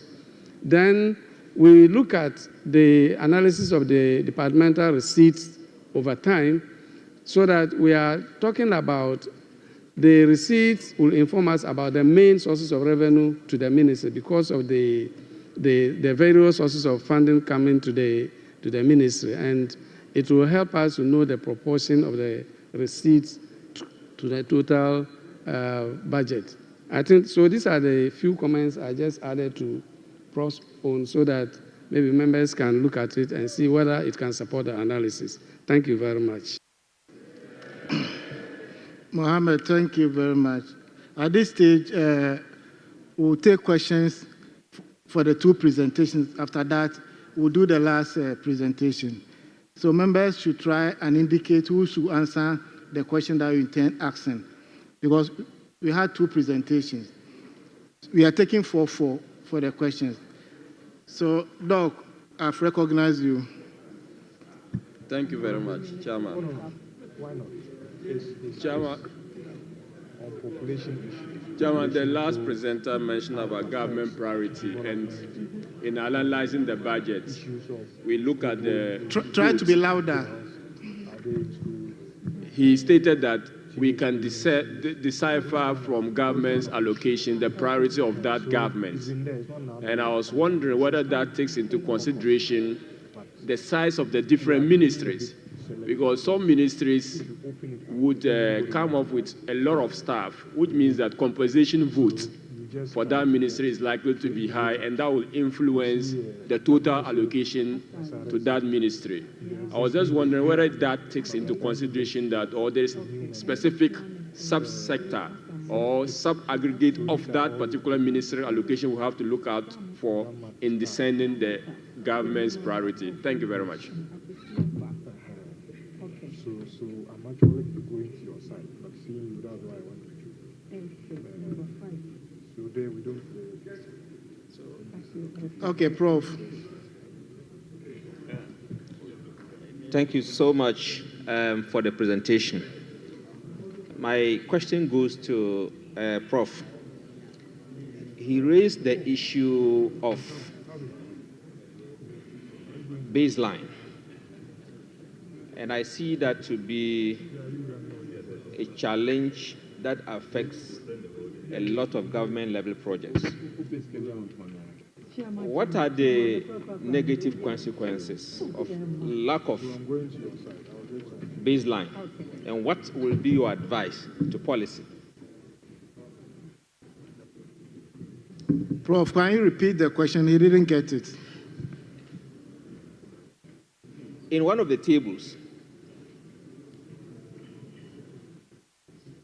the issue of baseline was flagged. I think he critiqued how some of these government level projects don't conduct baseline.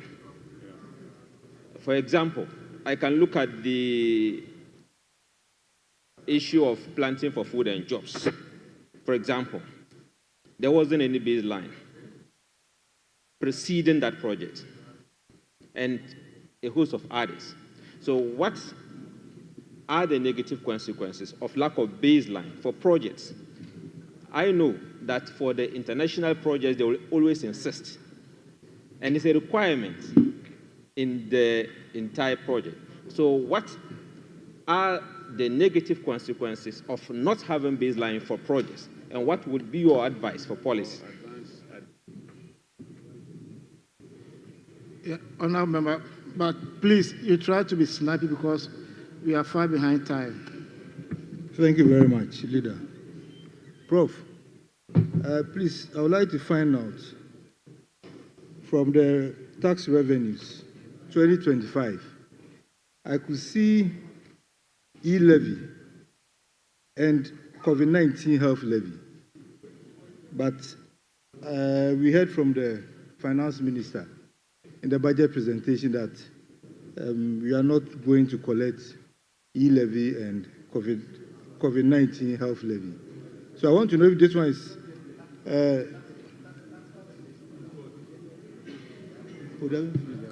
Honourable Member, the last presentation will be on taxation and revenue. So you can hold on to that question. When we get there, you can ask that question. Yeah, Honourable Member. Thank you for the opportunity. My question, the first one would go to Alhaji, the third presenter, and that has to do with the sector allocations.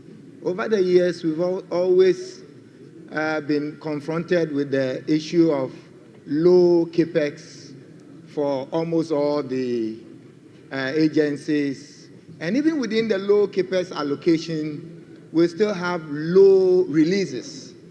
In some cases, capex allocations are left unutilized and you can't roll them over too. But we are all aware that even service, which has become the major growth driver in our economic discourse, must be hinged on a strong asset base. And so what measures are we putting in place to ensure that not only allocations, but also releases for capital expenditures are effected? In addition to that, I have a challenge with how we even classify the allocations. because in a typical regime, allocation must really speak to the cost centers that generates the CAPEX that we put into our budget. For example, if you took the service sectors, the two major drivers will be education and health. And so if you take the budgets for education and health, are you looking intra-budget health infrastructure as CAPEX that should be gleaned from the general health service? I don't know if that point is clear, but to rephrase it, you have education project that is service or a program in general, but within it, there are asset allocations. How are we able to glean that to present a better picture for asset versus compensation and goods and services? And so that is to Alaji. My other question has to do with the poor performance in terms of policy and monitoring, let me put it that way. You want to see that the projected outturn for this fiscal year, which is from 2.8 to somewhere 4.8, is commendable. But let's look at how the previous position was arrived at, with huge expectations coming from planting for food and jobs, one village, one dam, Ghana care. So we expected that having such policies, we should have a strong support for the initiatives that will drive agric. But we didn't see that because the presenter mentioned that productivity Honourable member, you've asked the question. So the question is, how are we plugging the challenge of policy and implementation disconnect, such that instead of having irrigation, Honourable member, thank you very much. Mr. Chairman, let me conclude on employment.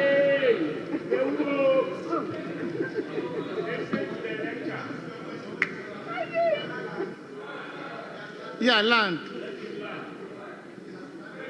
Finally, the second presenter mentioned. Oh, another question. Yeah. So, honourable member, whenever there's a low revenue mobilization, certainly there will be low releases. Honourable member, you have the floor. Thank you, Mr. Chairman. In the presentation, you made mention of alignment, strategic alignment of the programs and the goals to cost allocations. And if you look through the budget, a lot of times we see capital expenditures lumped together, just like my honorable colleague was saying. Would it be fair to insist on a sub-capitalization of the CAPEX? For instance, if we are looking at direct industrialization development, we would not say that road, for instance, is a capital expenditure, but the road has a certain long-term effect on the action plan for the year. Would it be fair to insist so that we have a subdivisions so that we can actually tell which of these activities or allocations are directly going to drive our industries? The second issue would be that baselines exist, particularly in the agri sector. Would it also be fair to insist that these sectors provide a baseline? Because if you even come to the MMDAs, when we go for our budget hearing, you would be forced to provide baselines. And all these MMDAs provide baselines to the ministries. So the baselines exist. And I'm asking that in part of this, would it be fair to insist that this baseline comes so that Parliament can actually exercise our oversight in terms of measurement of the indicators and all that? And the last one is that in terms of allocations and to look at the percentage in terms of the industries and the sizes, I think my honorable colleague tried to ask a question, but would it be fair to decouple compensations from the major allocations so that you can actually do the comparative analysis in terms of the percentages at which government expenditure is going so that you can tell the focus of government vis-a-vis their priority projects. Thank you. We'll give the floor to the presenter, so we'll just pick which one you want to answer so that, so you start. Honorable members, order. So, Doctor. Thank you very much. I think the question about baseline keeps coming on. And there was one view of we going to collect data before any program. That is a good way to look at it. But we don't always have the resources to do that. So one way we can look at it is to ensure that the ministries in question, their data sets are released on time. Because data for 2025, in terms of things which happened in the agricultural sector in 2024, we are likely to get it somewhere in August. So if anybody wants to do something now, there is almost an 8-month lag, and that is difficult to do. But in the absence of that, we have the agricultural census, which we did in 2017. So one can look at that data. And then the Ghana Living Standard Survey also gives us some evidence on things happening in different sectors of the economy. So we can also, at the household level, so we can also look at that. And finally, ISA has a 15-year panel survey for 5,000 households, which is nationally representative. So sometimes we can also consult that and use. So I agree with you that data is key, and we must put resources behind it to support the national budget. Thank you. Right. I think the issue of baseline keeps coming, as he said, and the impact of not having this baseline is that it makes it difficult for anybody who is trying to do an assessment.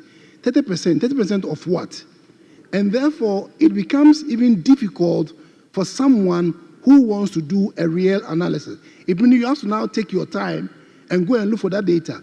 But from the template that my discussant presented, that data is there. If I look at the template, that is there. They collect data on baseline, everything. And I didn't see a lot of them in the budget. Maybe when they are coming for the hearings, that is where they provide, that baseline. My recommendation would be for Parliament, have a lot of, research officers. If it is important to you, have a database of all these.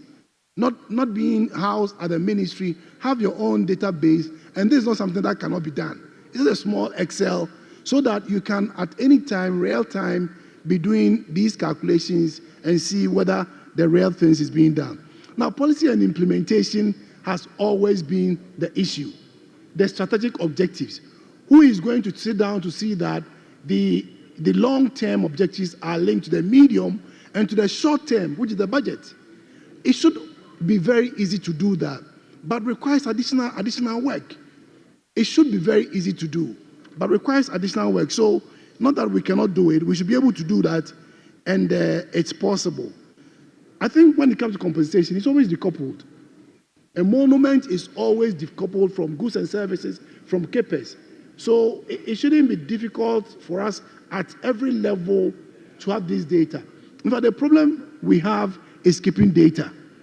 And I think I've seen some projects around from Ghana Statistical Service, from EPA, that are trying to be able to keep the data we have for policy purposes. Thank you very much. Thank you. And the issue was also about why compensation takes almost about 80% of the budget, which is the main concern here.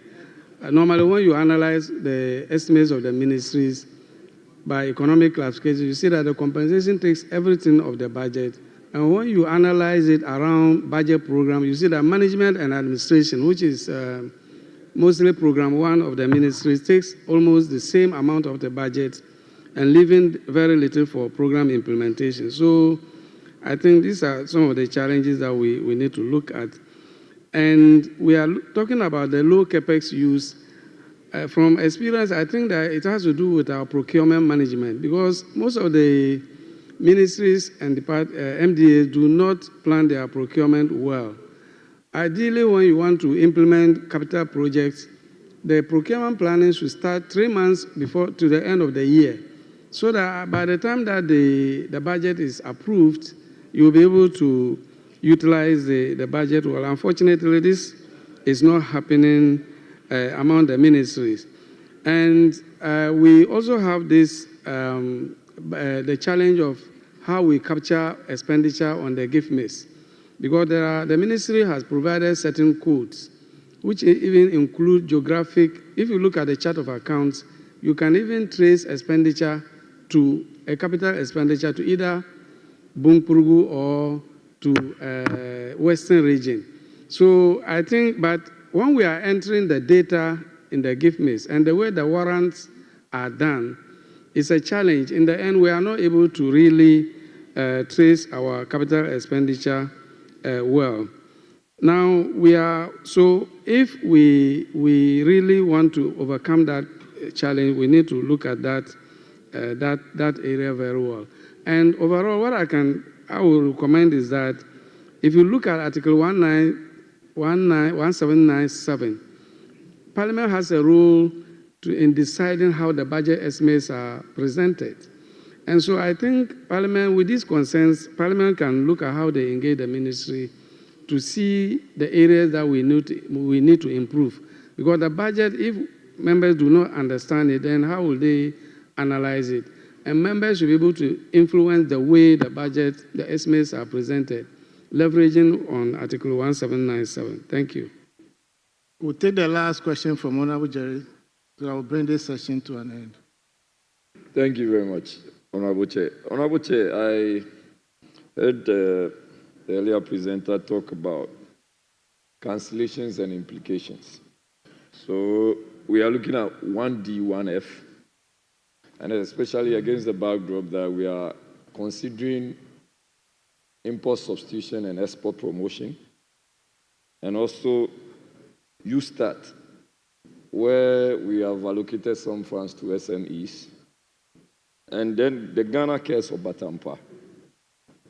And all of these are no more. They've been cancelled.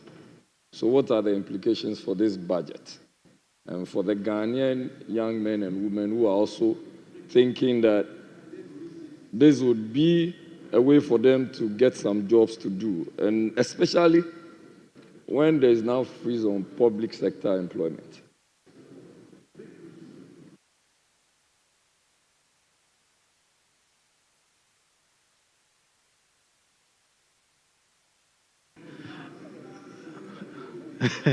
So I think, so there are, in the 2025 budget, there are other programs with new names. Yes, like Ejumera, there's something. And then the agri sector, the big push, etc. So I think although practically these other programs have come to a halt, other things will spring up. But we need to ensure that, especially those who have been given loans to build 1D, 1F, we need to ensure that we end it properly so that the banks don't lose and those firms created continue to work. The ones with major concerns will be those which are still under construction. I think there's one poultry processing in Bono region is still being constructed. So those ones, we need to pay attention to them and make sure that they end properly. One of the things the Ghana Cares did was the procurement of the 20,000 acres of land in the Kumewu enclave. There is a rare emphasis on empowering the national service to continue to produce. So even though the Obatampa may not be there, the machinery is still going to continue to use those setups to continue to produce. So I think, I don't believe they will be left out totally, but we need to handle the closure more carefully. Thank you. Honourable Member, let me sound a little controversial here. My little understanding is that government projects are failures. Many government projects have failed over the years. I'm sounding controversial, and I want to. There are so many examples of government failures that I can give you over the past decades that we do not see any result from it. So why do we go on with all these government programs? Let's provide the conducive atmosphere for the private sector to work. Look, there are data to support that when government give loans. That's what I'm saying. I'm sounding controversial here. I didn't come with data. I would have debated this very well. There are data enough to support that when government give out loans, the recovery rate is between 20-30%. When private sector does that, 80%. Why should government give out loans?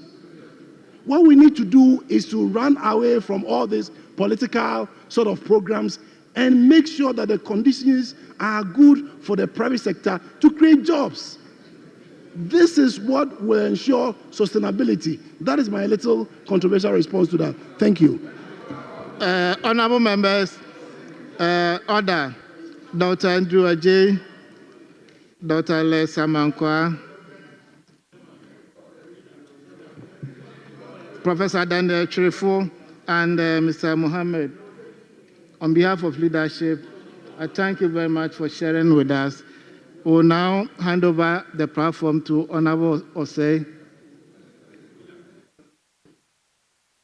No, we are done.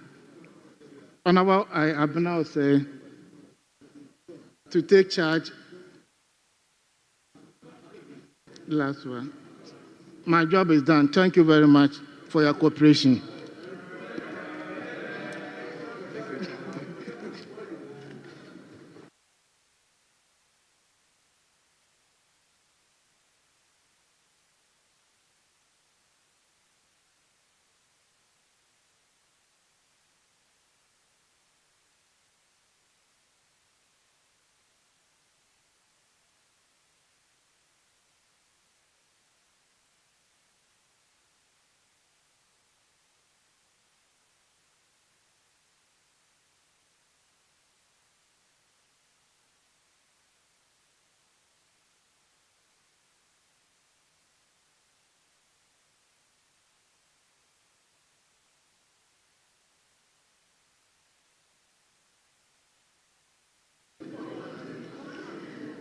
Thank you very much. Honorable members, this is our final session for the day, and it's on taxation and revenue mobilization strategies in the 2025 budget.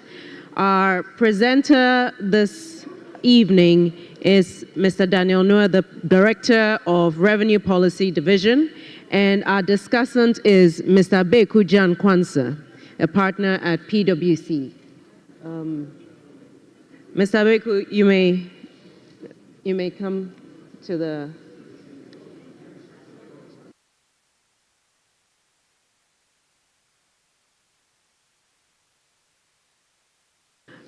Mr. Noy, the mic is ready for you. Mr. Kwanzaa, you may take your seat.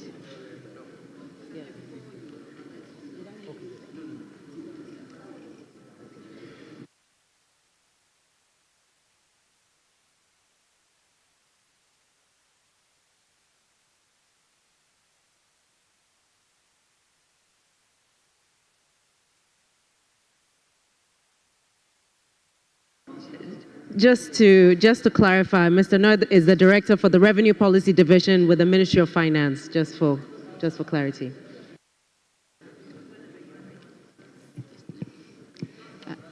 Thank you very much, my sister. Yes, Honorable Zaneto. It's an honor and a responsibility to chair this session. I have known Mr. Noe for the past 8 years, and he's been handling the tax policy unit of the Ministry of Finance. And I also know Abeku. We are church members, and we've also been working with PwC when I used to be at the ministry. And I believe they are going to give us a good run for the time we are going to spend with them. But I just want us to know that after their presentation and the discussion should be able to help us answer these questions. One, to measure whether the measures, one, will help stimulate economic growth without burdening the already struggling small businesses and households. Two, whether these measures will truly protect the vulnerable. Three, whether these measures are designed to serve the interests of all Ghanaians or just a few. So I believe that after this discussion, they should be able to answer these questions that we have put on the table. On this note, I would like to let Mr. Noe go ahead and then present to us what they have. Thank you. Your behavior is unparliamentary.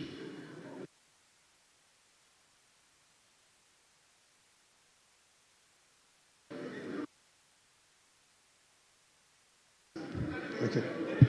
All right. Thank you, Madam Chairman, and good evening, honorable members. Since our time is fast spent out,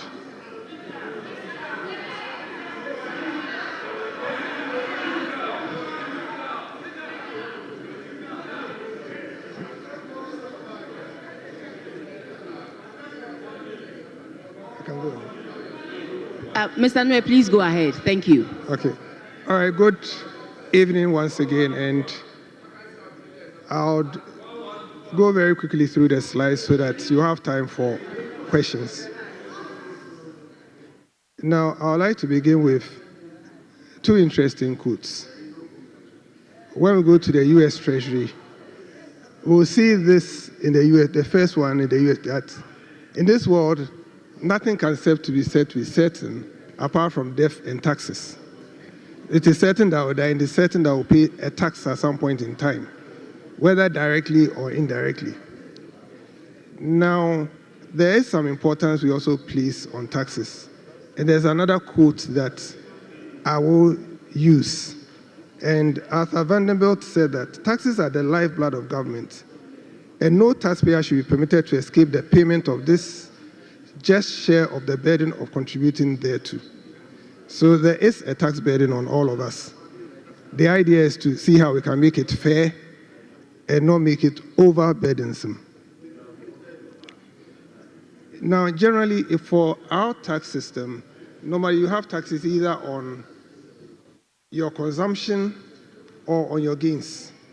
We generally have a mix of both. We have taxes on gains, we have taxes on consumption. And so, depending generally on your economy or the nature of the economy, that generally determines how it's done. So we have an income tax, we have a VAT, we have import duties, we have excises, generally in terms of our taxes. Now, what is the purpose of the 2025 revenue measures, basically?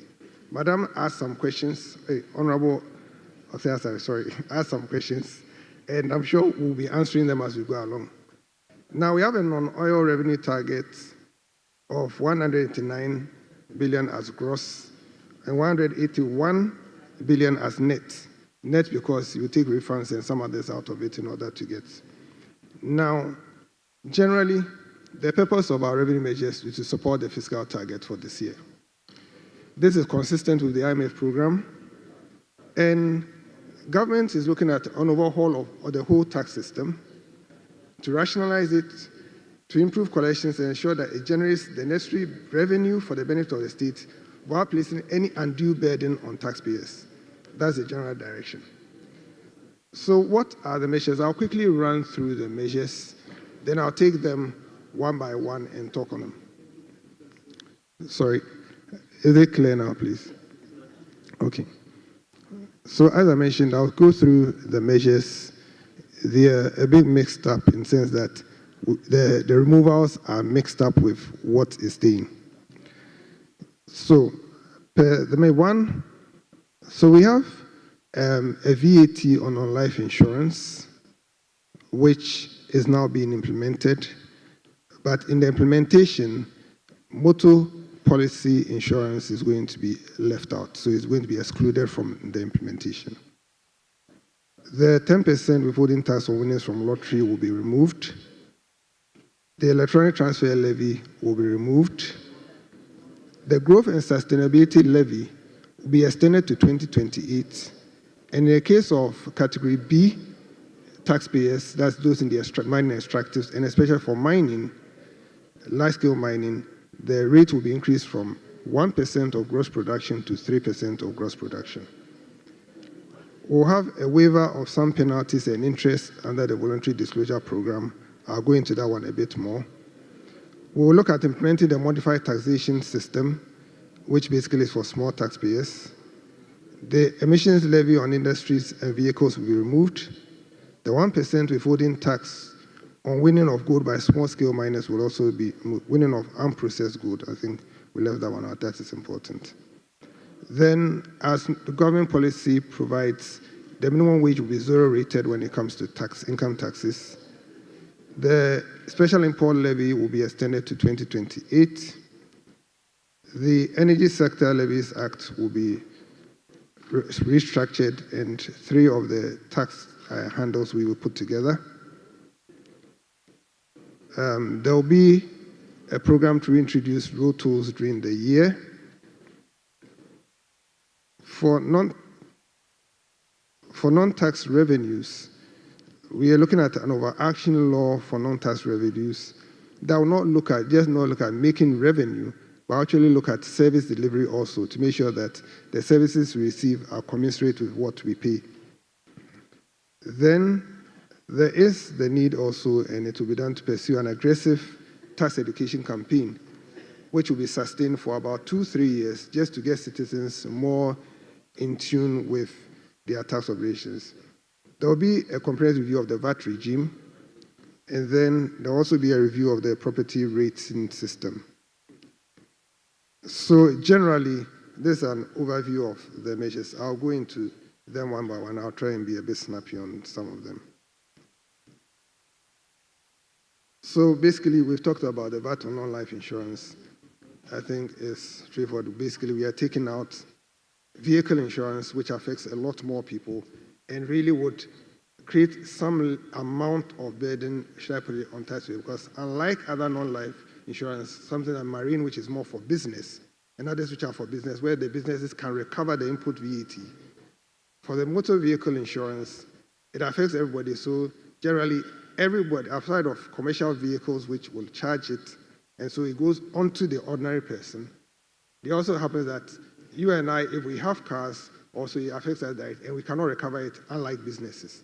So the rationale for taking out the motor vehicle is just to really reduce the burden a bit on individuals generally. Then there's the 10% withholding on winnings from lottery. Again, that is removal. I think there's been a lot of discussion on that already. The electronic transfer levy is also being removed. The growth and sustainability levy, as I mentioned earlier, is being extended to 2028. And then for gold mining companies, it's being moved to 3%. Now, the rationale for those of us who are following gold prices over the past year, gold prices basically rose from around 2,400 an ounce around the early part of 2024 to almost 2,900 an ounce by the end of 2024. And then this year, as at Friday, actually gold went as high as $3,000 an ounce. We do not have an additional or a windfall tax in Ghana. So the idea is that the GSL basically acts as an additional profit tax.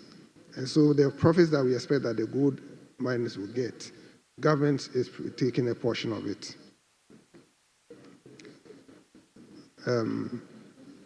Okay. Then there's also for tax refunds, there's a refund account which 6% of total tax revenue goes into. Generally, all the 6% is set aside. But studies have shown that over the past 10 years, we've not spent more than 43% of that amount, even including arrears that have to be paid. And so the decision was that let's bring it to 4%, which will still be enough to cater for refunds. And the other 2%, instead of waiting till the end of the year before it can be applied, will come as revenue into that can immediately be spent into the coffers. We have a waiver of penalty and interest under the voluntary disclosure program, and I'll take a few minutes to explain that. Now, in the Revenue Acts, we have what we've termed voluntary disclosure. So Section 74 of the Revenue Administration Act indicates that when a person comes forward voluntarily to come and either file a return or he's filed a return and there's some errors in it, there are some payments that need to be made, and that person hasn't made those payments, the person can come forward, and when the person does so, the person previously, prior to 2020, you would have a reduced penalty. But after 2020, basically the penalty goes fully off. You don't pay any penalty at all you pay is the tax. And so the idea is that this year we are going to do what we call a special voluntary disclosure, and it covers 3 categories of people. Currently, we receive information on foreign accounts from around 100+ countries. So if you have a foreign account in any of the countries we deal with, they give us information on your accounts.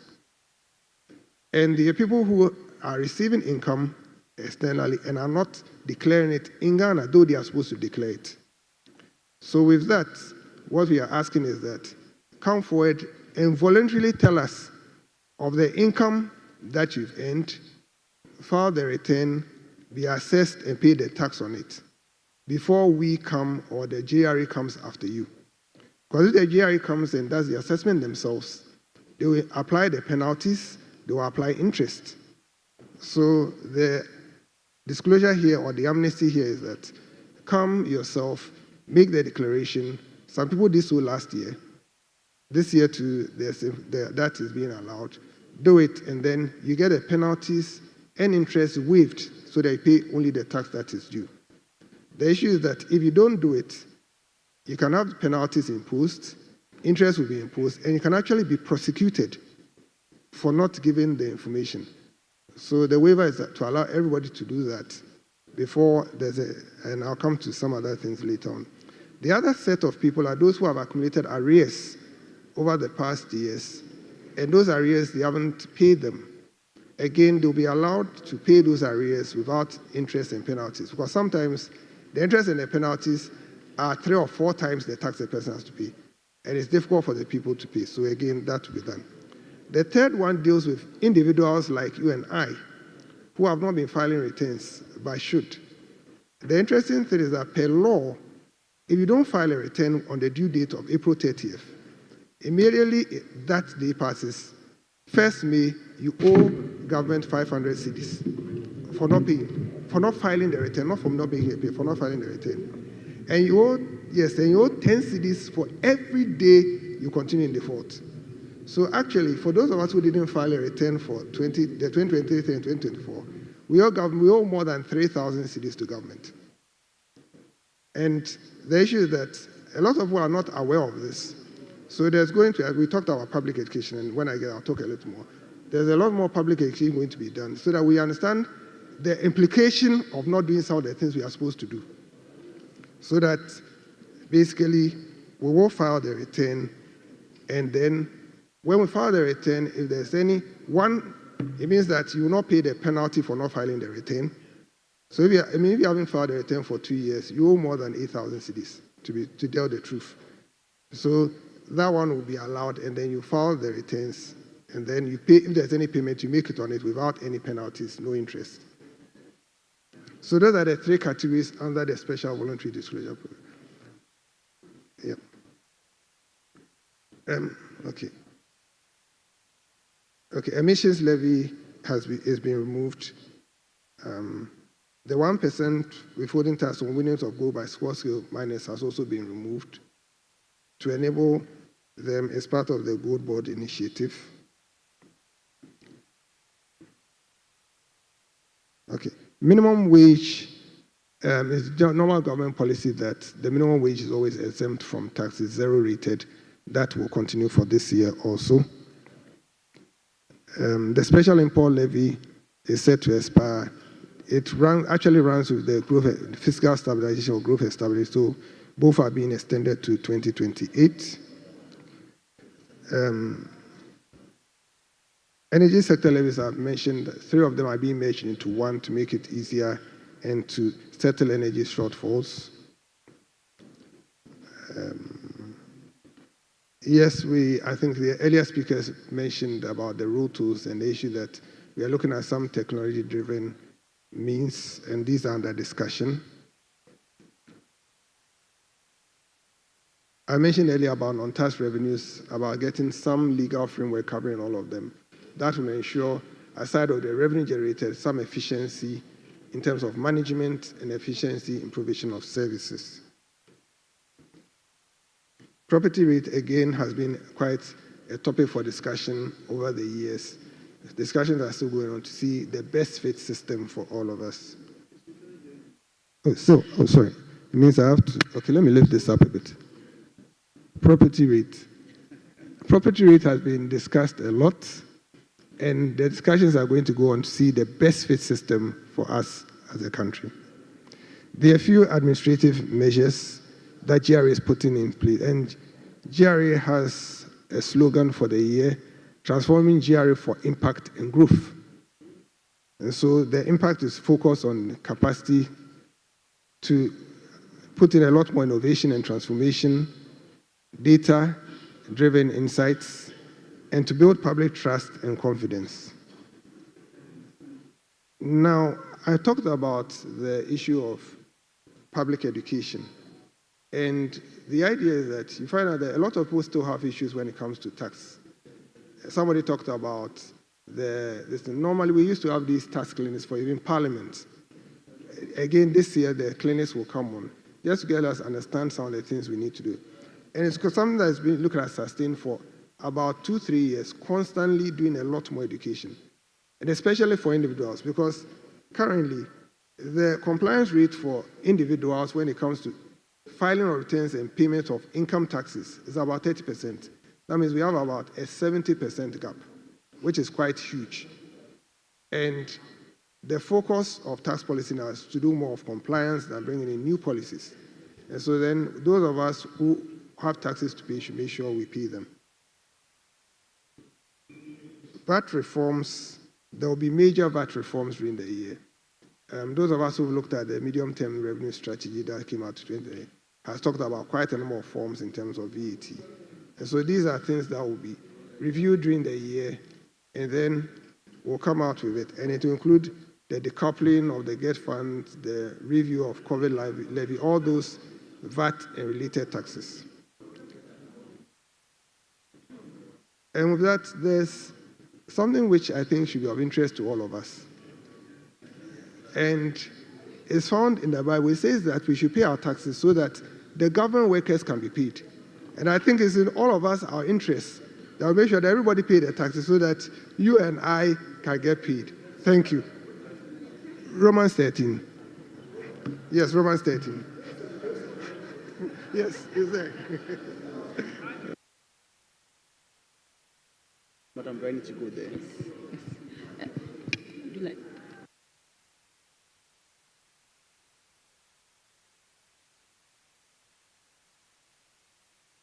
So we invite Mr. Beku, our discussant, to take us through.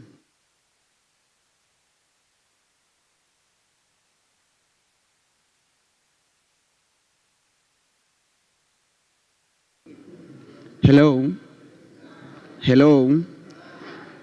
So good evening, everyone. On the 13th of this month, I essentially received a letter from this house asking me to come and share with honorable members of parliament some analytical tools for a comprehensive review of the 2025 budget. That letter that I got also said certain things that I'm going to share with you before I go into the discussion. As I go through the discussion, honorable members, please consider these as my tools One, why at all do we have taxes? So in brief, we have taxes to do three basic things: raise revenue, redistribute wealth, and encourage or discourage certain activities. So please think of these tools. In addition, if you pick a low or middle income country like Ghana, tax administration is essentially tax policy. So in response to the letter I got from Parliament, I've shared with you from my perspective 4 tools which will guide the work that I've been asked to do this evening.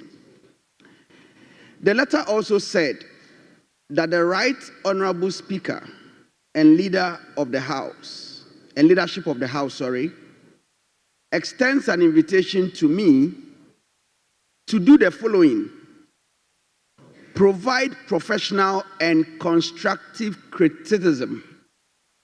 Provide professional and constructive criticism, and raise issues for broader discussion on tax and revenue mobilization strategies in the 2025 budget.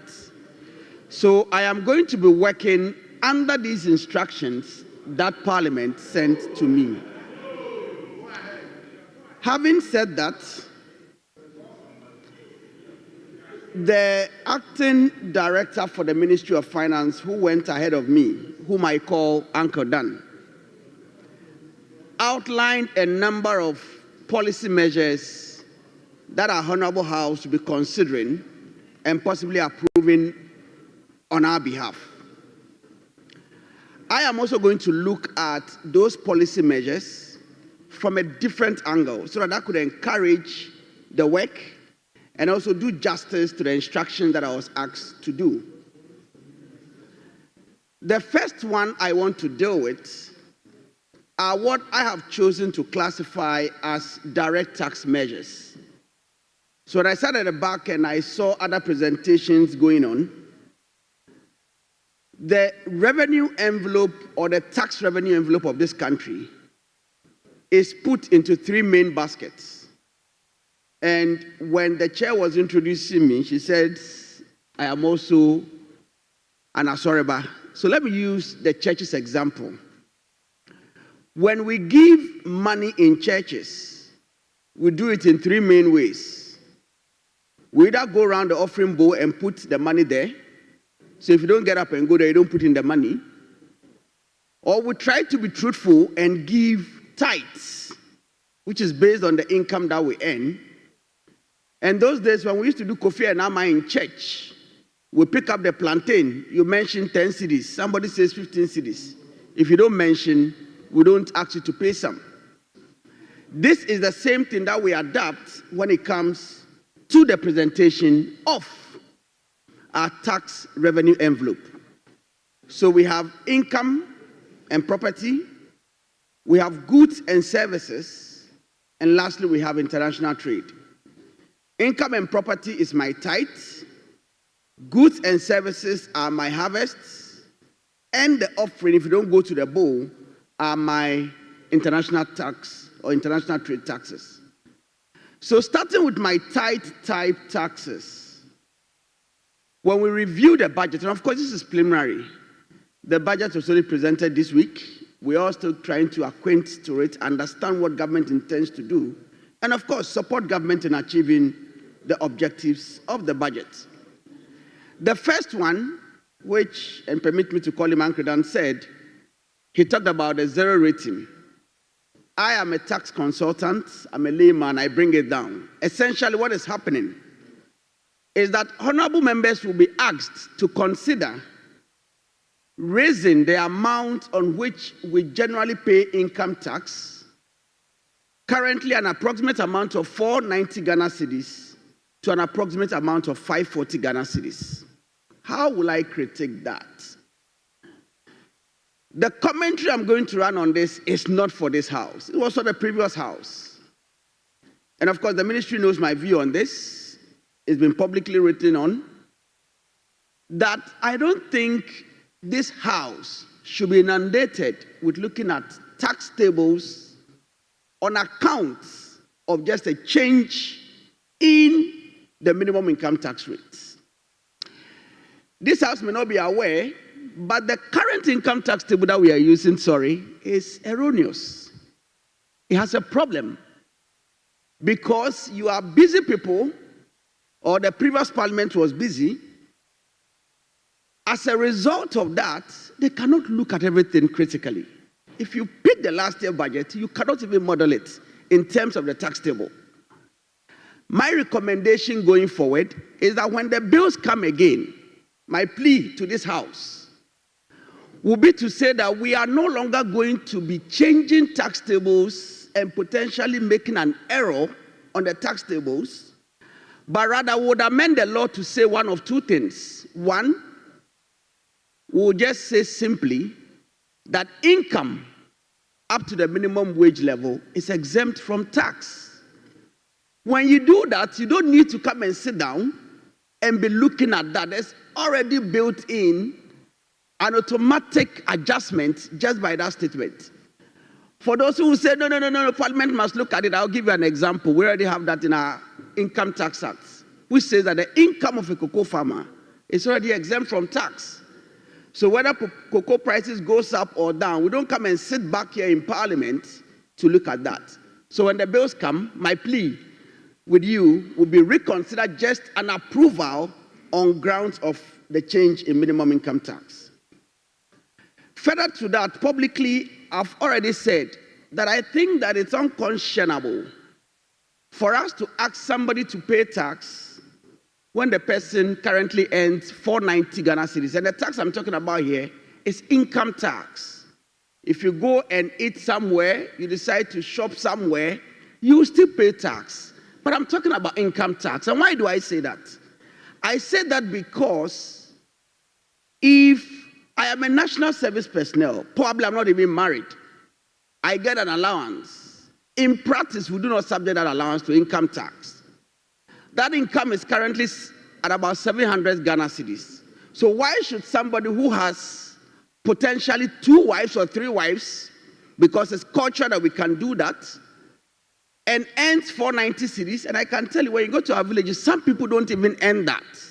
And we subject that person to income tax. These are the conversations I am having. So in that, I'm actually saying that let's not even say that the minimum income tax is exempt, but rather the higher of the minimum income tax and the national service allowance will be exempt from tax. Second matter. The second matter I would like to deal with concerns the Growth and Sustainability Levy, which is going to be extended to 2028. Now let me go back into history.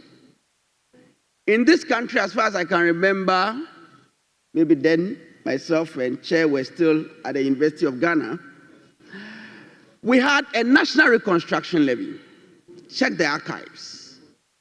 At that time, we were told it was temporary.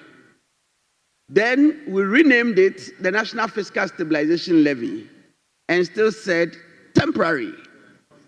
Then we now changed and said the banks caused us trouble. We brought in Financial Sector Recovery Levy, temporary.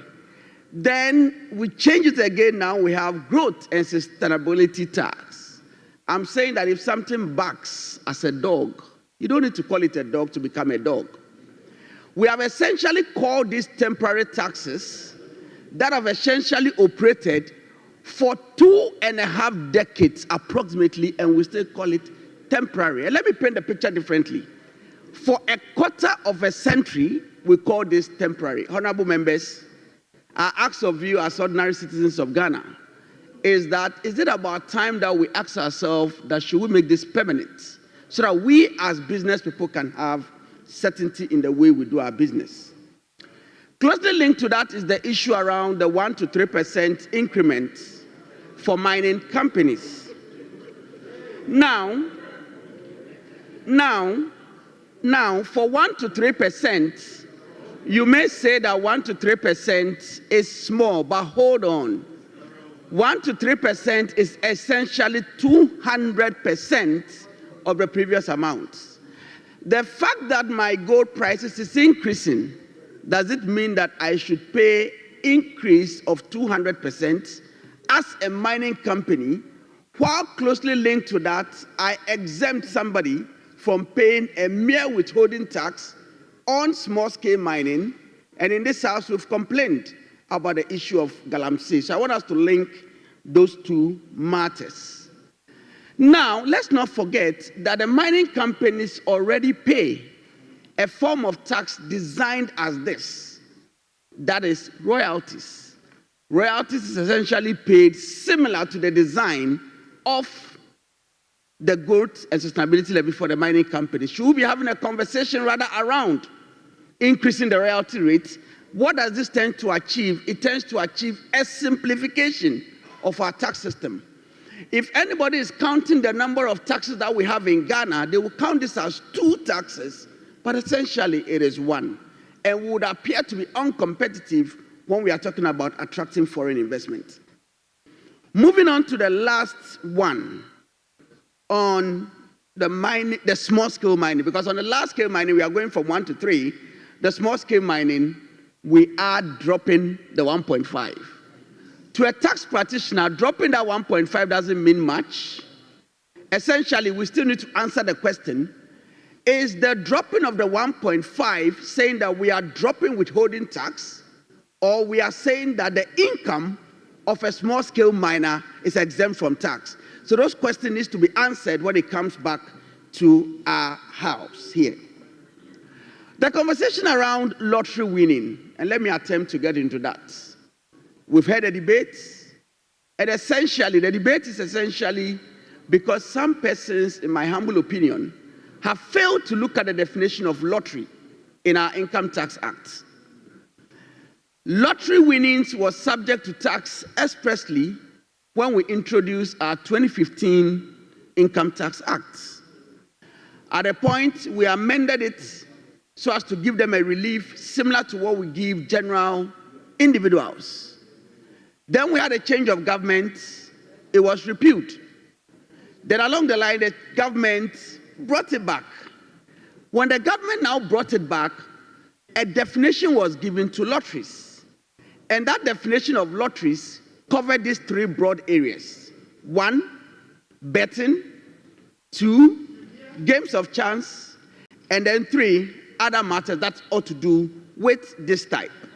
So if you hear someone says lottery and you don't pay attention to the definition, you will bring in matters concerning NLA, but that is not a conversation.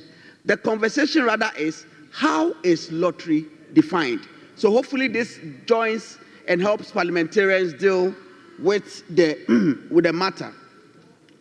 Having said that, and going back to the issue around the 1.5% withholding tax on unprocessed gold, the question that we need to ask ourselves, and I think that this, in my view, is a great measure, provided we will treat the small-scale miners as we treat the cocoa farmer. However, without the complexities and the challenges that have been faced by Cocoa Board. So if the Gold Board would operate better than Cocoa Board and essentially be the entire regulator of the sale of unprocessed gold from small-scale miners, then I think that it would largely address even the taxation indirectly through what we intend to do. So a good one, but then we should know that they will keep coming back to fight the issue around what is the producer price vis-a-vis what is the world market price. So those are the 3 broad areas I have touched upon as far as direct tax is concerned. I would move on straight to the bit on indirect tax, which is my harvest type taxes. And the first matter I wish to deal with is the issue around the removal of VAT and motor vehicle on insurance premiums, and the issue around pharmaceutical products. In essence, what we are actually doing, honorable members, is that by exempting anything, we are reducing the VAT base. VAT is expected and designed as a broad-based tax. So there must be justifiable reasons for you to want to reduce that. So, in our preliminary view, what are the justifiable reasons? For medicine, we think there is some justifiable reasons for what government intends to do, but not for motor vehicle. Let me paint an example. One of the honorable members whom I used to deal with when he was somewhere, and I can see him smiling at me, years ago, when I pick motor vehicle, your mind may go straight to the trotro driver. No, stop there.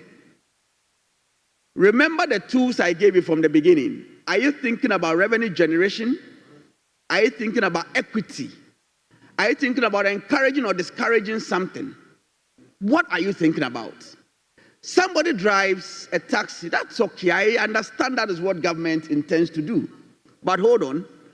The guy that drives the latest LX750, why do we want to exempt him from paying VAT on motor vehicle insurance, but leave the other non-life insurance? We do not think that equitable tool I gave you is addressed there. So if our intention is to protect households who use commercial vehicles, then we can write that. We can give the draftman work to look for that, so that we don't end up making something inequitable when we could have gotten money to support the broad-based Ghanaians. So when it comes back, let's have a conversation on that. Next is the issue on reform. And remember what I said from the beginning. I'm not having a conversation with our current parliament, honorable members of parliament. It's the previous parliament. And I've not shied away from saying publicly that we have disturbed the VAT. And I know our chair knows I've been so passionate about this issue. VAT is a matter that right from 1995, people gave up their life and blood for. I wouldn't mention it, but you know the history. We tried, we failed. So anytime I see us tinkering with the VAT without publishing publicly for interrogation why we want to do what we are doing, it saddens me. Honorable members, would you know, not this parliament, the previous parliament ended up designing a VAT system where the number of rates that you may count would be about 10. About 10. Do you know that now you have designed a system where virtually you end up creating tax criminals rather than tax compliant citizens? So we do agree, and my senior colleague was on air on Thursday talking about this matter. We do agree and we support government's intention to reform the VAT. However, we also agree that the state at which we pushed our VAT to, sadly enough, requires a bit of time for fixing. On the 7th of February 2025, our former vice president, in his speech at UPSA, talked about the VAT reform. In the medium-term revenue strategy, the VAT reform is there. In the speeches and the manifesto of the current ruling government's party, reforming the VAT is there. So if this does not find its way into the budget, we would have been surprised. So we think it's great, and we believe that work should start quickly for us to fix the VAT, and may we never go back to where we took our VAT to. Moving on, expand duty concession on production of 2 or 3 wheel production. So it may be a surprise to some of you, but I was in Kumasi today, saw some faces. Interestingly, both of us have been able to get back here. And I encountered some progress and stuff. Yes, we want to do 2, 3-wheel electric concessions. How are we going to monitor them? So that as we encourage the local production, we don't end up creating a transportation and a driving crisis for us. We are not saying this is not a good measure, a very good measure, but we must ensure that in producing those things, we don't get where we do not want to get to. Keeping the 2% special import levy, this closely aligns with what I talked about on the National Reconstruction Levy, the National Fiscal Stabilization Levy, the Financial Sector Recovery Levy, and the GSL. We introduced this law in 2013. We told ourselves that it is temporary. We are having a conversation in 2025, and now we are proposing to get it to 2028. Is it about time? And of course, for this, I know that there's an ECOWAS restriction because of the common external tariffs. But if it's going to be permanent, let's know so that businesses can plan. Moving on, the removal of e-levy. Our views publicly has been e-levy conceptually wasn't a bad tax. And the reason we say that is that we are migrating from a brick and mortar system. So when I got in and I saw the nice gadgets in front of our parliamentarians, I was proud. Years ago, I'm not sure we had this. So we are migrating from a brick and mortar system into a digital world. So solving a problem to generate revenue using digital means is obviously a good thing. But the design was poor. And I think the previous staff, part of the things that was struggling was the issue around effective implementation. And as Uncle Dan said, we hope that the quarterly meetings would indeed be effective. Effective, my definition is that when I say something you disagree with me, let's debate it and let the superior argument win. Let it not be because the coat of arms is behind you, you invite me to a meeting, I say things, you don't agree with me, you don't tell me why you disagree with me, next time when you invite me, I would not come. Next is the issue about the abolition of the emissions levy. What is our view? Once again, the previous government, the House, said we needed to support the green economy, so we introduced this. Whenever we are introducing such things for the people of Ghana, let us remember that we are not an advanced country, and therefore, tax simplicity is key to tax compliance. When we introduced the emission levy, we said to pay the emission levy, go on the portal, the GGov. You expect the trotro driver, the taxi driver, to go to GGov, to go to tax portal, to pay emission levy. It would not work.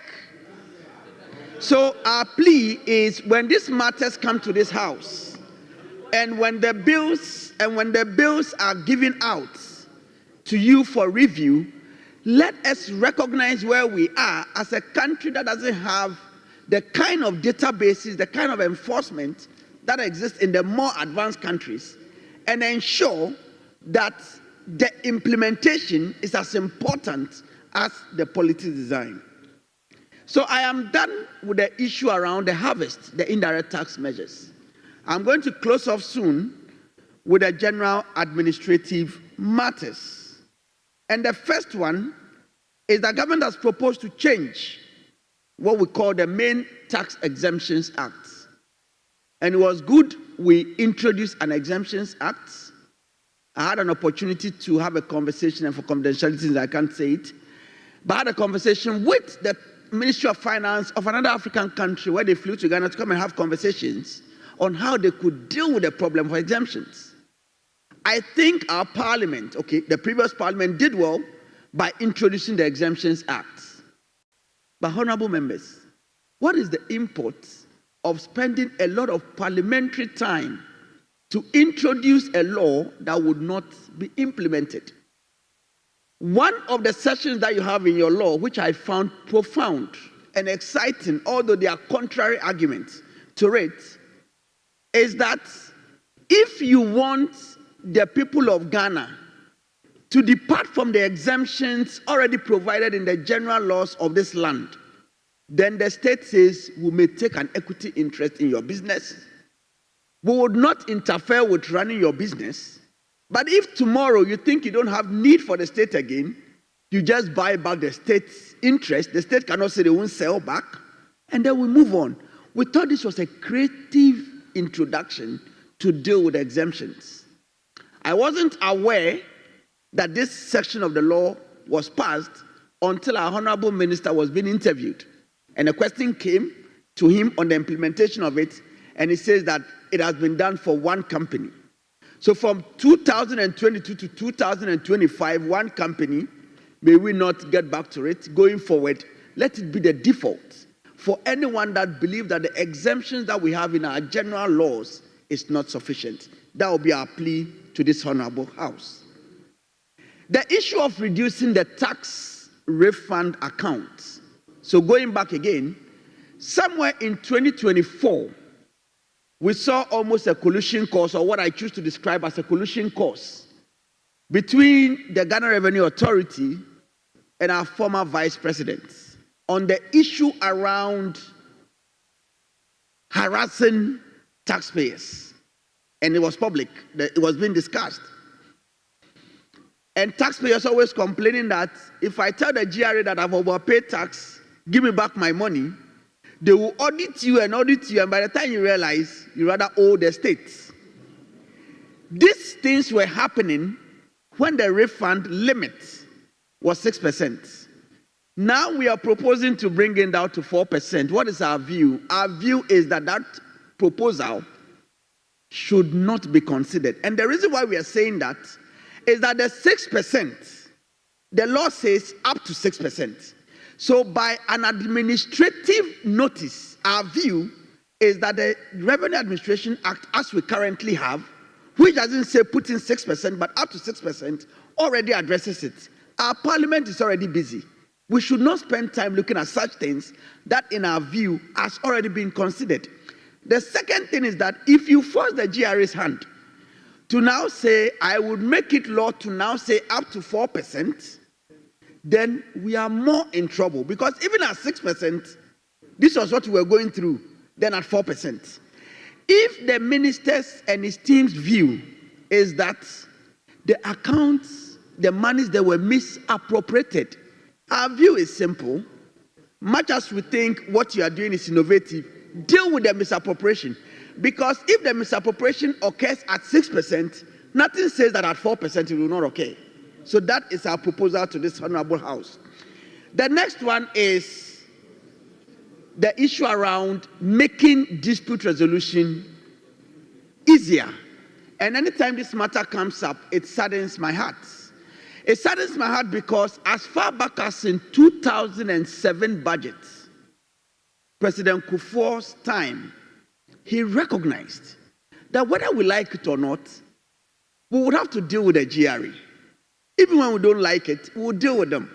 So he says that taking cases straight to the High Court, a superior court, was not appropriate. He was going to introduce a tribunal as far back as in 2007. We meandered. Then in 2017, 2018, thereabout, our parliament considered a proposal from the ministry, of course, on behalf of the president, instead of introducing a tribunal, to now introduce a board. In 2020, we now passed a law for the setting up of the board. Honorable members, ask me where we are now. 5 years down the line, the board is yet to look at one case publicly. One case. What does this mean? If a state body is not working in 5 years of the passage of the law, how do you expect mere mortals like us to comply with the tax laws? There are all sorts of reasons that have come up. We were looking for offices. We were doing this. I don't think it is justifiable after 5 years not to deal with something that was contemplated by President Kufuor as far back as in 2006, 2007. I believe Parliament has the powers to call appropriately and ask questions why 5 years down the line, the ministry hasn't made sure that this is happening, and we are inundating our courts with doing all these things. Few more points to go. 2015, we said our income tax law had been in place for 15 years. The word 15 years ago had moved on. We introduced a new law. The new law said we've been talking about the informal sector and our inability to deal with them.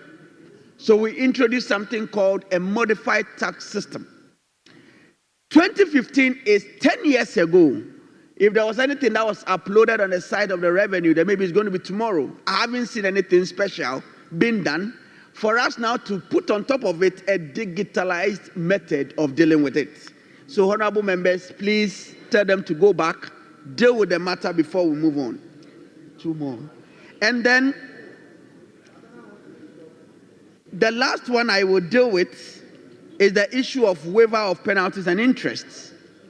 The revenue's view has always been that they do not have powers to waive interest. My view of the law is that there is the power to waive the interest, just that it is a constrained power compared to where we used to be. So if this is being considered in the budget, then the question is, will there be bills? And Honorable Chair, the last point I want to raise, and I would plead probably with the majority leader to help, is that for a number of years now, we struggle to get bills or tax bills made available for us to read, critique, and suggest comments to this Honorable House. And I believe that it was some of these things that led to cases where there was errors in bills that this House passed into law. We are pleading that bills are public. We stood in the sun to vote for you to represent us. As a matter, and maybe you may want to adopt this from Kenya, if you cannot demonstrate that a tax bill has enough public consultation, even the courts in Kenya will throw it out. Let us all come together and build the government and the Ghana that we all truly want, as our president has been saying. Thank you very much for your audience.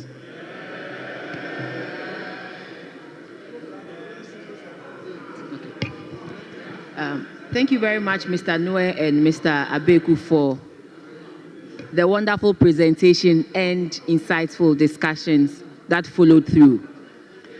And it looks like a lot has been put on this House, and we need to rise up to the task and make sure that happens. All that is within our purview, or in our power, in our authority to fulfill, I believe we should support them to make that happen. We also want to encourage the Ministry of Finance to bring in the relevant bills to make sure the House does the needful.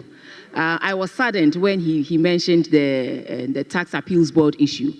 We were told that we needed the LI to sort of make it happen. And the Ministry of Finance never brought the LI to Parliament. And so that is one of the reasons why we still don't have a functioning. We have a functioning board, but they haven't seen any cases to that extent. Honorable members, I just want to throw this in there. It's my personal view, but I believe I should put it out there for us to listen. We were told that the betting or the lottery, the 10% withholding tax that is being removed from that, is to increase disposal income. But in my view, disposal income to gamble, let's think about it. Disposal income to gamble, such an addictive practice. We heard the discussant say that some of these taxes are to encourage certain behaviors. So I just want to put it out there that are we removing and increasing disposable income for our brothers and sisters to gamble? Respectfully, that is the end of my submission. The floor is open for discussion. So for questions, yes, you. Yeah, thank you. Thank you, Madam. Majority Whip says 4 questions, right? 4. Yes, please. Thank you, Madam Chairperson. In the presentation by, is it Doctor from Ministry of Finance? That, no, PwC or... No, the first one. Mr. Noe. Mr. Noe. Was that we are looking for more revenue, and compliance has become a problem. But we all know that in the past, and even in recent times, the argument for us to increase revenue has been broadening the tax base. But there's one observation I have made. Companies go to the registrar of companies to get registered. And every document, every information that is needed of them to commence business is taken. And yet, the Revenue Authority will require that they come to register for tax purposes before they commence the payment of tax. I think one good canon of taxation is convenience. if you really would want our people to comply, the registration process at the registrar of companies, I think, should be in sync with whatever is needed at the authority for tax, so that once you get registered, you don't even have to work there. Whoever is your assigned auditor, statutory auditor, is prompted, and the return filing begins from there. That way, we will have enough entities complying, and then our tax base can be broadened. Yes. Secondly, we are told that we're going to remove the 1.5% withholding tax on winnings from gold by the small-scale miners. This we have is going to take away revenue. The minister has assured us where other revenues are going to come from. But my issue is this. We have other forms of withholding taxes that apply. 3% on goods and service, on goods, 5% on works, 7.5% on works. But in the gold value chain, it is not only the miners that operate. PMMC awards or gives licenses to entities for local trading of gold. By the abolition of this 1.5% on small-scale miners, what happens to the other sectors of gold trading? Are they also going to be exempted from withholding taxes, either 3, 7, or whatever? Let us be clear on that so that industry players will know what to do. And my last point is on the issue of the tax refund account. In the presenter's statement, only about 43% of our tax put there is what is being used. And that he even stated that virtually it is not being put to that use. And that is why Minister is proposing to reduce what goes into the refund account from 6 to 4%. The second presenter is also arguing that he thinks we are not safe by even going to reduce it because taxpayers are complaining the reason they are not benefiting from it is because tax auditors will come on them, and before they realize what they think is due them is even becoming a liability to pay more. I think I don't support that argument because it is good for tax auditors to audit taxpayers before they claim refund. I am an auditor and I know how a lot of people are evading taxes. And for us to give them the opportunity to come for refund and not audit their books to be sure whether they are due for that refund will be risky. However, I would want to know if these funds are not being put to good use. On what basis are we reducing it from 6 to 4? If possible, then let's come down more to say we are putting it to 2% so that we free a lot more. Thank you very much. I saw someone else here. Oh, okay. Okay. Yeah, yes. Honorable.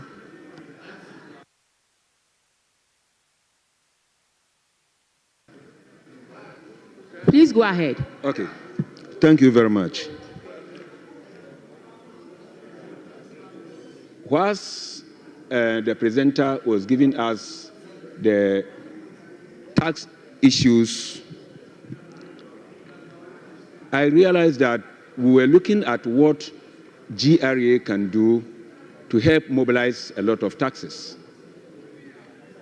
We have made proposal that at least we'll be able to have the taxes that we need to undertake all government businesses. But there is a problem that I have observed from auctions and the cheat system at GRA CD, that's Customs Division. Auctions and the so-called cheat systems. What happens is that whenever somebody brings a cargo and the person is unable to pay for the duties and taxes of that cargo within a certain stipulated time, it is said to be auctioned. But what happens is that whenever these auctions are to be done, the cargo is given to people under what we call a cheat system. and the duties and taxes, including the penalties that the owner should have paid, is not paid. And those holding those chits just go in there and pay less than even half of what the owner of the cargo So, would have paid. Honourable Member, what's the question? What's your So question? my question is, what measures are we put in place so that we can curb that cheat system to avert the revenue that goes into the drain? Thank you. Yes, Honourable Member. Thank you, Madam. About the gold withholding. Yeah, thank you, Madam. I think my other colleague talked about abolition of the withholding tax. I think it's the right direction that the government is taking. Because when you check the time that they introduced the withholding tax on gold export, the normal process of exporting gold dropped over 40%. And now that the government is establishing a gold board, whereby we'll be buying gold from these artisans, artisans, and then, let me not use the word, small-scale mining. If only we are going to still have the withholding tax of 1.5%, it will deter people actually coming to sell the gold to the gold board. So for government abolishing this 1.5% withholding tax will actually encourage a lot of people by bringing the gold to the gold board to buy it. So yours is a comment, not a question. Pardon? It's a comment, not a question. It's a comment. Okay. So it will also improve the process whereby our gold, people smuggling gold out of the country to resist. So I think it's the right direction of introducing. Thank you. MC, you have the last laugh. Yes. Thank you so much. About this property rate that the first speaker spoke about, I believe that property rate is one of the few things that if you can effectively work on, will rake in a lot of income for the government. I realized that in 2023, 2024, there was a private company that was formed to receive these property rates on behalf of the district assemblies and then give a percentage back to them. What is your assessment of the private company that was formed to collect this property rate? And why is it that within a short period, they kind of seem extinct and they are no longer in the system trying to receive the property rate? And what is your suggestions for us going forward so that we can rake in so much from property rate? Thank you. Thank you. MC, you have the last. Thank you very much, Madam Chair. And I want to commend the presenter and the discussant, who are both my senior colleagues in GRA and private practice. I wouldn't bore the House on much of the issues because I believe at the debate period we will discuss a lot of these things. I just want to throw some few thoughts, particularly in the areas of the waiver of interest and penalties. As he rightly said, when you take the VAT Act, Commissioner General has the power to waive penalties. But then when it comes to interest, that is where we have that confusion. Now, periodically we come up with tax amnesty to provide waiver for penalties and interest. So the conversation should be, if we give power to Commissioner General to waive penalties based on certain information or conditions, why can't we attach same clearly in the law for interest so that Commissioner General, because if you come up with these tax amnesties, it also serves as a disincentive to those who are tax compliant. So people are just waiting, they will not comply, they will not pay their taxes, and then they come under the tax amnesty, and it doesn't help in our revenue. So we should consider that. The second area I want to draw attention is the issue of widening the tax net. It's been a big conversation, widening the tax net, but we end up not widening any tax net. If you take the tax population, the working population and those who pay taxes, it doesn't just gel. And government is not always bold to cause GRA to be efficient in its revenue collection. And so we only centralize our activities on where we can easily get the money and not making sure that we become tax efficient. There's a lot of tax gaps, and I think when we go forward, we should be able to exploit these areas. My last point for this conversation sits around the voluntary disclosure program. I think as a House, this is a very important conversation that we ought to be briefed. And so I would end here and request the Ghana Revenue Authority, maybe with the leadership of the House, to come and brief us on the status of this voluntary disclosure program. Thank you very much, Madam Chair, for the opportunity. Thank you very much. Mr. Noe and Abeku, if you can quickly answer the questions that have been put to you, and then we can bring this meeting to a close. So thank you very much, Madam Chair. I think from the conversations that went on, yes, the one that I picked on was, I think, our honorable member who talked about the tax refund accounts. So for the sake of clarity, I wish to repeat. What I'm saying is that the laws that has already been passed by this parliament does not set a refund account of 6%. It sets a refund cap of 6%. So our view is that even tomorrow, our Honorable Minister of Finance can say that no longer am I going to give the GRA 6% in the account. I will give them 3%.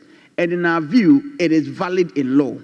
What that does is that it saves our parliamentarians time to focus on other things than to really look at things that is already been addressed. So that's the point I was actually making. The second point is that if you look at that same section of the law, it says that at the end of the year, if the refund account is not exhausted, the balance should be paid back into the consolidated fund. So there's already a mechanism to get the money back. So what has now been proposed, which is going to capital 4, what if tomorrow government says, because of some policy, I want to take it to 5? Are they now coming to take the time of our honorable ministers, our honorable members of parliament, to spend your time to now go back again to 5 instead of focusing on other businesses? So the point we are only making is that the law already says up to 6. So even tomorrow, the minister can tell GRA, and it's right in law, to say, I won't give you the 6 again, I'll give you 3. And they don't come and take your time. So that's the point we are making. Thank you very much.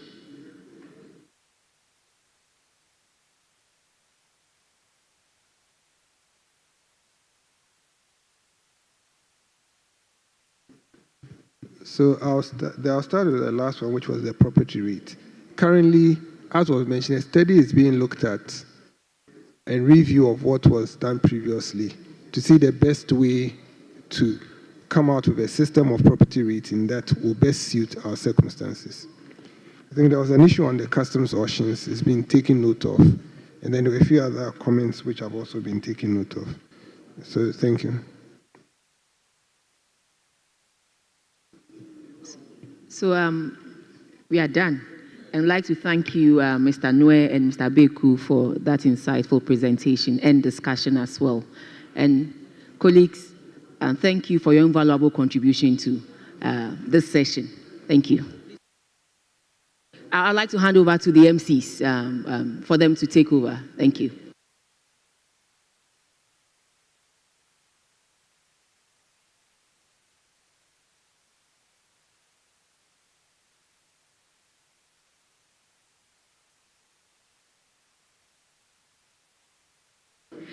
Thank you very much for that last session. Honorable members, there's dinner served in the MP's dining area, and especially for our Muslim colleagues, you may go and break your fast over there. And just to remind members that we will be convening here for a plenary session at 9 a.m. tomorrow. The decision is to try and do everything tomorrow so that we don't have to come here on Monday. So please, let's try and get here on time so we can start the sessions early and be able to finish tomorrow so that...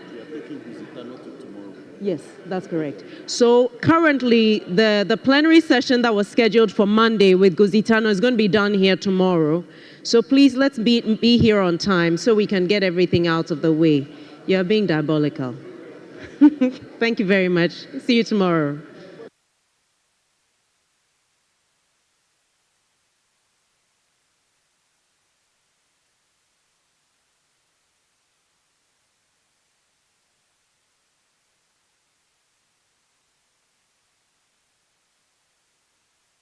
Sorry, for those who... Hello?